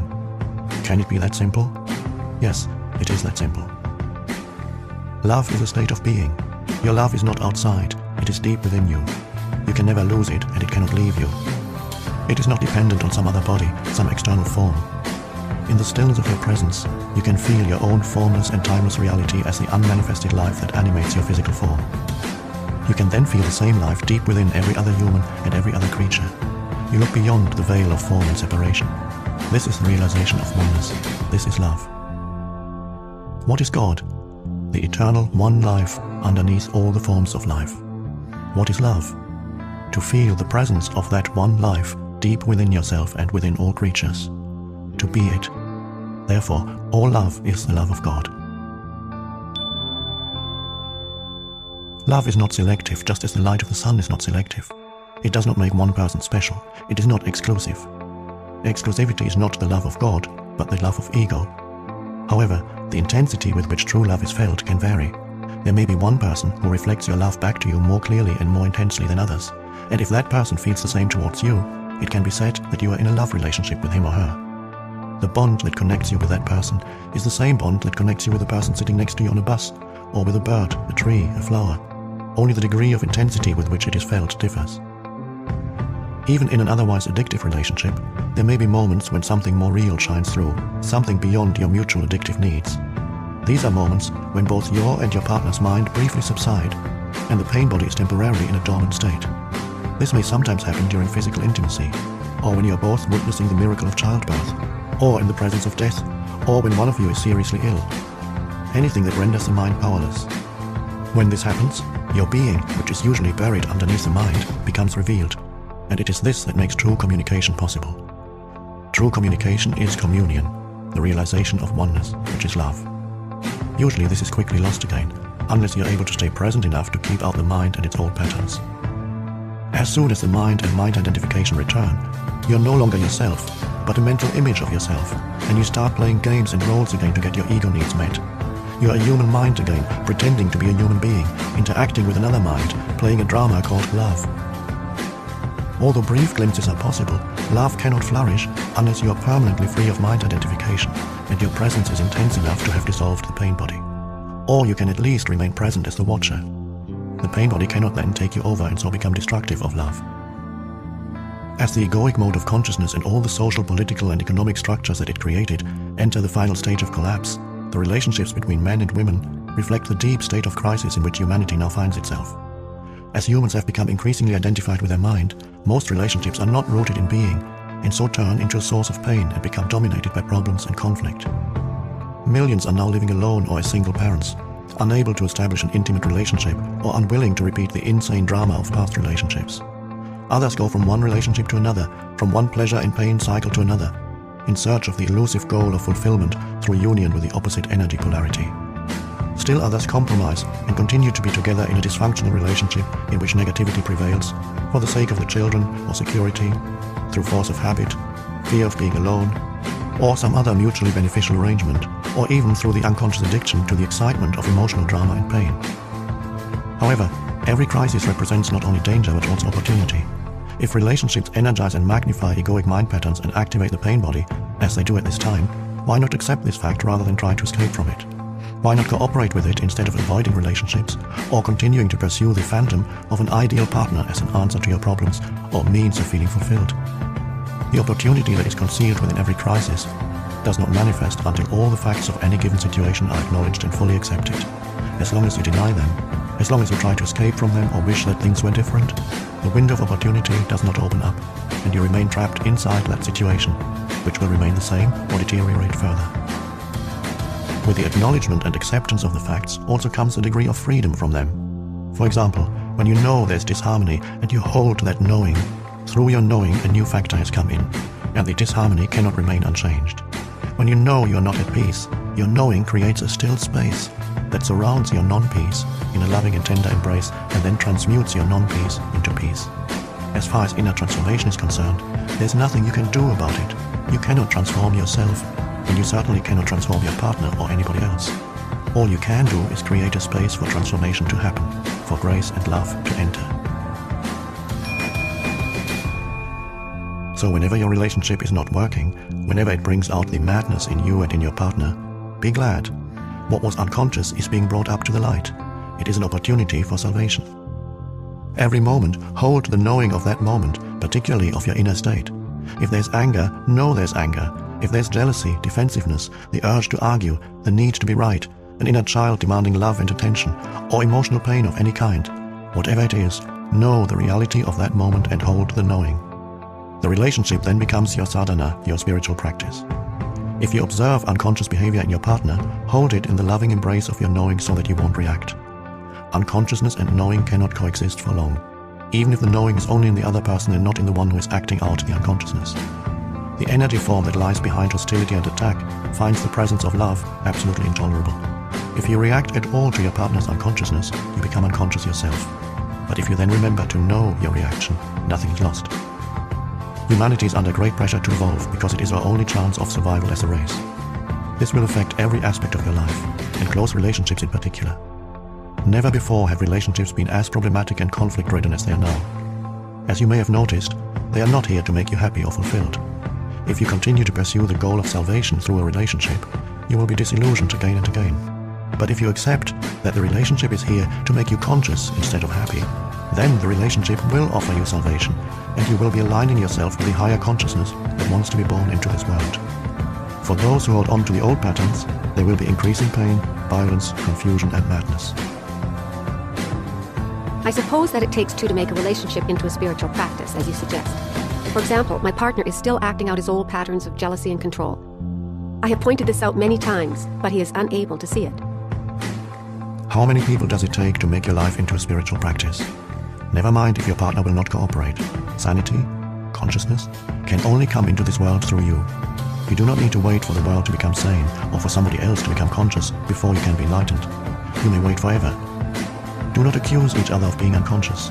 The moment you start to argue, you have identified with a mental position and are now defending not only that position, but also your sense of self. The ego is in charge. You have become unconscious. At times, it may be appropriate to point out certain aspects of your partner's behavior. If you're very alert, very present, you can do so without ego involvement, without blaming, accusing, or making the other wrong. When your partner behaves unconsciously, relinquish all judgment. Judgment is either to confuse someone's unconscious behavior with who they are, or to project your own unconsciousness onto another person and mistake that for who they are. To relinquish judgment does not mean that you do not recognize dysfunction and unconsciousness when you see it. It means being the knowing, rather than being the reaction and the judge. You will then either be totally free of reaction, or you may react and still be the knowing, the space in which the reaction is watched and allowed to be. Instead of fighting the darkness, you bring in the light. Instead of reacting to delusion, you see the delusion, yet at the same time look through it. Being the knowing creates a clear space of loving presence that allows all things and all people to be as they are. No greater catalyst for transformation exists. If you practice this, your partner cannot stay with you and remain unconscious. If you both agree that the relationship will be your spiritual practice, so much the better. You can then express your thoughts and feelings to each other as soon as they occur, or as soon as a reaction comes up, so that you do not create a time gap in which an unexpressed or unacknowledged emotion or grievance can fester and grow. Learn to give expression to what you feel without blaming. Learn to listen to your partner in an open, non-defensive way. Give your partner space for expressing himself or herself. Be present. Accusing, defending, attacking, all those patterns that are designed to strengthen or protect the ego or to get its needs met will then become redundant. Giving space to others and to yourself is vital. Love cannot flourish without it. When you have removed the two factors that are destructive of relationships, when the pain body has been transmuted, and you are no longer identified with mind and mental positions, and if your partner has done the same, you will experience the bliss of the flowering of relationship. Instead of mirroring to each other your pain and your unconsciousness, instead of satisfying your mutual addictive ego needs, you will reflect back to each other the love that you feel deep within, the love that comes with the realization of your oneness with all that is. This is the love that has no opposite. If your partner is still identified with the mind and the pain body while you are already free, this will represent a major challenge, not to you, but to your partner. It is not easy to live with an enlightened person, or rather it is so easy that the ego finds it extremely threatening. Remember that the ego needs problems, conflict, and enemies to strengthen the sense of separateness on which its identity depends. The unenlightened partner's mind will be deeply frustrated because its fixed positions are not resisted, which means they will become shaky and weak, and there's even the danger that they may collapse altogether, resulting in loss of self. The pain body is demanding feedback and not getting it. The need for argument, drama, and conflict is not being met. But beware. Some people who are unresponsive, withdrawn, insensitive, or cut off from their feelings may think and try to convince others that they are enlightened, or at least that there's nothing wrong with them and everything wrong with their partner. Men tend to do that more than women.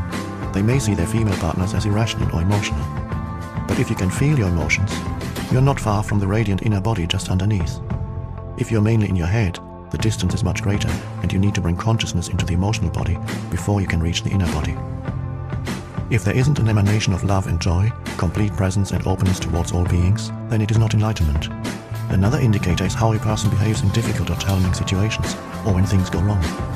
If your enlightenment is egoic self-delusion, then life will soon give you a challenge that will bring out your unconsciousness in whatever form, as fear, anger, defensiveness, judgment, depression, and so on. If you are in a relationship, many of your challenges will come through your partner. For example, a woman may be challenged by an unresponsive male partner who lives almost entirely in his head.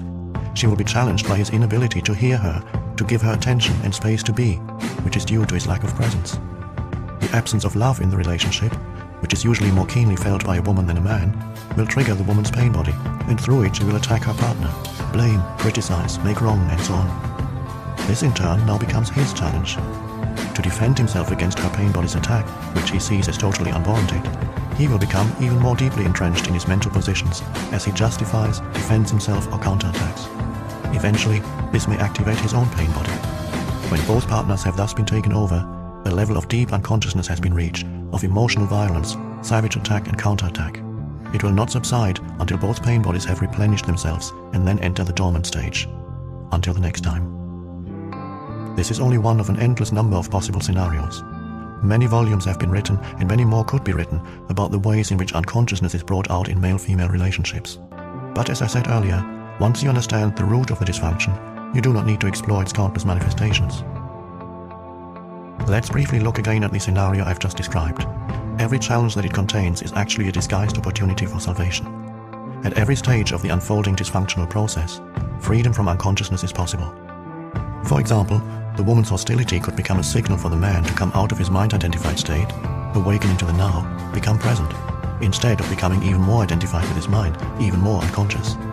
Instead of being the pain body, the woman could be the knowing that watches the emotional pain in herself, thus accessing the power of the now and initiating the transmutation of the pain.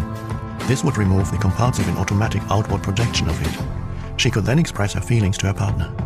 There's no guarantee, of course, that he will listen, but it gives him a good chance to become present and certainly breaks the insane cycle of the involuntary acting out of old mind patterns. If the woman misses that opportunity, the man could watch his own mental-emotional reaction to her pain, his own defensiveness, rather than being the reaction. He could then watch his own pain body being triggered and thus bring consciousness into his emotions. In this way, a clear and still space of pure awareness would come into being, the knowing, the silent witness, the watcher. This awareness does not deny the pain and yet is beyond it. It allows the pain to be and yet transmutes it at the same time. It accepts everything and transforms everything. A door would have opened up for her through which she could easily join him in that space. If you are consistently or at least predominantly present in your relationship, this will be the greatest challenge for your partner. They will not be able to tolerate your presence for very long and stay unconscious. If they are ready, they will walk through the door that you opened for them and join you in that state. If they are not, you will separate like oil and water. The light is too painful for someone who wants to remain in darkness. Are the obstacles to enlightenment the same for a man as for a woman? Yes, but the emphasis is different. Generally speaking, it is easier for a woman to feel and be in her body, so she is naturally closer to being and potentially closer to enlightenment than a man. This is why many ancient cultures instinctively chose female figures or analogies to represent or describe the formless and transcendental reality. It was often seen as a womb that gives birth to everything in creation and sustains and nourishes it during its life as form.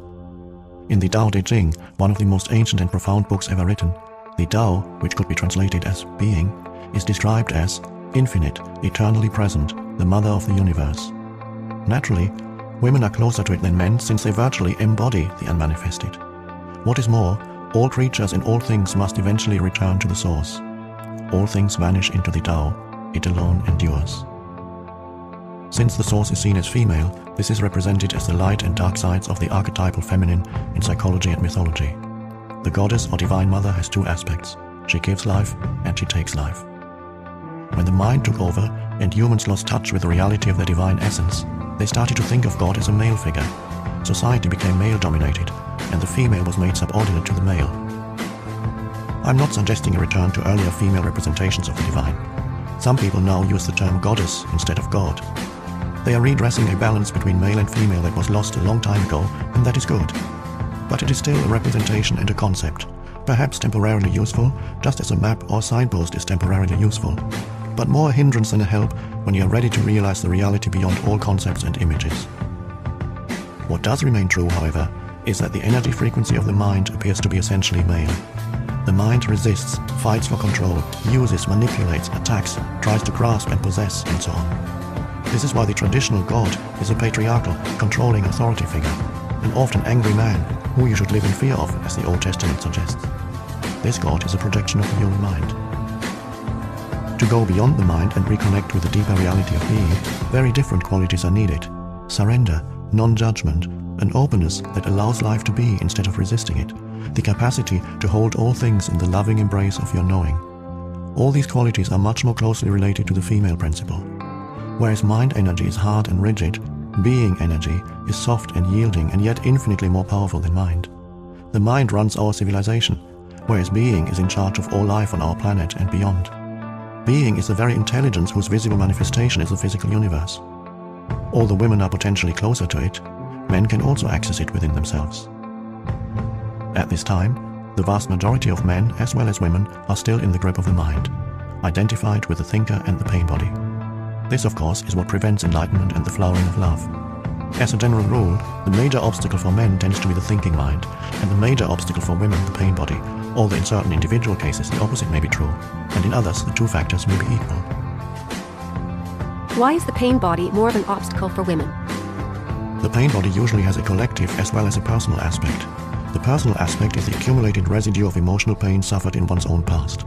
The collective one is the pain accumulated in the collective human psyche over thousands of years through disease, torture, war, murder, cruelty, madness, and so on. Everyone's personal pain body also partakes of this collective pain body. There are different strands in the collective pain body.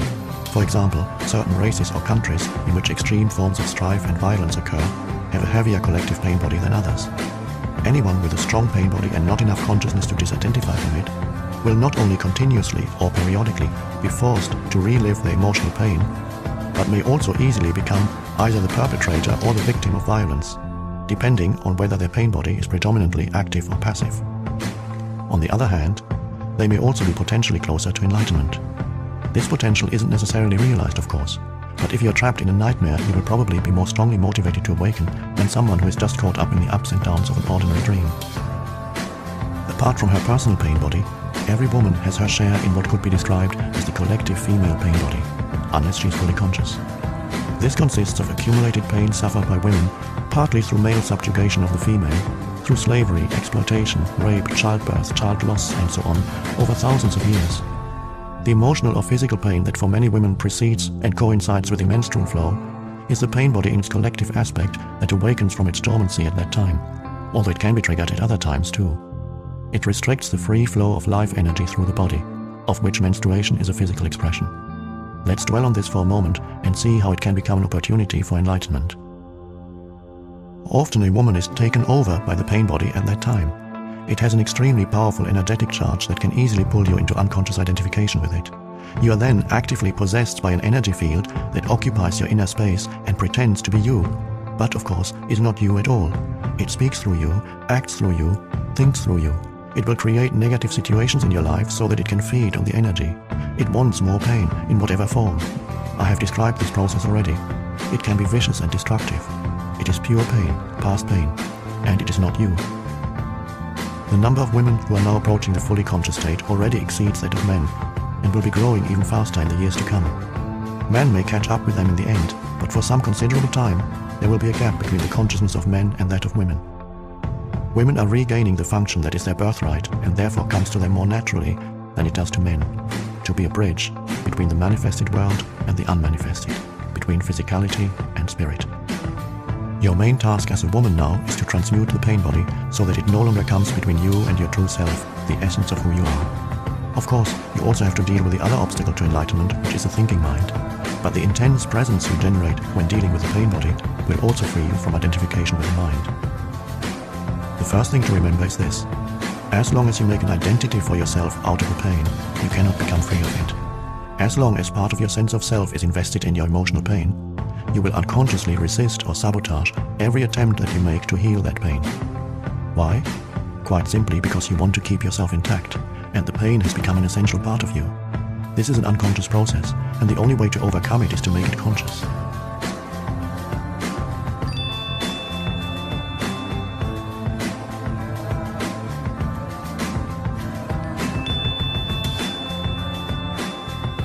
suddenly see that you are, or have been, attached to your pain can be quite a shocking realization. The moment you realize this, you have broken the attachment. The pain body is an energy field, almost like an entity, that has become temporarily lodged in your inner space. It is life energy that has become trapped, energy that is no longer flowing. Of course, the pain body is there because of certain things that happened in the past. It is the living past in you, and if you identify with it, you identify with the past. A victim identity is the belief that the past is more powerful than the present, which is the opposite of the truth. It is the belief that other people and what they did to you are responsible for who you are now, for your emotional pain or your inability to be your true self. The truth is that the only power there is contained within this moment. It is the power of your presence. Once you know that, you also realize that you are responsible for your inner space now, nobody else is, and that the past cannot prevail against the power of the now. So identification prevents you from dealing with the pain body. Some women who are already conscious enough to have relinquished their victim identity on the personal level are still holding on to a collective victim identity. What men did to women. They are right, and they are also wrong. They are right in as much as the collective female pain body is, in large part, due to male violence inflicted on women and repression of the female principle throughout the planet over millennia. They are wrong if they derive a sense of self from this fact and thereby keep themselves imprisoned in a collective victim identity. If a woman is still holding on to anger, resentment or condemnation, she is holding on to her pain body. This may give her a comforting sense of identity, of solidarity with other women, but it is keeping her in bondage to the past and blocking full access to her essence and true power. If women exclude themselves from men, that fosters a sense of separation and therefore a strengthening of the ego. And the stronger the ego, the more distant you are from your true nature. So do not use the pain body to give you an identity. Use it for enlightenment instead. Transmute it into consciousness. One of the best times for this is during menses. I believe that, in the years to come, many women will enter the fully conscious state during that time. Usually, it is a time of unconsciousness for many women, as they are taken over by the collective female pain body. Once you've reached a certain level of consciousness, however, you can reverse this, so instead of becoming unconscious, you become more conscious. I have described the basic process already, but let me take you through it again, this time with special reference to the collective female pain body. When you know that the menstrual flow is approaching, before you feel the first signs of what is commonly called premenstrual tension, the awakening of the collective female pain body, become very alert and inhabit your body as fully as possible. When the first sign appears, you need to be alert enough to catch it before it takes you over. For example, the first sign may be a sudden strong irritation or a flash of anger, or it may be a purely physical symptom. Whatever it is, catch it before it can take over your thinking or behavior. This simply means putting the spotlight of your attention on it. If it is an emotion, feel the strong energy charge behind it. Know that it is the pain body. At the same time, be the knowing, that is to say, be aware of your conscious presence and feel its power. Any emotion that you take your presence into will quickly subside and become transmuted. If it is a purely physical symptom, the attention that you give it will prevent it from turning into an emotion or a thought. Then continue to be alert and wait for the next sign of the pain body. When it appears, catch it again in the same way as before. Later, when the pain body has fully awakened from its dormant state, you may experience considerable turbulence in your inner space for a while, perhaps for several days. Whatever form this takes, stay present. Give it your complete attention. Watch the turbulence inside you. Know it is there. Hold the knowing and be the knowing. Remember, do not let the pain body use your mind and take over your thinking. Watch it. Feel its energy directly inside your body. As you know, full attention means full acceptance. Through sustained attention and thus acceptance, there comes transmutation. The pain body becomes transformed into radiant consciousness, just as a piece of wood, when placed in or near a fire, itself is transformed into fire. Menstruation will then become not only a joyful and fulfilling expression of your womanhood, but also a sacred time of transmutation when you give birth to a new consciousness. Your true nature then shines forth, both in its female aspect as the goddess and in its transcendental aspect as the divine being that you are beyond male and female duality. If your male partner is conscious enough, he can help you with the practice I've just described by holding the frequency of intense presence, particularly at this time. If he stays present whenever you fall back into unconscious identification with the pain body, which can and will happen at first, you will be able to quickly rejoin him in that state.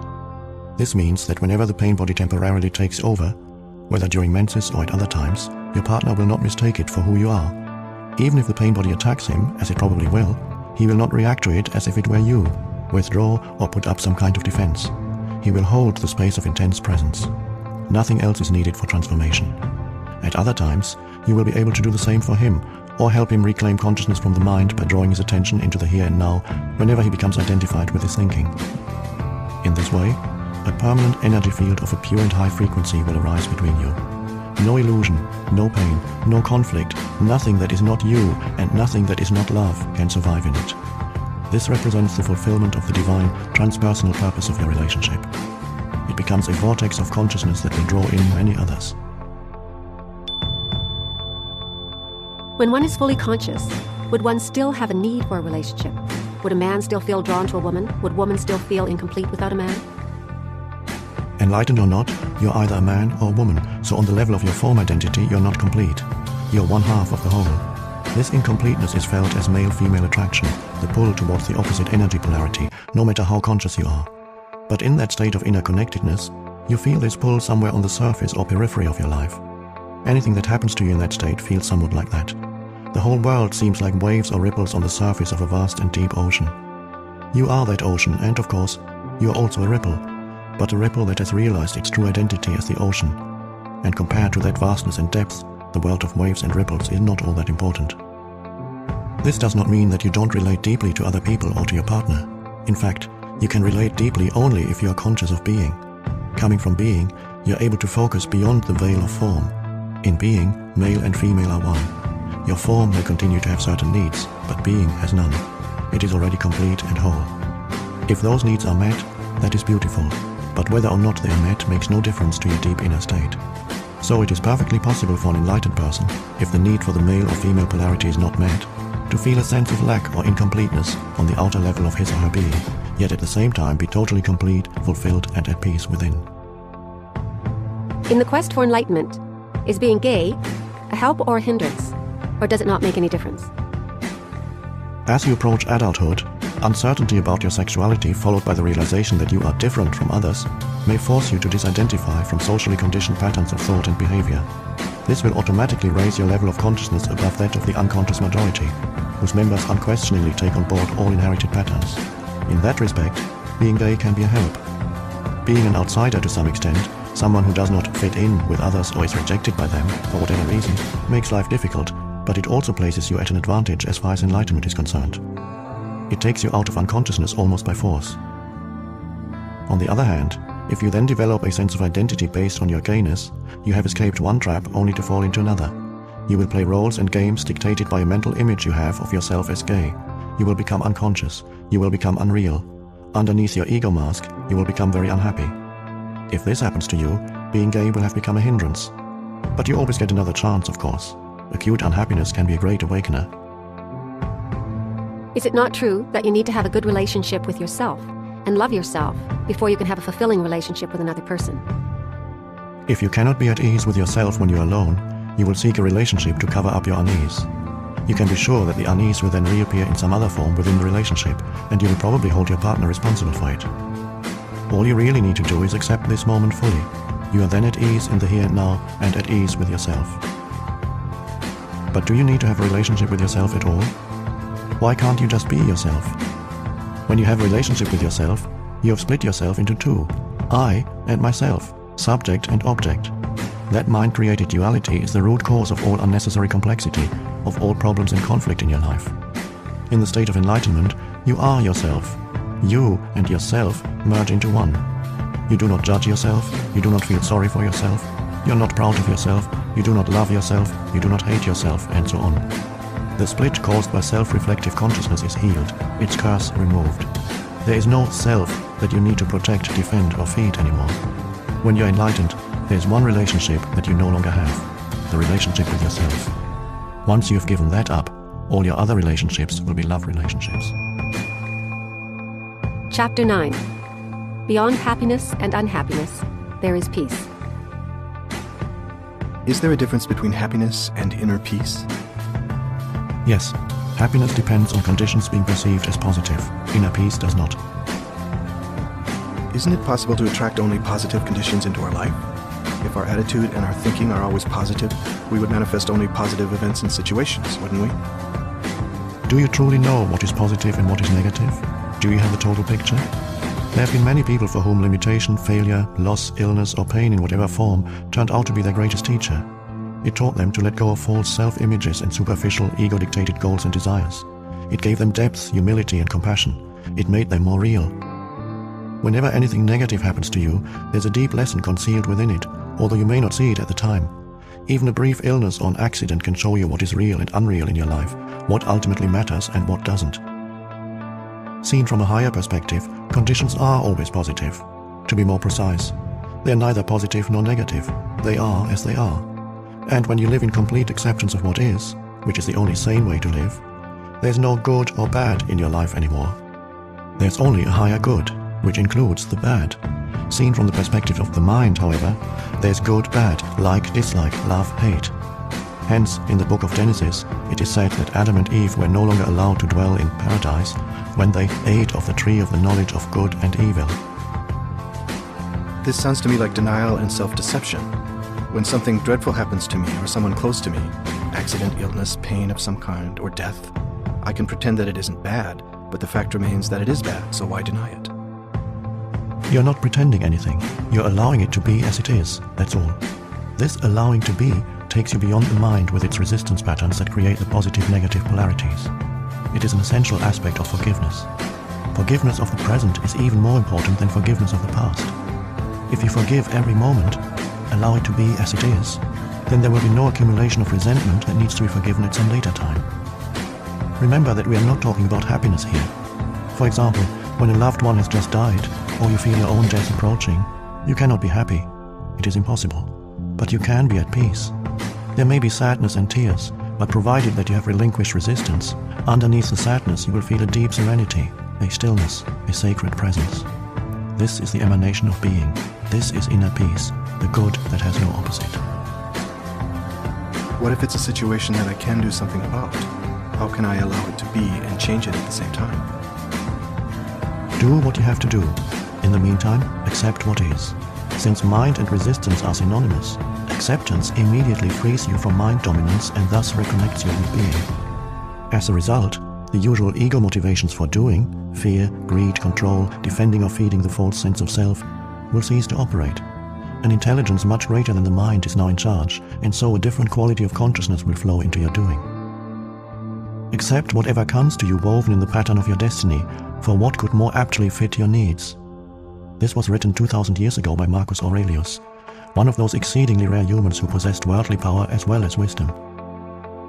It seems that most people need to experience a great deal of suffering before they will relinquish resistance and accept, before they will forgive. As soon as they do, one of the greatest miracles happens, the awakening of being consciousness through what appears as evil, the transmutation of suffering into inner peace.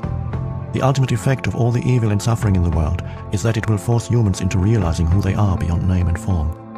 Thus, what we perceive as evil from our limited perspective is actually part of the higher good that has no opposite. This, however, does not become true for you except through forgiveness. Until that happens, evil has not been redeemed and therefore remains evil. Through forgiveness, which essentially means recognizing the insubstantiality of the past and allowing the present moment to be as it is, the miracle of transformation happens not only within, but also without. A silent space of intense presence arises both in you and around you. Whoever or whatever enters that field of consciousness will be affected by it, sometimes visibly and immediately, sometimes at deeper levels with visible changes appearing at a later time. You dissolve discord, heal pain, dispel unconsciousness, without doing anything, simply by being and holding that frequency of intense presence. In that state of acceptance and inner peace, even though you may not call it bad, can anything still come into your life that would be called bad from a perspective of ordinary consciousness? Most of the so-called bad things that happen in people's lives are due to unconsciousness. They are self-created, or rather ego-created. I sometimes refer to those things as drama. When you're fully conscious, drama does not come into your life anymore. Let me remind you briefly how the ego operates and how it creates drama. Ego is the unobserved mind that runs your life when you are not present as the witnessing consciousness, the watcher. The ego perceives itself as a separate fragment in a hostile universe, with no real inner connection to any other being, surrounded by other egos which it either sees as a potential threat or which it will attempt to use for its own ends. The basic ego patterns are designed to combat its own deep-seated fear and sense of lack.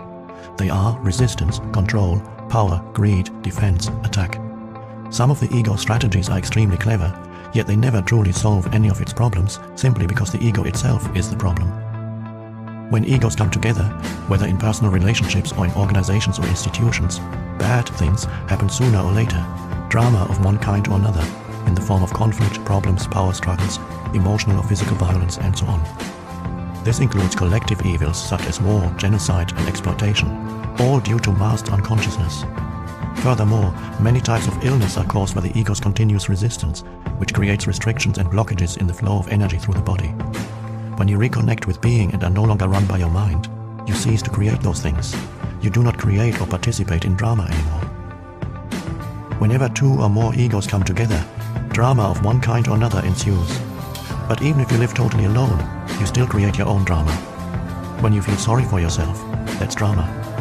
When you feel guilty or anxious, that's drama.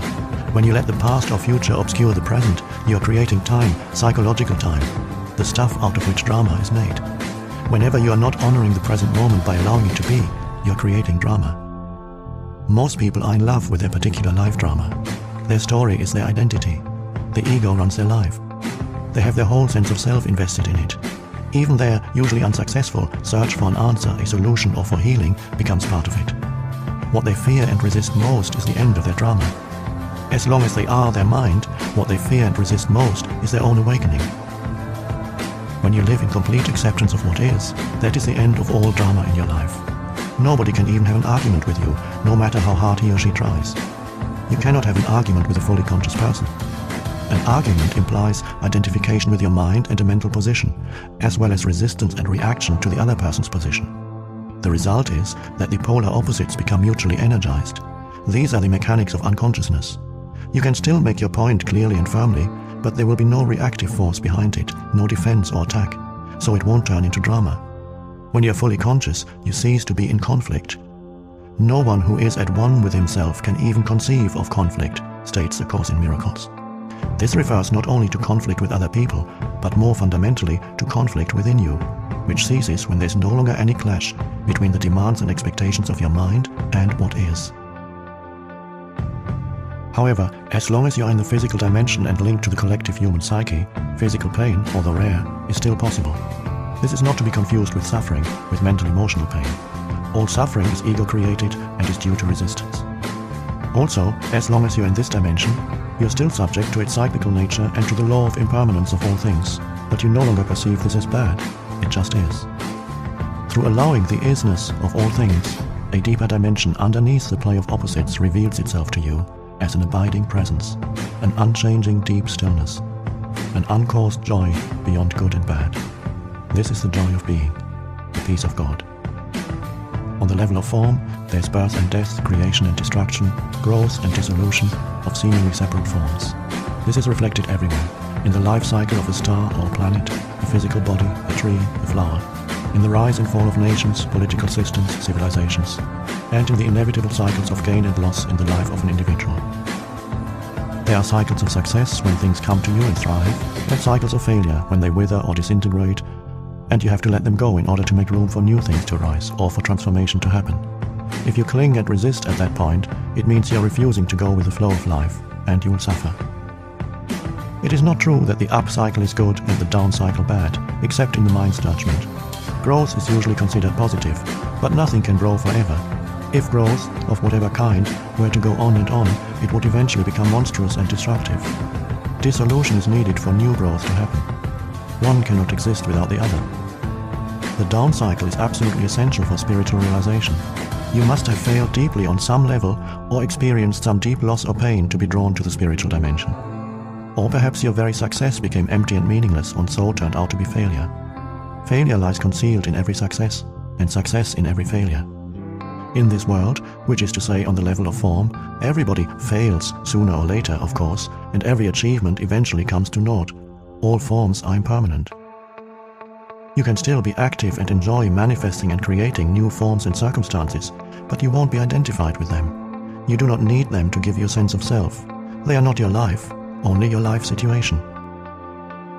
Your physical energy is also subject to cycles. It cannot always be at a peak. There will be times of low as well as high energy. There will be periods when you're highly active and creative, but there may also be times when everything seems stagnant, when it seems that you're not getting anywhere, not achieving anything. A cycle can last for anything from a few hours to a few years. There are large cycles and small cycles within these large ones. Many illnesses are created through fighting against the cycles of low energy, which are vital for regeneration. The compulsion to do, and the tendency to derive your sense of self-worth and identity from external factors such as achievement, is an inevitable illusion as long as you identify it with your mind. This makes it hard or impossible for you to accept the low cycles and allow them to be. Thus, the intelligence of the organism may take over as a self-protective measure and create an illness in order to force you to stop, so that the necessary regeneration can take place. The cyclical nature of the universe is closely linked with the impermanence of all things and situations. The Buddha made this a central part of his teaching. All conditions are highly unstable and in constant flux, or, as he put it, impermanence is a characteristic of every condition, every situation you will ever encounter in your life. It will change, disappear, or no longer satisfy you. Impermanence is also central to Jesus' teaching. Do not lay up for yourselves treasures on earth, where moth and rust consume, and where thieves break in and steal. As long as a condition is judged as good by your mind, whether it be a relationship, a possession, a social role, a place, or your physical body, the mind attaches itself to it and identifies with it. It makes you happy, makes you feel good about yourself, and it may become part of who you are or think you are. But nothing lasts in this dimension where moth and rust consume. Either it ends or it changes, or it may undergo a polarity shift. The same condition that was good yesterday or last year has suddenly or gradually turned into bad. The same condition that made you happy then makes you unhappy. The prosperity of today becomes the empty consumerism of tomorrow. The happy wedding and honeymoon become the unhappy divorce or the unhappy coexistence. Or a condition disappears, so its absence makes you unhappy. When a condition or situation that the mind has attached itself to and identified with changes or disappears, the mind cannot accept it. It will cling to the disappearing condition and resist the change. It is almost as if a limb were being torn off your body. We sometimes hear of people who have lost all their money or whose reputation has been ruined committing suicide. Those are the extreme cases. Others, whenever a major loss of one kind or another occurs, just become deeply unhappy or make themselves ill. They cannot distinguish between their life and their life situation. I recently read about a famous actress who died in her 80s. As her beauty started to fade and became ravaged by old age, she grew desperately unhappy and became a recluse. She too had identified with a condition, her external appearance. First, the condition gave her a happy sense of self, then an unhappy one. If she had been able to connect with the formless and timeless life within, she could have watched and allowed the fading of her external form from a place of serenity and peace. Moreover, her external form would have become increasingly transparent to the light shining through from her ageless true nature, so her beauty would not really have faded, but simply become transformed into spiritual beauty. However, nobody told her that this is possible. The most essential kind of knowledge is not yet widely accessible. The Buddha taught that even your happiness is dukkha, a Pali word meaning suffering or unsatisfactoriness. It is inseparable from its opposite. This means that your happiness and unhappiness are in fact one. Only the illusion of time separates them. This is not being negative. It is simply recognizing the nature of things so that you don't pursue an illusion for the rest of your life. Nor is it saying that you should no longer appreciate pleasant or beautiful things or conditions, but to seek something through them that they cannot give, an identity, a sense of permanency and fulfillment, is a recipe for frustration and suffering. The whole advertising industry and consumer society would collapse if people became enlightened and no longer sought to find their identity through things. The more you seek happiness in this way, the more it will elude you. Nothing out there will ever satisfy you except temporarily and superficially, but you may need to experience many disillusionments before you realize that truth. Things and conditions can give you pleasure, but they will also give you pain. Things and conditions can give you pleasure, but they cannot give you joy. Nothing can give you joy. Joy is uncaused and arises from within as the joy of being. It is an essential part of the inner state of peace, the state that has been called the peace of God. It is your natural state, not something that you need to work hard for or struggle to attain. Many people never realize that there can be no salvation in anything they do, possess, or attain. Those who do realize it often become world-weary and depressed. If nothing can give you true fulfillment, what is there left to strive for? What is the point in anything? The Old Testament prophet must have arrived at such a realization when he wrote, I have seen everything that is done under the sun, and behold, all is vanity and a striving after wind. When you reach this point, you are one step away from despair, and one step away from enlightenment. A Buddhist monk once told me, "All I have learned in the 20 years that I've been a monk I can sum up in one sentence. All that arises passes away. This I know." What he meant, of course, was this: I have learned to offer no resistance to what is. I have learned to allow the present moment to be and to accept the impermanent nature of all things and conditions. Thus have I found peace. To offer no resistance to life is to be in a state of grace, ease and lightness.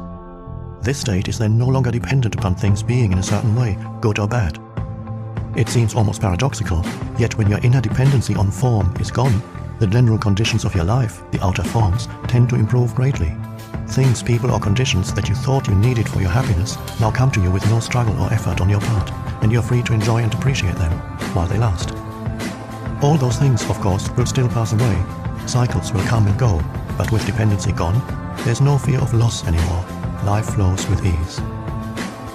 The happiness that is derived from some secondary source is never very deep. It is only a pale reflection of the joy of being, the vibrant peace that you find within as you enter the state of non-resistance. Being takes you beyond the polar opposites of the mind and frees you from dependency on form. Even if everything were to collapse and crumble all around you, you would still feel a deep inner core of peace. You may not be happy, but you will be at peace. All inner resistance is experienced as negativity in one form or another. All negativity is resistance. In this context, the two words are almost synonymous. Negativity ranges from irritation or impatience to fierce anger, from a depressed mood or sullen resentment to suicidal despair. Sometimes the resistance triggers the emotional pain body, in which case even a minor situation may produce intense negativity such as anger, depression or deep grief. The ego believes that through negativity it can manipulate reality and get what it wants. It believes that through it, it can attract a desirable condition or dissolve an undesirable one. A Course in Miracles rightly points out that whenever you are unhappy, there's the unconscious belief that the unhappiness buys you what you want. If you, the mind, did not believe that unhappiness works, why would you create it? The fact is, of course, that negativity does not work. Instead of attracting a desirable condition, it stops it from arising. Instead of dissolving an undesirable one, it keeps it in place. Its only useful function is that it strengthens the ego, and that is why the ego loves it.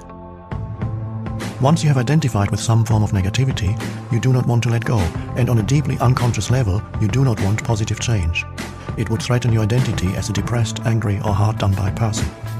You will then ignore, deny, or sabotage the positive in your life. This is a common phenomenon. It is also insane. Negativity is totally unnatural. It is a psychic pollutant, and there's a deep link between the poisoning and destruction of nature and the vast negativity that has accumulated in the collective human psyche. No other life form on the planet knows negativity, only humans, just as no other life form violates and poisons the earth that sustains it. Have you ever seen an unhappy flower or a stressed oak tree? Have you come across a depressed dolphin, a frog that has a problem with self-esteem, a cat that cannot relax, or a bird that carries hatred and resentment?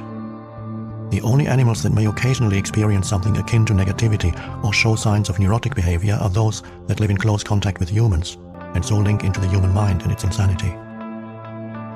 Watch any plant or animal and let it teach you acceptance of what is, surrender to the now. Let it teach you being. Let it teach you integrity, which means to be one, to be yourself, to be real.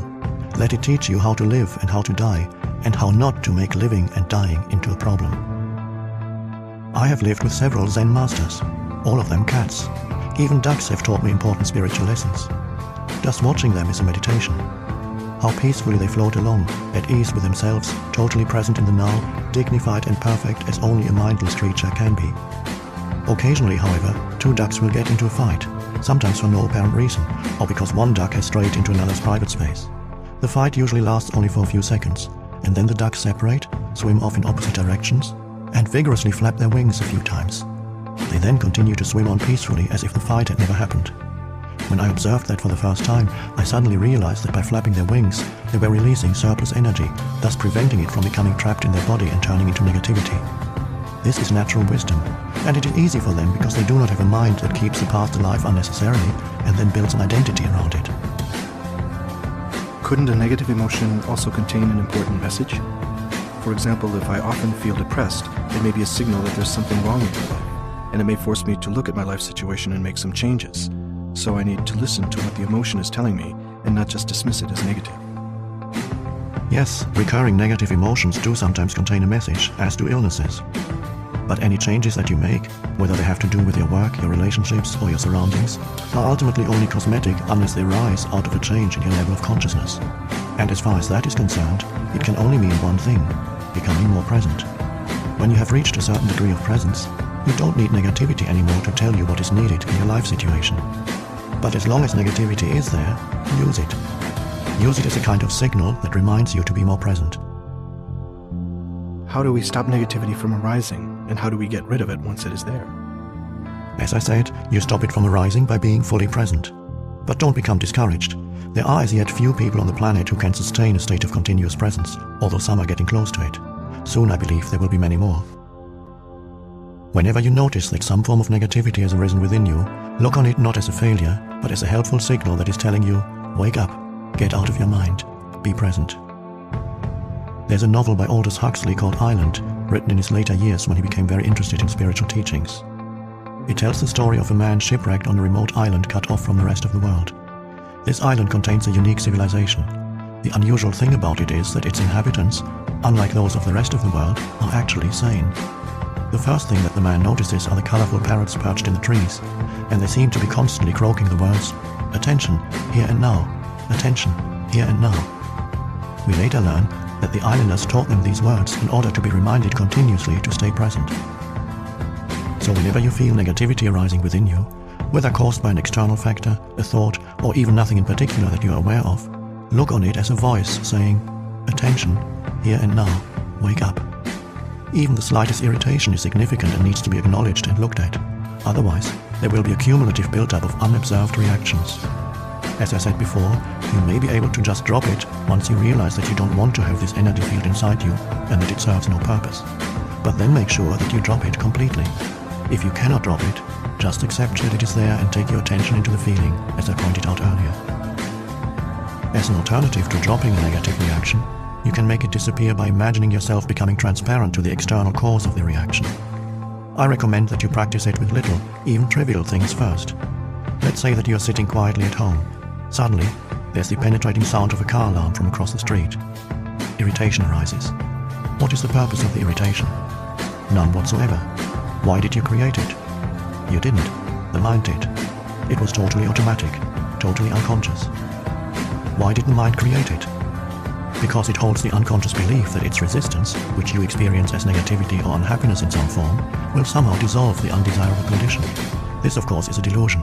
The resistance that it creates, the irritation or anger in this case, is far more disturbing than the original cause that it is attempting to dissolve. All this can be transformed into spiritual practice. Feel yourself becoming transparent, as it were, without the solidity of a material body. Now allow the noise, or whatever causes a negative reaction, to pass right through you. It is no longer hitting a solid wall inside you. As I said, practice with little things first. The car alarm, the dog barking, the children screaming, the traffic jam. Instead of having a wall of resistance inside you that gets constantly and painfully hit by things that should not be happening, let everything pass through you. Somebody says something to you that is rude or designed to hurt. Instead of going into unconscious reaction and negativity, such as attack, defense, or withdrawal, you let it pass right through you. Offer no resistance. It is as if there is nobody there to get hurt anymore. That is forgiveness. In this way, you become invulnerable. You can still tell that person that his or her behavior is unacceptable if that is what you choose to do. But that person no longer has the power to control your inner state. You are then in your power, not in someone else's, nor are you run by your mind. Whether it is a car alarm, a rude person, a flood, an earthquake, or the loss of all your possessions, the resistance mechanism is the same. I have been practicing meditation, I have been to workshops, I've read many books on spirituality. I try to be in a state of non-resistance, but if you ask me whether I have found true and lasting inner peace, my honest answer would have to be no. Why haven't I found it? What else can I do? You are still seeking outside and you cannot get out of the seeking mode. Maybe the next workshop will have the answer. Maybe that new technique. To you, I would say, don't look for peace. Don't look for any other state than the one you are in now. Otherwise, you will set up inner conflict and unconscious resistance. Forgive yourself for not being at peace. The moment you completely accept your non-peace becomes transmuted into peace. Anything you accept fully will get you there, will take you into peace. This is the miracle of surrender. You may have heard the phrase, "turn the other cheek," which a great teacher of enlightenment used 2000 years ago. He was attempting to convey symbolically the secret of non-resistance and non-reaction. In this statement, as in all his others, he was concerned only with your inner reality, not with the outer conduct of your life. Do you know the story of Banzan? Before he became a great Zen master, he spent many years in the pursuit of enlightenment, but it eluded him. Then one day, as he was walking in the marketplace, he overheard a conversation between a butcher and his customer. "Give me the best piece of meat you have," said the customer. And the butcher replied, "Every piece of meat I have is the best. There is no piece of meat here that is not the best." Upon hearing this, Banzan became enlightened. I can see you're waiting for some explanation. When you accept what is, every piece of meat, every moment, is the best. That is enlightenment. Having gone beyond the mind-made opposites, you become like a deep lake. The outer situation of your life and whatever happens there is the surface of the lake. Sometimes calm, sometimes windy and rough, according to the cycles and seasons. Deep down, however, the lake is always undisturbed. You are the whole lake, not just the surface, and you are in touch with your own depth, which remains absolutely still. You don't resist change by mentally clinging to any situation. Your inner peace does not depend on it. You abide in being, unchanging, timeless, deathless, and you are no longer dependent for fulfillment or happiness on the outer world of constantly fluctuating forms. You can enjoy them, play with them, create new forms, appreciate the beauty of it all. But there will be no need to attach yourself to any of it. When you become this detached, doesn't it mean that you also become remote from other human beings? On the contrary, as long as you are unaware of being, the reality of other humans will elude you because you have not found your own. Your mind will like or dislike their form, which is not just their body, but includes their mind as well. True relationship becomes possible only when there's an awareness of being. Coming from being, you will perceive another person's body and mind as just a screen, as it were, behind which you can feel their true reality, as you feel yours. So, when confronted with someone else's suffering or unconscious behavior, you stay present and in touch with being and are thus able to look beyond the form and feel the other person's radiant and pure being through your own. At the level of being, all suffering is recognized as an illusion. Suffering is due to identification with form. Miracles of healing sometimes occur through this realization, by awakening being consciousness in others, if they are ready. Is that what compassion is? Yes, compassion is the awareness of a deep bond between yourself and all creatures. But there are two sides to compassion, two sides to this bond.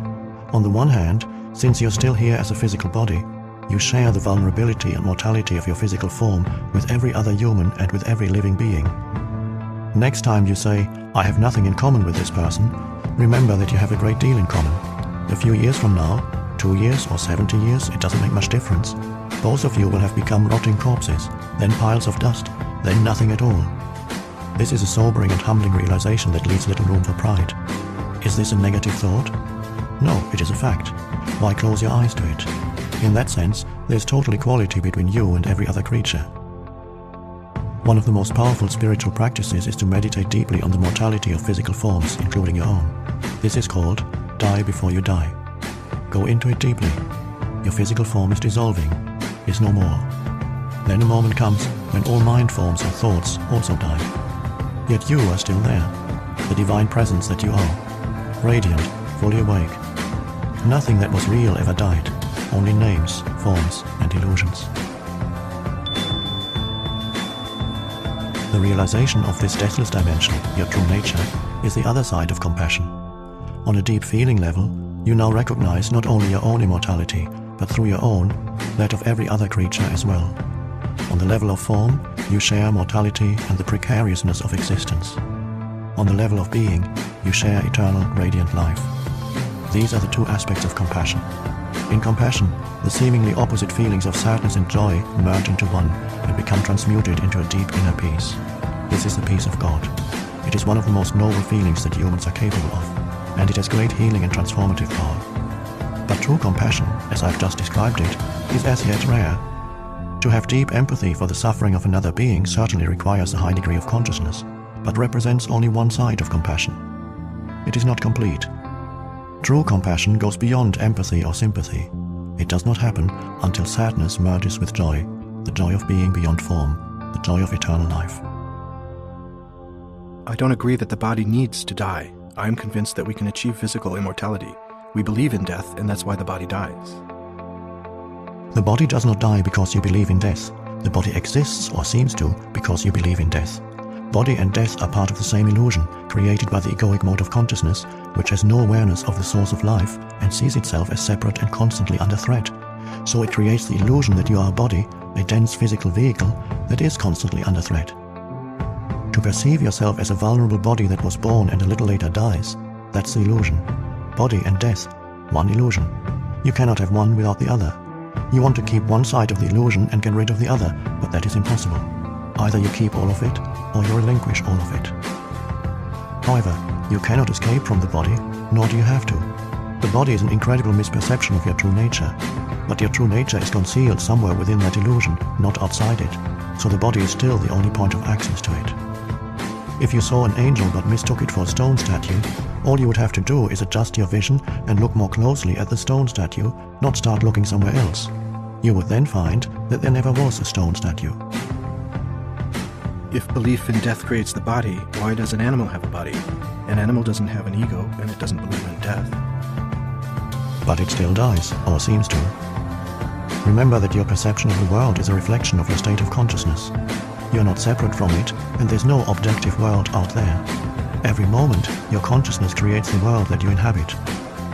One of the greatest insights that has come out of modern physics is that of the unity between the observer and the observed. The person conducting the experiment, the observing consciousness, cannot be separated from the observed phenomena, and a different way of looking causes the observed phenomena to behave differently. If you believe, on a deep level, in separation and the struggle for survival, then you see that belief reflected all around you, and your perceptions are governed by fear. You inhabit a world of death and of bodies fighting, killing, and devouring each other. Nothing is what it seems to be.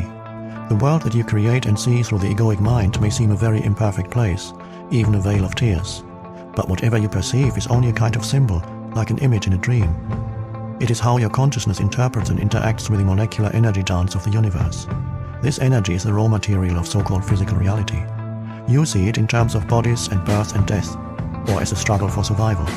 An infinite number of completely different interpretations, completely different worlds is possible and in fact exists, all depending on the perceiving consciousness. Every being is a focal point of consciousness, and every such focal point creates its own world, although all those worlds are interconnected. There's a human world, an ant world, a dolphin world, and so on. There are countless beings whose consciousness frequency is so different from yours that you're probably unaware of their existence, as they are of yours.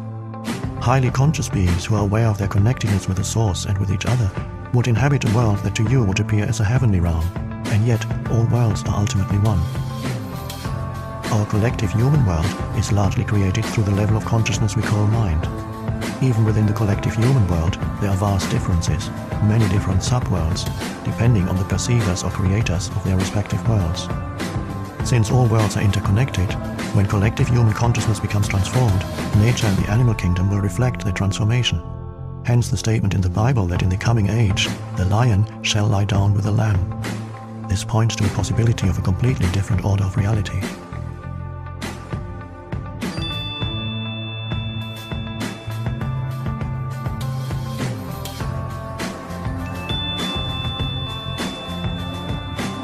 The world as it appears to us now is, as I said, largely a reflection of the egoic mind. Fear being an unavoidable consequence of egoic delusion, it is a world dominated by fear. Just as the images in a dream are symbols of inner states and feelings, so our collective reality is largely a symbolic expression of fear and of the heavy layers of negativity that have accumulated in the collective human psyche. We are not separate from our world, so when the majority of humans become free of egoic delusion, this inner change will affect all of creation. You will literally inhabit a new world. It is a shift in planetary consciousness. The strange Buddhist saying that every tree and every blade of grass will eventually become enlightened points to the same truth. According to St. Paul, the whole of creation is waiting for humans to become enlightened. That is how I interpret his saying that the created universe is waiting with eager expectation for God's sons to be revealed. St. Paul goes on to say that all of creation will become redeemed through this. Up to the present, the whole created universe in all its parts groans as if in the pangs of childbirth. What is being born is a new consciousness and, as its inevitable reflection, a new world. This is also foretold in the New Testament book of Revelation. Then I saw a new heaven and a new earth, for the first heaven and the first earth had passed away. But don't confuse cause and effect. Your primary task is not to seek salvation through creating a better world, but to awaken out of identification with form. You are then no longer bound to this world, this level of reality. You can feel your roots in the unmanifested and so are free of attachment to the manifested world. You can still enjoy the passing pleasures of this world, but there is no fear of loss anymore, so you don't need to cling to them. Although you can enjoy sensory pleasures, the craving for sensory experience is gone, as is the constant search for fulfillment through psychological gratification, through feeding the ego. You are in touch with something infinitely greater than any pleasure, greater than any manifested thing. In a way, you then don't need the world anymore. You don't even need it to be different from the way it is. It is only at this point that you begin to make a real contribution towards bringing about a better world, towards creating a different order of reality. It is only at this point that you are able to feel true compassion and to help others at the level of cause. Only those who have transcended the world can bring about a better world. You may remember that we talked about the dual nature of true compassion, which is awareness of a common bond of shared mortality and immortality. At this deep level, compassion becomes healing in the widest sense. In that state, your healing influence is primarily based not on doing, but on being. Everybody you come in contact with will be touched by your presence and affected by the peace that you emanate, whether they are conscious of it or not. When you're fully present and people around you manifest unconscious behavior, you won't feel the need to react to it, so you don't give it any reality. Your peace is so vast and deep that anything that is not peace disappears into it as if it had never existed. This breaks the karmic cycle of action and reaction. Animals, trees, flowers will feel your peace and respond to it. You teach through being, through demonstrating the peace of God. You become the light of the world, an emanation of pure consciousness, and so you eliminate suffering on the level of cause. You eliminate unconsciousness from the world. This doesn't mean that you may not also teach through doing, for example, by pointing out how to disidentify from the mind, recognize unconscious patterns within yourself, and so on. But who you are is always a more vital teaching and a more powerful transformer of the world than what you say, and more essential even than what you do. Furthermore, to recognize the primacy of being, and thus work on the level of cause, does not exclude the possibility that your compassion may simultaneously manifest on the level of doing and of effect, by alleviating suffering whenever you come across it. When a hungry person asks you for bread and you have some, you will give it. But as you give the bread, even though your interaction may only be very brief, what really matters is this moment of shared being, of which the bread is only a symbol. The deep healing takes place within it. In that moment, there's no giver, no receiver. But there shouldn't be any hunger and starvation in the first place. How can we create a better world without tackling evils such as hunger and violence first? All evils are the effect of unconsciousness. You can alleviate the effects of unconsciousness, but you cannot eliminate them unless you eliminate their cause. True change happens within, not without. If you feel called upon to alleviate suffering in the world, that is a very noble thing to do. But remember not to focus exclusively on the outer. Otherwise you will encounter frustration and despair. Without a profound change in human consciousness, the world's suffering is a bottomless pit. So don't let your compassion become one-sided. Empathy with someone else's pain or lack and a desire to help need to be balanced with a deeper realization of the eternal nature of all life and the ultimate illusion of all pain. Then let your peace flow into whatever you do, and you will be working on the levels of effect and cause simultaneously. This also applies if you are supporting a movement designed to stop deeply unconscious humans from destroying themselves, each other and the planet, or from continuing to inflict dreadful suffering on other sentient beings. Remember, just as you cannot fight the darkness, so you cannot fight unconsciousness. If you try to do so, the polar opposites will become strengthened and more deeply entrenched. You will become identified with one of the polarities. You will create an enemy and so be drawn into unconsciousness yourself. Raise awareness by disseminating information, or at the most, practice passive resistance. But make sure that you carry no resistance within, no hatred, no negativity. Love your enemies, said Jesus, which of course means have no enemies. Once you get involved in working on the level of effect, it is all too easy to lose yourself in it. Stay alert and very, very present. The causal level needs to remain your primary focus, the teaching of enlightenment your main purpose, and peace your most precious gift to the world. Chapter 10. The Meaning of Surrender. You mentioned surrender a few times. I don't like that idea. It sounds somewhat fatalistic.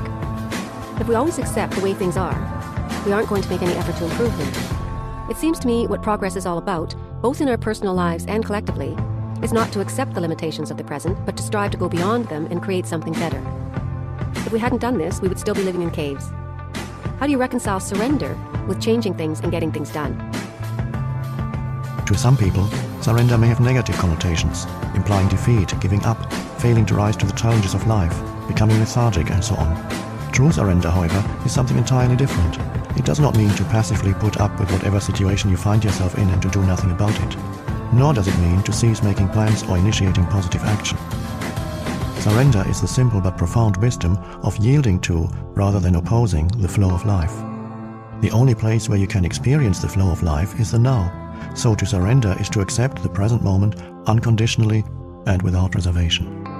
It is to relinquish inner resistance to what is.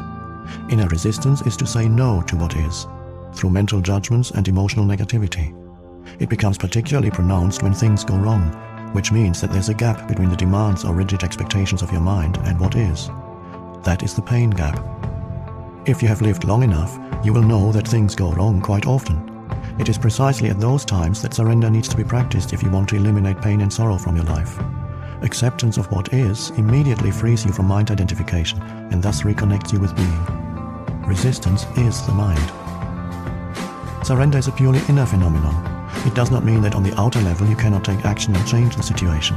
In fact, it is not the overall situation that you need to accept when you surrender, but just the tiny segment called the now. For example, if you were stuck in the mud somewhere, you wouldn't say, "Okay, I resign myself to being stuck in the mud." Resignation is not surrender. You don't need to accept an undesirable or unpleasant life situation. Nor do you need to deceive yourself and say that there's nothing wrong with being stuck in the mud. No. You recognize fully that you want to get out of it. You then narrow your attention down to the present moment without mentally labeling it in any way. This means that there's no judgment of the now. Therefore, there's no resistance, no emotional negativity. You accept the isness of this moment. Then you take action and do all that you can to get out of the mud. Such action I call positive action. It is far more effective than negative action, which arises out of anger, despair, or frustration. Until you achieve the desired result, you continue to practice surrender by refraining from labeling the now. Let me give you a visual analogy to illustrate the point I'm making. You are walking along a path at night, surrounded by a thick fog. But you have a powerful flashlight that cuts through the fog and creates a narrow, clear space in front of you. The fog is your life situation, which includes past and future. The flashlight is your conscious presence.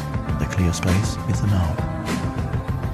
Non-surrender hardens your psychological form, the shell of the ego, and so creates a strong sense of separateness. The world around you, and people in particular, come to be perceived as threatening. The unconscious compulsion to destroy others through judgment arises, as does the need to compete and dominate. Even nature becomes your enemy, and your perceptions and interpretations are governed by fear. The mental disease that we call paranoia is only a slightly more acute form of this normal but dysfunctional state of consciousness. Not only your psychological form, but also your physical form, your body, becomes hard and rigid through resistance. Tension arises in different parts of the body, and the body as a whole contracts. The free flow of life energy through the body, which is essential for its healthy functioning, is greatly restricted. Bodywork and certain forms of physical therapy can be helpful in restoring this flow, but unless you practice surrender in your everyday life, those things can only give temporary symptom relief, since the cause, the resistance pattern, has not been dissolved. There's something within you that remains unaffected by the transient circumstances that make up your life situation, and only through surrender do you have access to it. It is your life, your very being, which exists eternally in the timeless realm of the present.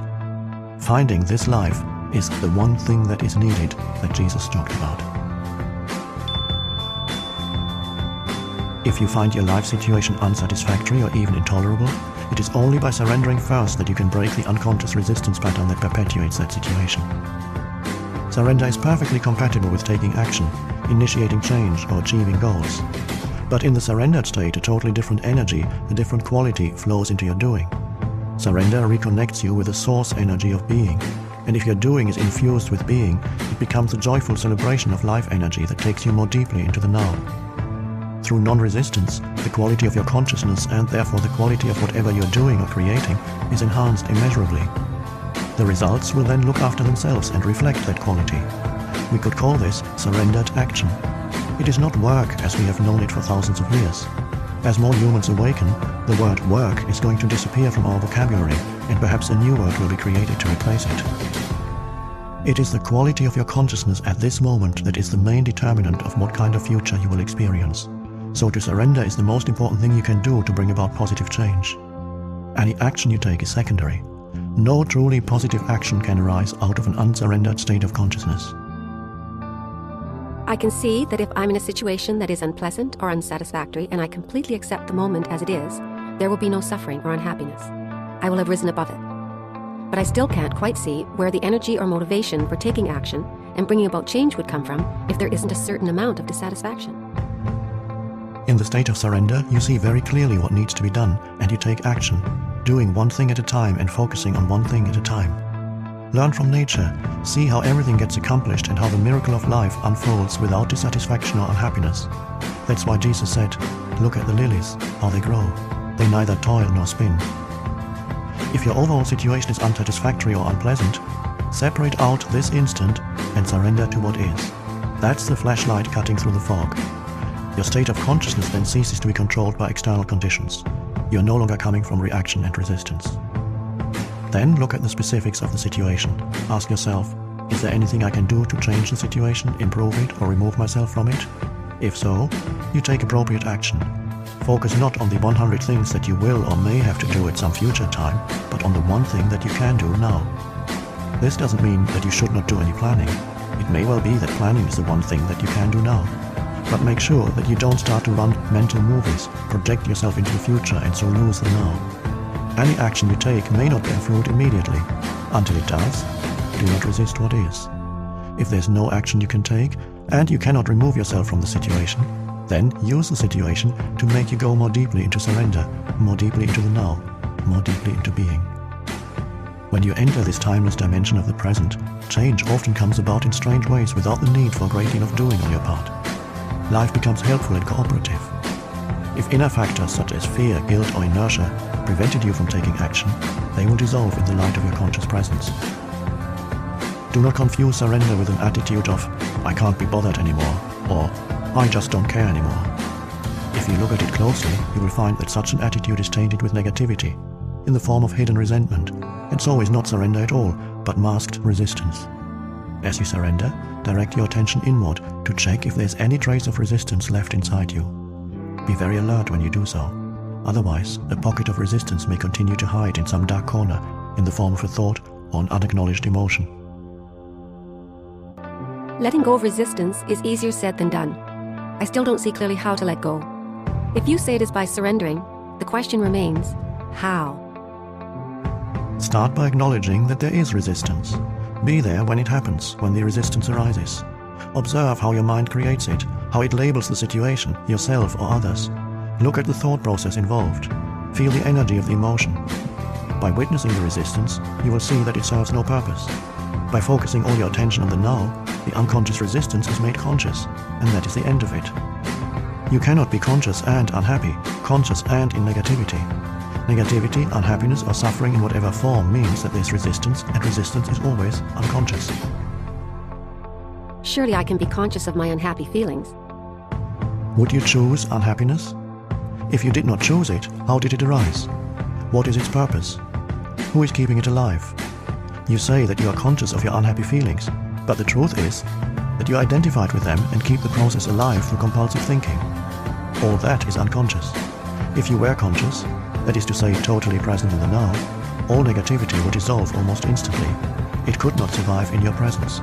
It can only survive in your absence. Even the pain body cannot survive for long in your presence. You keep your unhappiness alive by giving it time. That is its lifeblood. Remove time through intense present moment awareness and it dies. But do you want it to die? Have you truly had enough? Who would you be without it? Until you practice surrender, the spiritual dimension is something you read about, talk about, get excited about, write books about, think about, believe in, or don't, as the case may be. It makes no difference. Not until you surrender does it become a living reality in your life. When you do, the energy that you emanate and which then runs your life is of a much higher vibrational frequency than the mind energy that still runs our world. The energy that created the existing social, political, and economic structures of our civilization, and which also continuously perpetuates itself through our educational systems and the media. Through surrender, spiritual energy comes into this world. It creates no suffering for yourself, for other humans, or any other life form on the planet. Unlike mind energy, it does not pollute the earth, and it is not subject to the law of polarities, which dictates that nothing can exist without its opposite, that there can be no good without bad. Those who run on mind energy, which is still the vast majority of the Earth's population, remain unaware of the existence of spiritual energy. It belongs to a different order of reality, and will create a different world when a sufficient number of humans enter the surrendered state and so become totally free of negativity. If the Earth is to survive, this will be the energy of those who inhabit it. Jesus referred to this energy when he made his famous prophetic statement in the Sermon on the Mount. "Blessed are the gentle, they shall have the earth for their possession." It is a silent but intense presence that dissolves the unconscious patterns of the mind. They may still remain active for a while, but they won't run your life anymore. The external conditions that were being resisted also tend to shift or dissolve quickly through surrender. It is a powerful transformer of situations and people. If conditions do not shift immediately, your acceptance of the now enables you to rise above them. Either way, you're free. What about people who want to use me, manipulate, or control me? Am I to surrender to them? They are cut off from being, so they unconsciously attempt to get energy and power from you. It is true that only an unconscious person will try to use or manipulate others, but it is equally true that only an unconscious person can be used and manipulated. If you resist or fight unconscious behavior in others, you become unconscious yourself. But surrender doesn't mean that you allow yourself to be used by unconscious people. Not at all. It is perfectly possible to say no, firmly and clearly, to a person, or to walk away from a situation, and be in a state of complete inner non-resistance at the same time. When you say no to a person or a situation, let it come not from reaction but from inside, from a clear realization of what is right or not right for you at that moment. Let it be a non-reactive no, a high-quality no, a no that is free of all negativity and so creates no further suffering. I'm in a situation at work that's unpleasant. I've tried to surrender to it, but I find it impossible. A lot of resistance keeps coming up. If you cannot surrender, take action immediately. Speak up or do something to bring about a change in the situation, or remove yourself from it. Take responsibility for your life. Do not pollute your beautiful, radiant inner being nor the earth with negativity. Do not give unhappiness in any form whatsoever a dwelling place inside you. If you cannot take action, for example if you are in prison, then you have two choices left: resistance or surrender, bondage or inner freedom from external conditions, suffering or inner peace. Is non-resistance also to be practiced in the external conduct of our lives, such as non-resistance to violence? Or is it something that just concerns our inner life? You only need to be concerned with the inner aspect. That is primary. Of course, that will also transform the conduct of your outer life, your relationships, and so on. Your relationships will be changed profoundly by surrender. If you can never accept what is, by implication you will not be able to accept anybody the way they are. You will judge, criticize, label, reject, or attempt to change people. Furthermore, if you continuously make the now into a means to an end in the future, you will also make every person you encounter or relate with into a means to an end. The relationship, the human being, is then of secondary importance to you, or of no importance at all. What you can get out of the relationship is primary, be it material gain, a sense of power, physical pleasure, or some form of ego gratification. Let me illustrate how surrender can work in relationships. When you become involved in an argument or some conflict situation, perhaps with a partner or someone close to you, start by observing how defensive you become as your own position is attacked, or feel the force of your own aggression as you attack the other person's position. Observe the attachment to your views and opinions. Feel the mental-emotional energy behind your need to be right and make the other person wrong. That's the energy of the egoic mind. You make it conscious by acknowledging it, by feeling it as fully as possible. Then one day, in the middle of an argument, you will suddenly realize that you have a choice, and you may decide to drop your own reaction, just to see what happens. You surrender. I don't mean dropping the reaction just verbally by saying, "Okay, you're right." with a look on your face that says, "I'm above all this childish unconsciousness." That's just displacing the resistance to another level, with the egoic mind still in charge, claiming superiority. I'm speaking of letting go of the entire mental-emotional energy field inside you that was fighting for power. The ego is cunning, so you have to be very alert, very present, and totally honest with yourself to see whether you have truly relinquished your identification with a mental position, and so freed yourself from your mind. If you suddenly feel very light, clear, and deeply at peace, that is an unmistakable sign that you have truly surrendered. Then observe what happens to the other person's mental position as you no longer energize it through resistance. When identification with mental positions is out of the way, true communication begins. What about non-resistance in the face of violence, aggression, and the like? Non-resistance doesn't necessarily mean doing nothing. All it means is that any doing becomes non-reactive. Remember the deep wisdom underlying the practice of Eastern martial arts. Don't resist the opponent's force. Yield to overcome. Having said that, doing nothing when you're in a state of intense presence is a very powerful transformer and healer of situations and people. In Taoism, there's a term called Wu Wei, which is usually translated as actionless activity, or sitting quietly doing nothing. In ancient China, this was regarded as one of the highest achievements or virtues. It is radically different from inactivity in the ordinary state of consciousness, or rather unconsciousness, which stems from fear, inertia, or indecision. The real doing nothing implies inner non-resistance and intense alertness. On the other hand, if action is required, you will no longer react from your conditioned mind, but you will respond to the situation out of your conscious presence. In that state, your mind is free of concepts, including the concept of non-violence. So who can predict what you will do? The ego believes that in your resistance lies your strength, whereas in truth, resistance cuts you off from being the only place of true power. Resistance is weakness and fear masquerading as strength. What the ego sees as weakness is your being in its purity, innocence, and power. What it sees as strength is weakness. So the ego exists in a continuous resistance mode and plays counterfeit roles to cover up your weakness, which in truth is your power. Until they surrender, unconscious role-playing constitutes a large part of human interaction. In surrender, you no longer need ego defenses and false masks. You become very simple, very real. That's dangerous, says the ego. You'll get hurt, you'll become vulnerable. What the ego doesn't know, of course, is that only through the letting go of resistance, through becoming vulnerable, can you discover your true and essential invulnerability. If someone's seriously ill and completely accepts their condition and surrenders to the illness, would they not have given up their will to get back to health?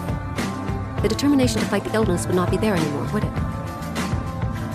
Surrender is inner acceptance of what is without any reservations. We are talking about your life, this instant, not the conditions or circumstances of your life, not what I call your life situation. We have spoken about this already. With regard to illness, this is what it means. Illness is part of your life situation. As such, it has a past and a future. Past and future form an uninterrupted continuum, unless the redeeming power of the now is activated through your conscious presence. As you know, underneath the various conditions that make up your life situation, which exists in time, there's something deeper, more essential. Your life, your very being in the timeless now. As there are no problems in the now, there's no illness either. The belief in a label that someone attaches to your condition keeps the condition in place, empowers it, and makes a seemingly solid reality out of a temporary imbalance. It gives it not only reality and solidity, but also a continuity in time that it did not have before. By focusing on this instant and refraining from labeling it mentally, illness is reduced to one or several of these factors: physical pain, weakness, discomfort, or disability. That is what you surrender to, now. You do not surrender to the idea of illness. Allow the suffering to force you into the present moment, into a state of intense conscious presence.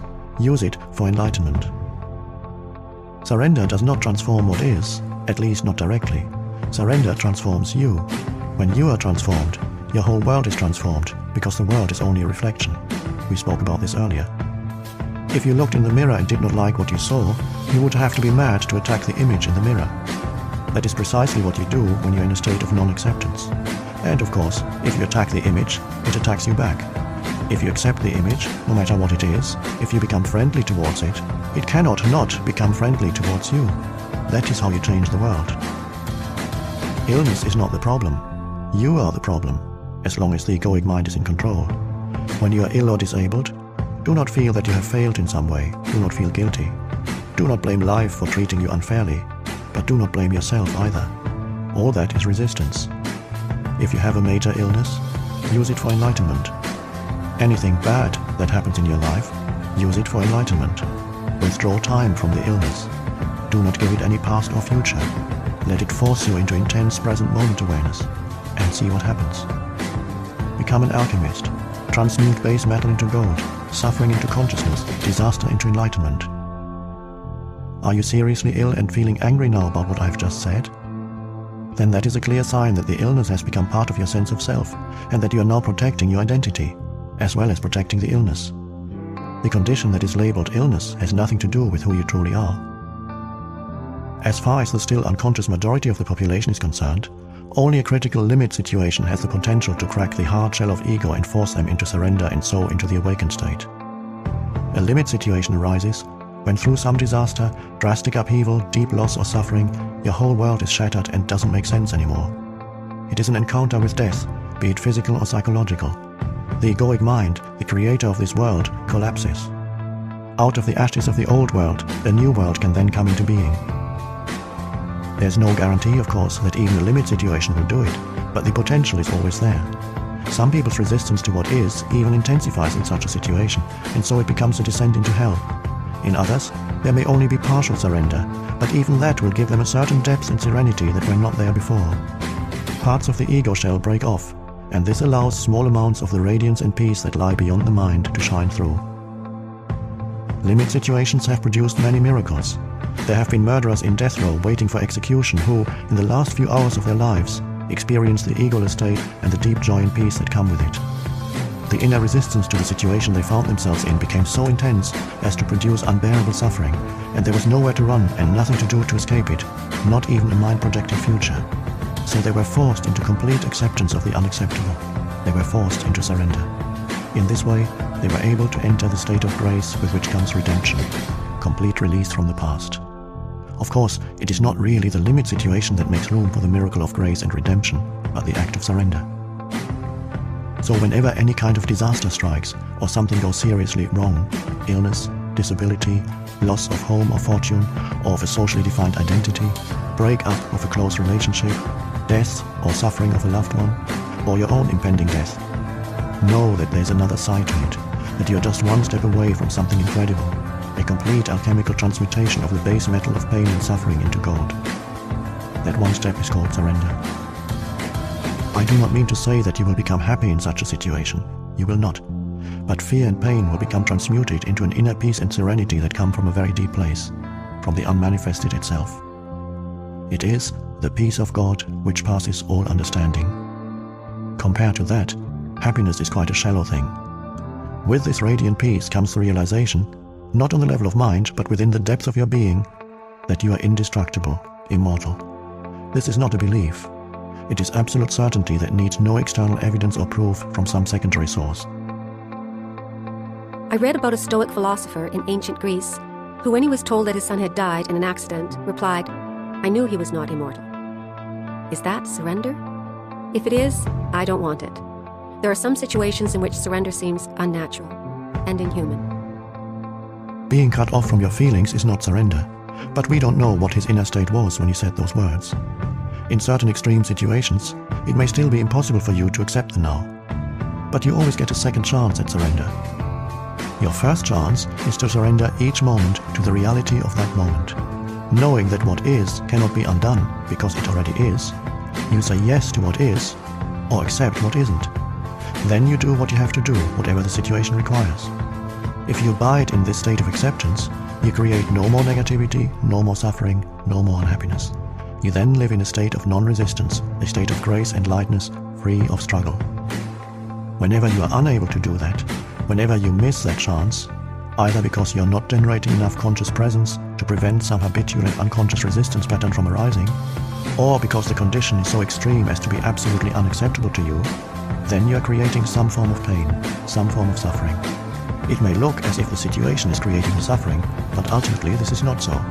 Your resistance is. Now here's your second chance at surrender. If you cannot accept what is outside, then accept what is inside.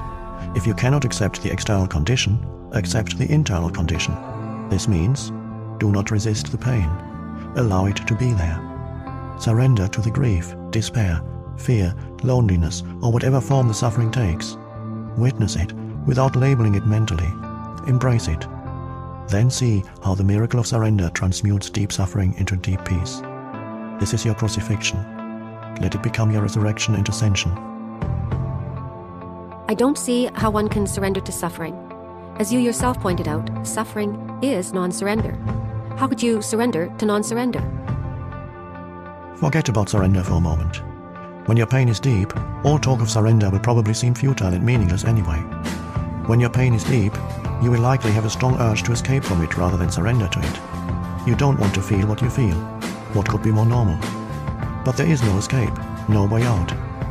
There are many pseudo-escapes: work, drink, drugs, anger, projection, suppression, and so on. But they don't free you from the pain. Suffering does not diminish in intensity when you make it unconscious. When you deny emotional pain, everything you do or think, as well as your relationships, become contaminated with it. You broadcast it, so to speak, as the energy you emanate, and others will pick it up subliminally. If they are unconscious, they may even feel compelled to attack or hurt you in some way, or you may hurt them in an unconscious projection of your pain.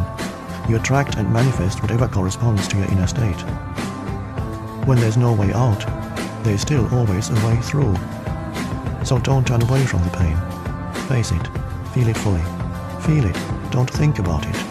Express it if necessary, but don't create a script in your mind around it. Give all your attention to the feeling, not to the person, event, or situation that seems to have caused it. Don't let the mind use the pain to create a victim identity for yourself out of it. Feeling sorry for yourself and telling others your story will keep you stuck in suffering. Since it is impossible to get away from the feeling, the only possibility of change is to move into it. Otherwise, nothing will shift. So give your complete attention to what you feel and refrain from mentally labeling it. As you go into the feeling, be intensely alert. At first, it may seem like a dark and terrifying place, and when the urge to turn away from it comes, observe it but don't act on it. Keep putting your attention on the pain, keep feeling the grief, the fear, the dread, the loneliness, whatever it is. Stay alert, stay present. Present with your whole being, with every cell of your body.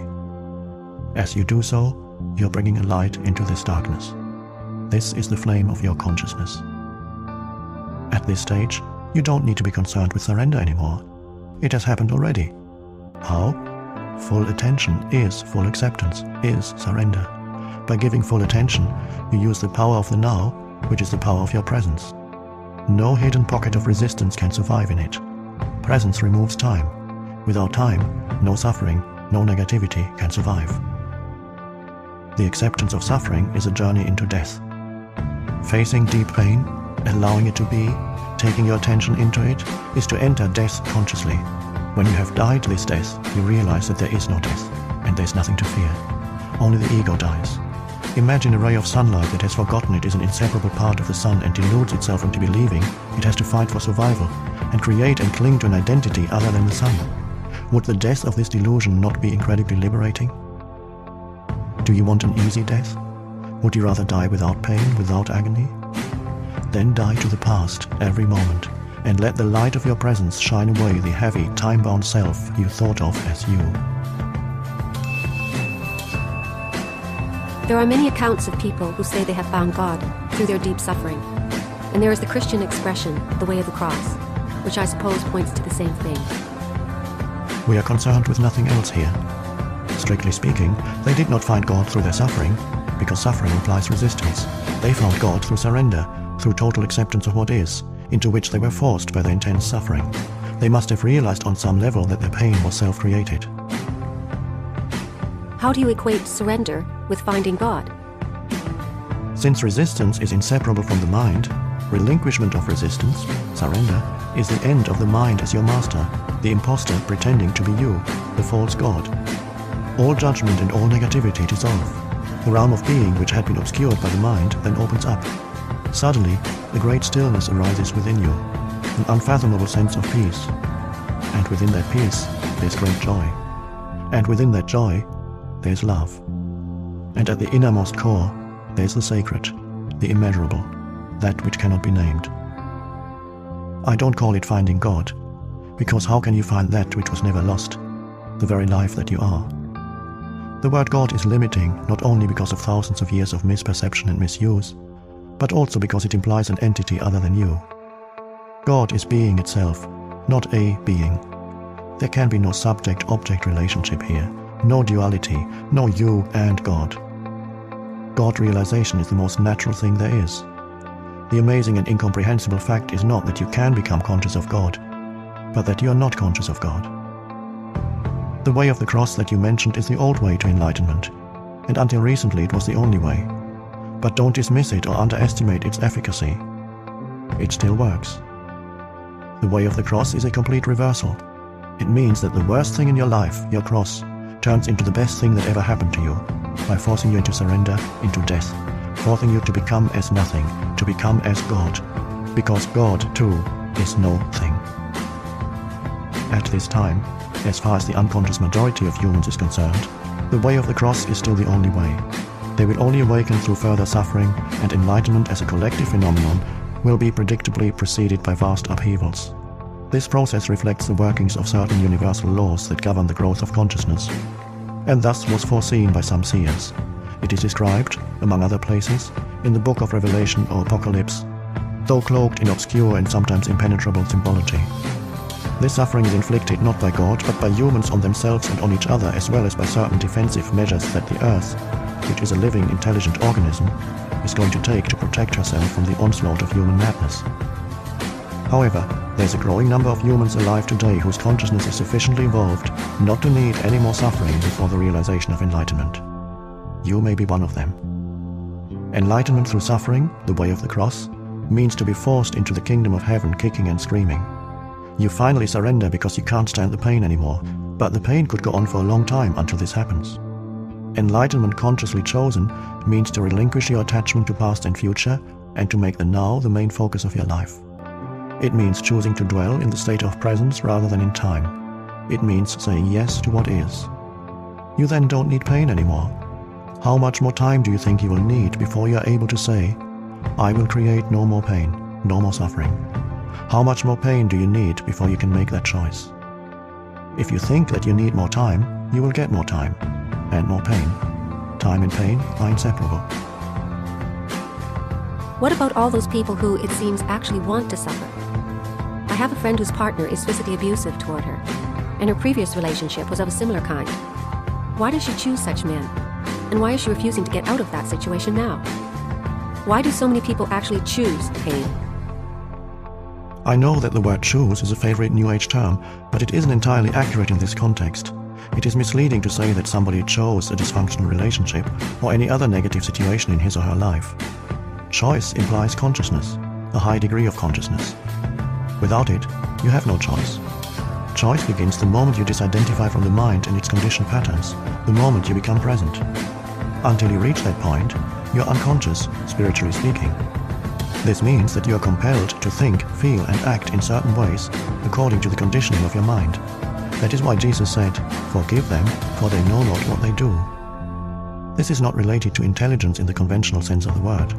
I have met many highly intelligent and educated people who were also completely unconscious, which is to say completely identified with their mind. In fact, if mental development and increased knowledge are not counterbalanced by corresponding growth in consciousness, the potential for unhappiness and disaster is very great. Your friend is stuck in a relationship with an abusive partner, and not for the first time. Why? No choice. The mind, conditioned as it is by the past, always seeks to recreate what it knows and is familiar with. Even if it is painful, at least it is familiar. The mind always adheres to the known. The unknown is dangerous because it has no control over it. That is why the mind dislikes and ignores the present moment.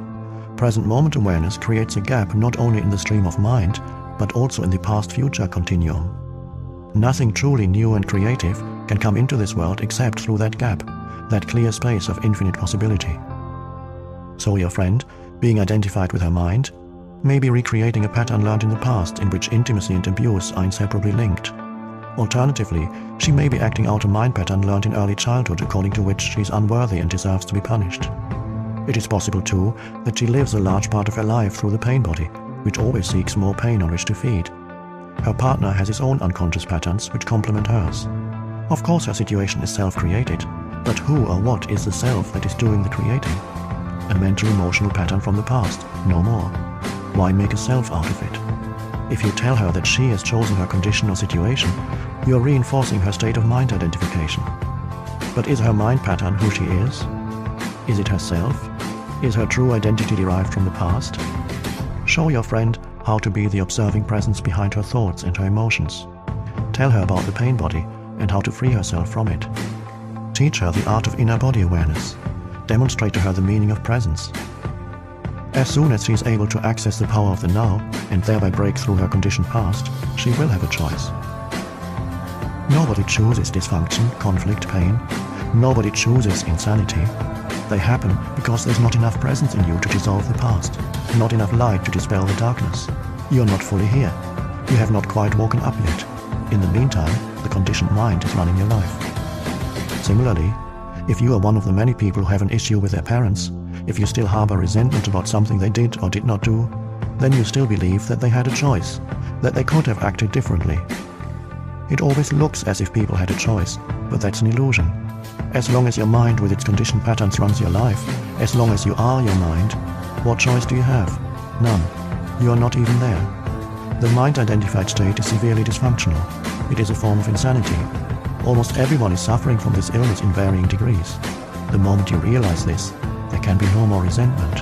How can you resent someone's illness? The only appropriate response is compassion. So that means nobody is responsible for what they do? I don't like that idea. If you're run by your mind, although you have no choice, you will still suffer the consequences of your unconsciousness, and you will create further suffering. You will bear the burden of fear, conflict, problems, and pain. The suffering thus created will eventually force you out of your unconscious state. What you say about choice also applies to forgiveness, I suppose. You need to be fully conscious and surrender before you can forgive. Forgiveness is a term that has been in use for 2,000 years, but most people have a very limited view of what it means. You cannot truly forgive yourself or others as long as you derive your sense of self from the past. Only through accessing the power of the now, which is your own power, can there be true forgiveness. This renders the past powerless, and you realize deeply that nothing you ever did or that was ever done to you could touch even in the slightest the radiant essence of who you are. The whole concept of forgiveness then becomes unnecessary. And how do I get to that point of realization? When you surrender to what is and so become fully present, the past ceases to have any power. You do not need it anymore. Presence is the key. The now is the key. How will I know when I have surrendered? When you no longer need to ask the question.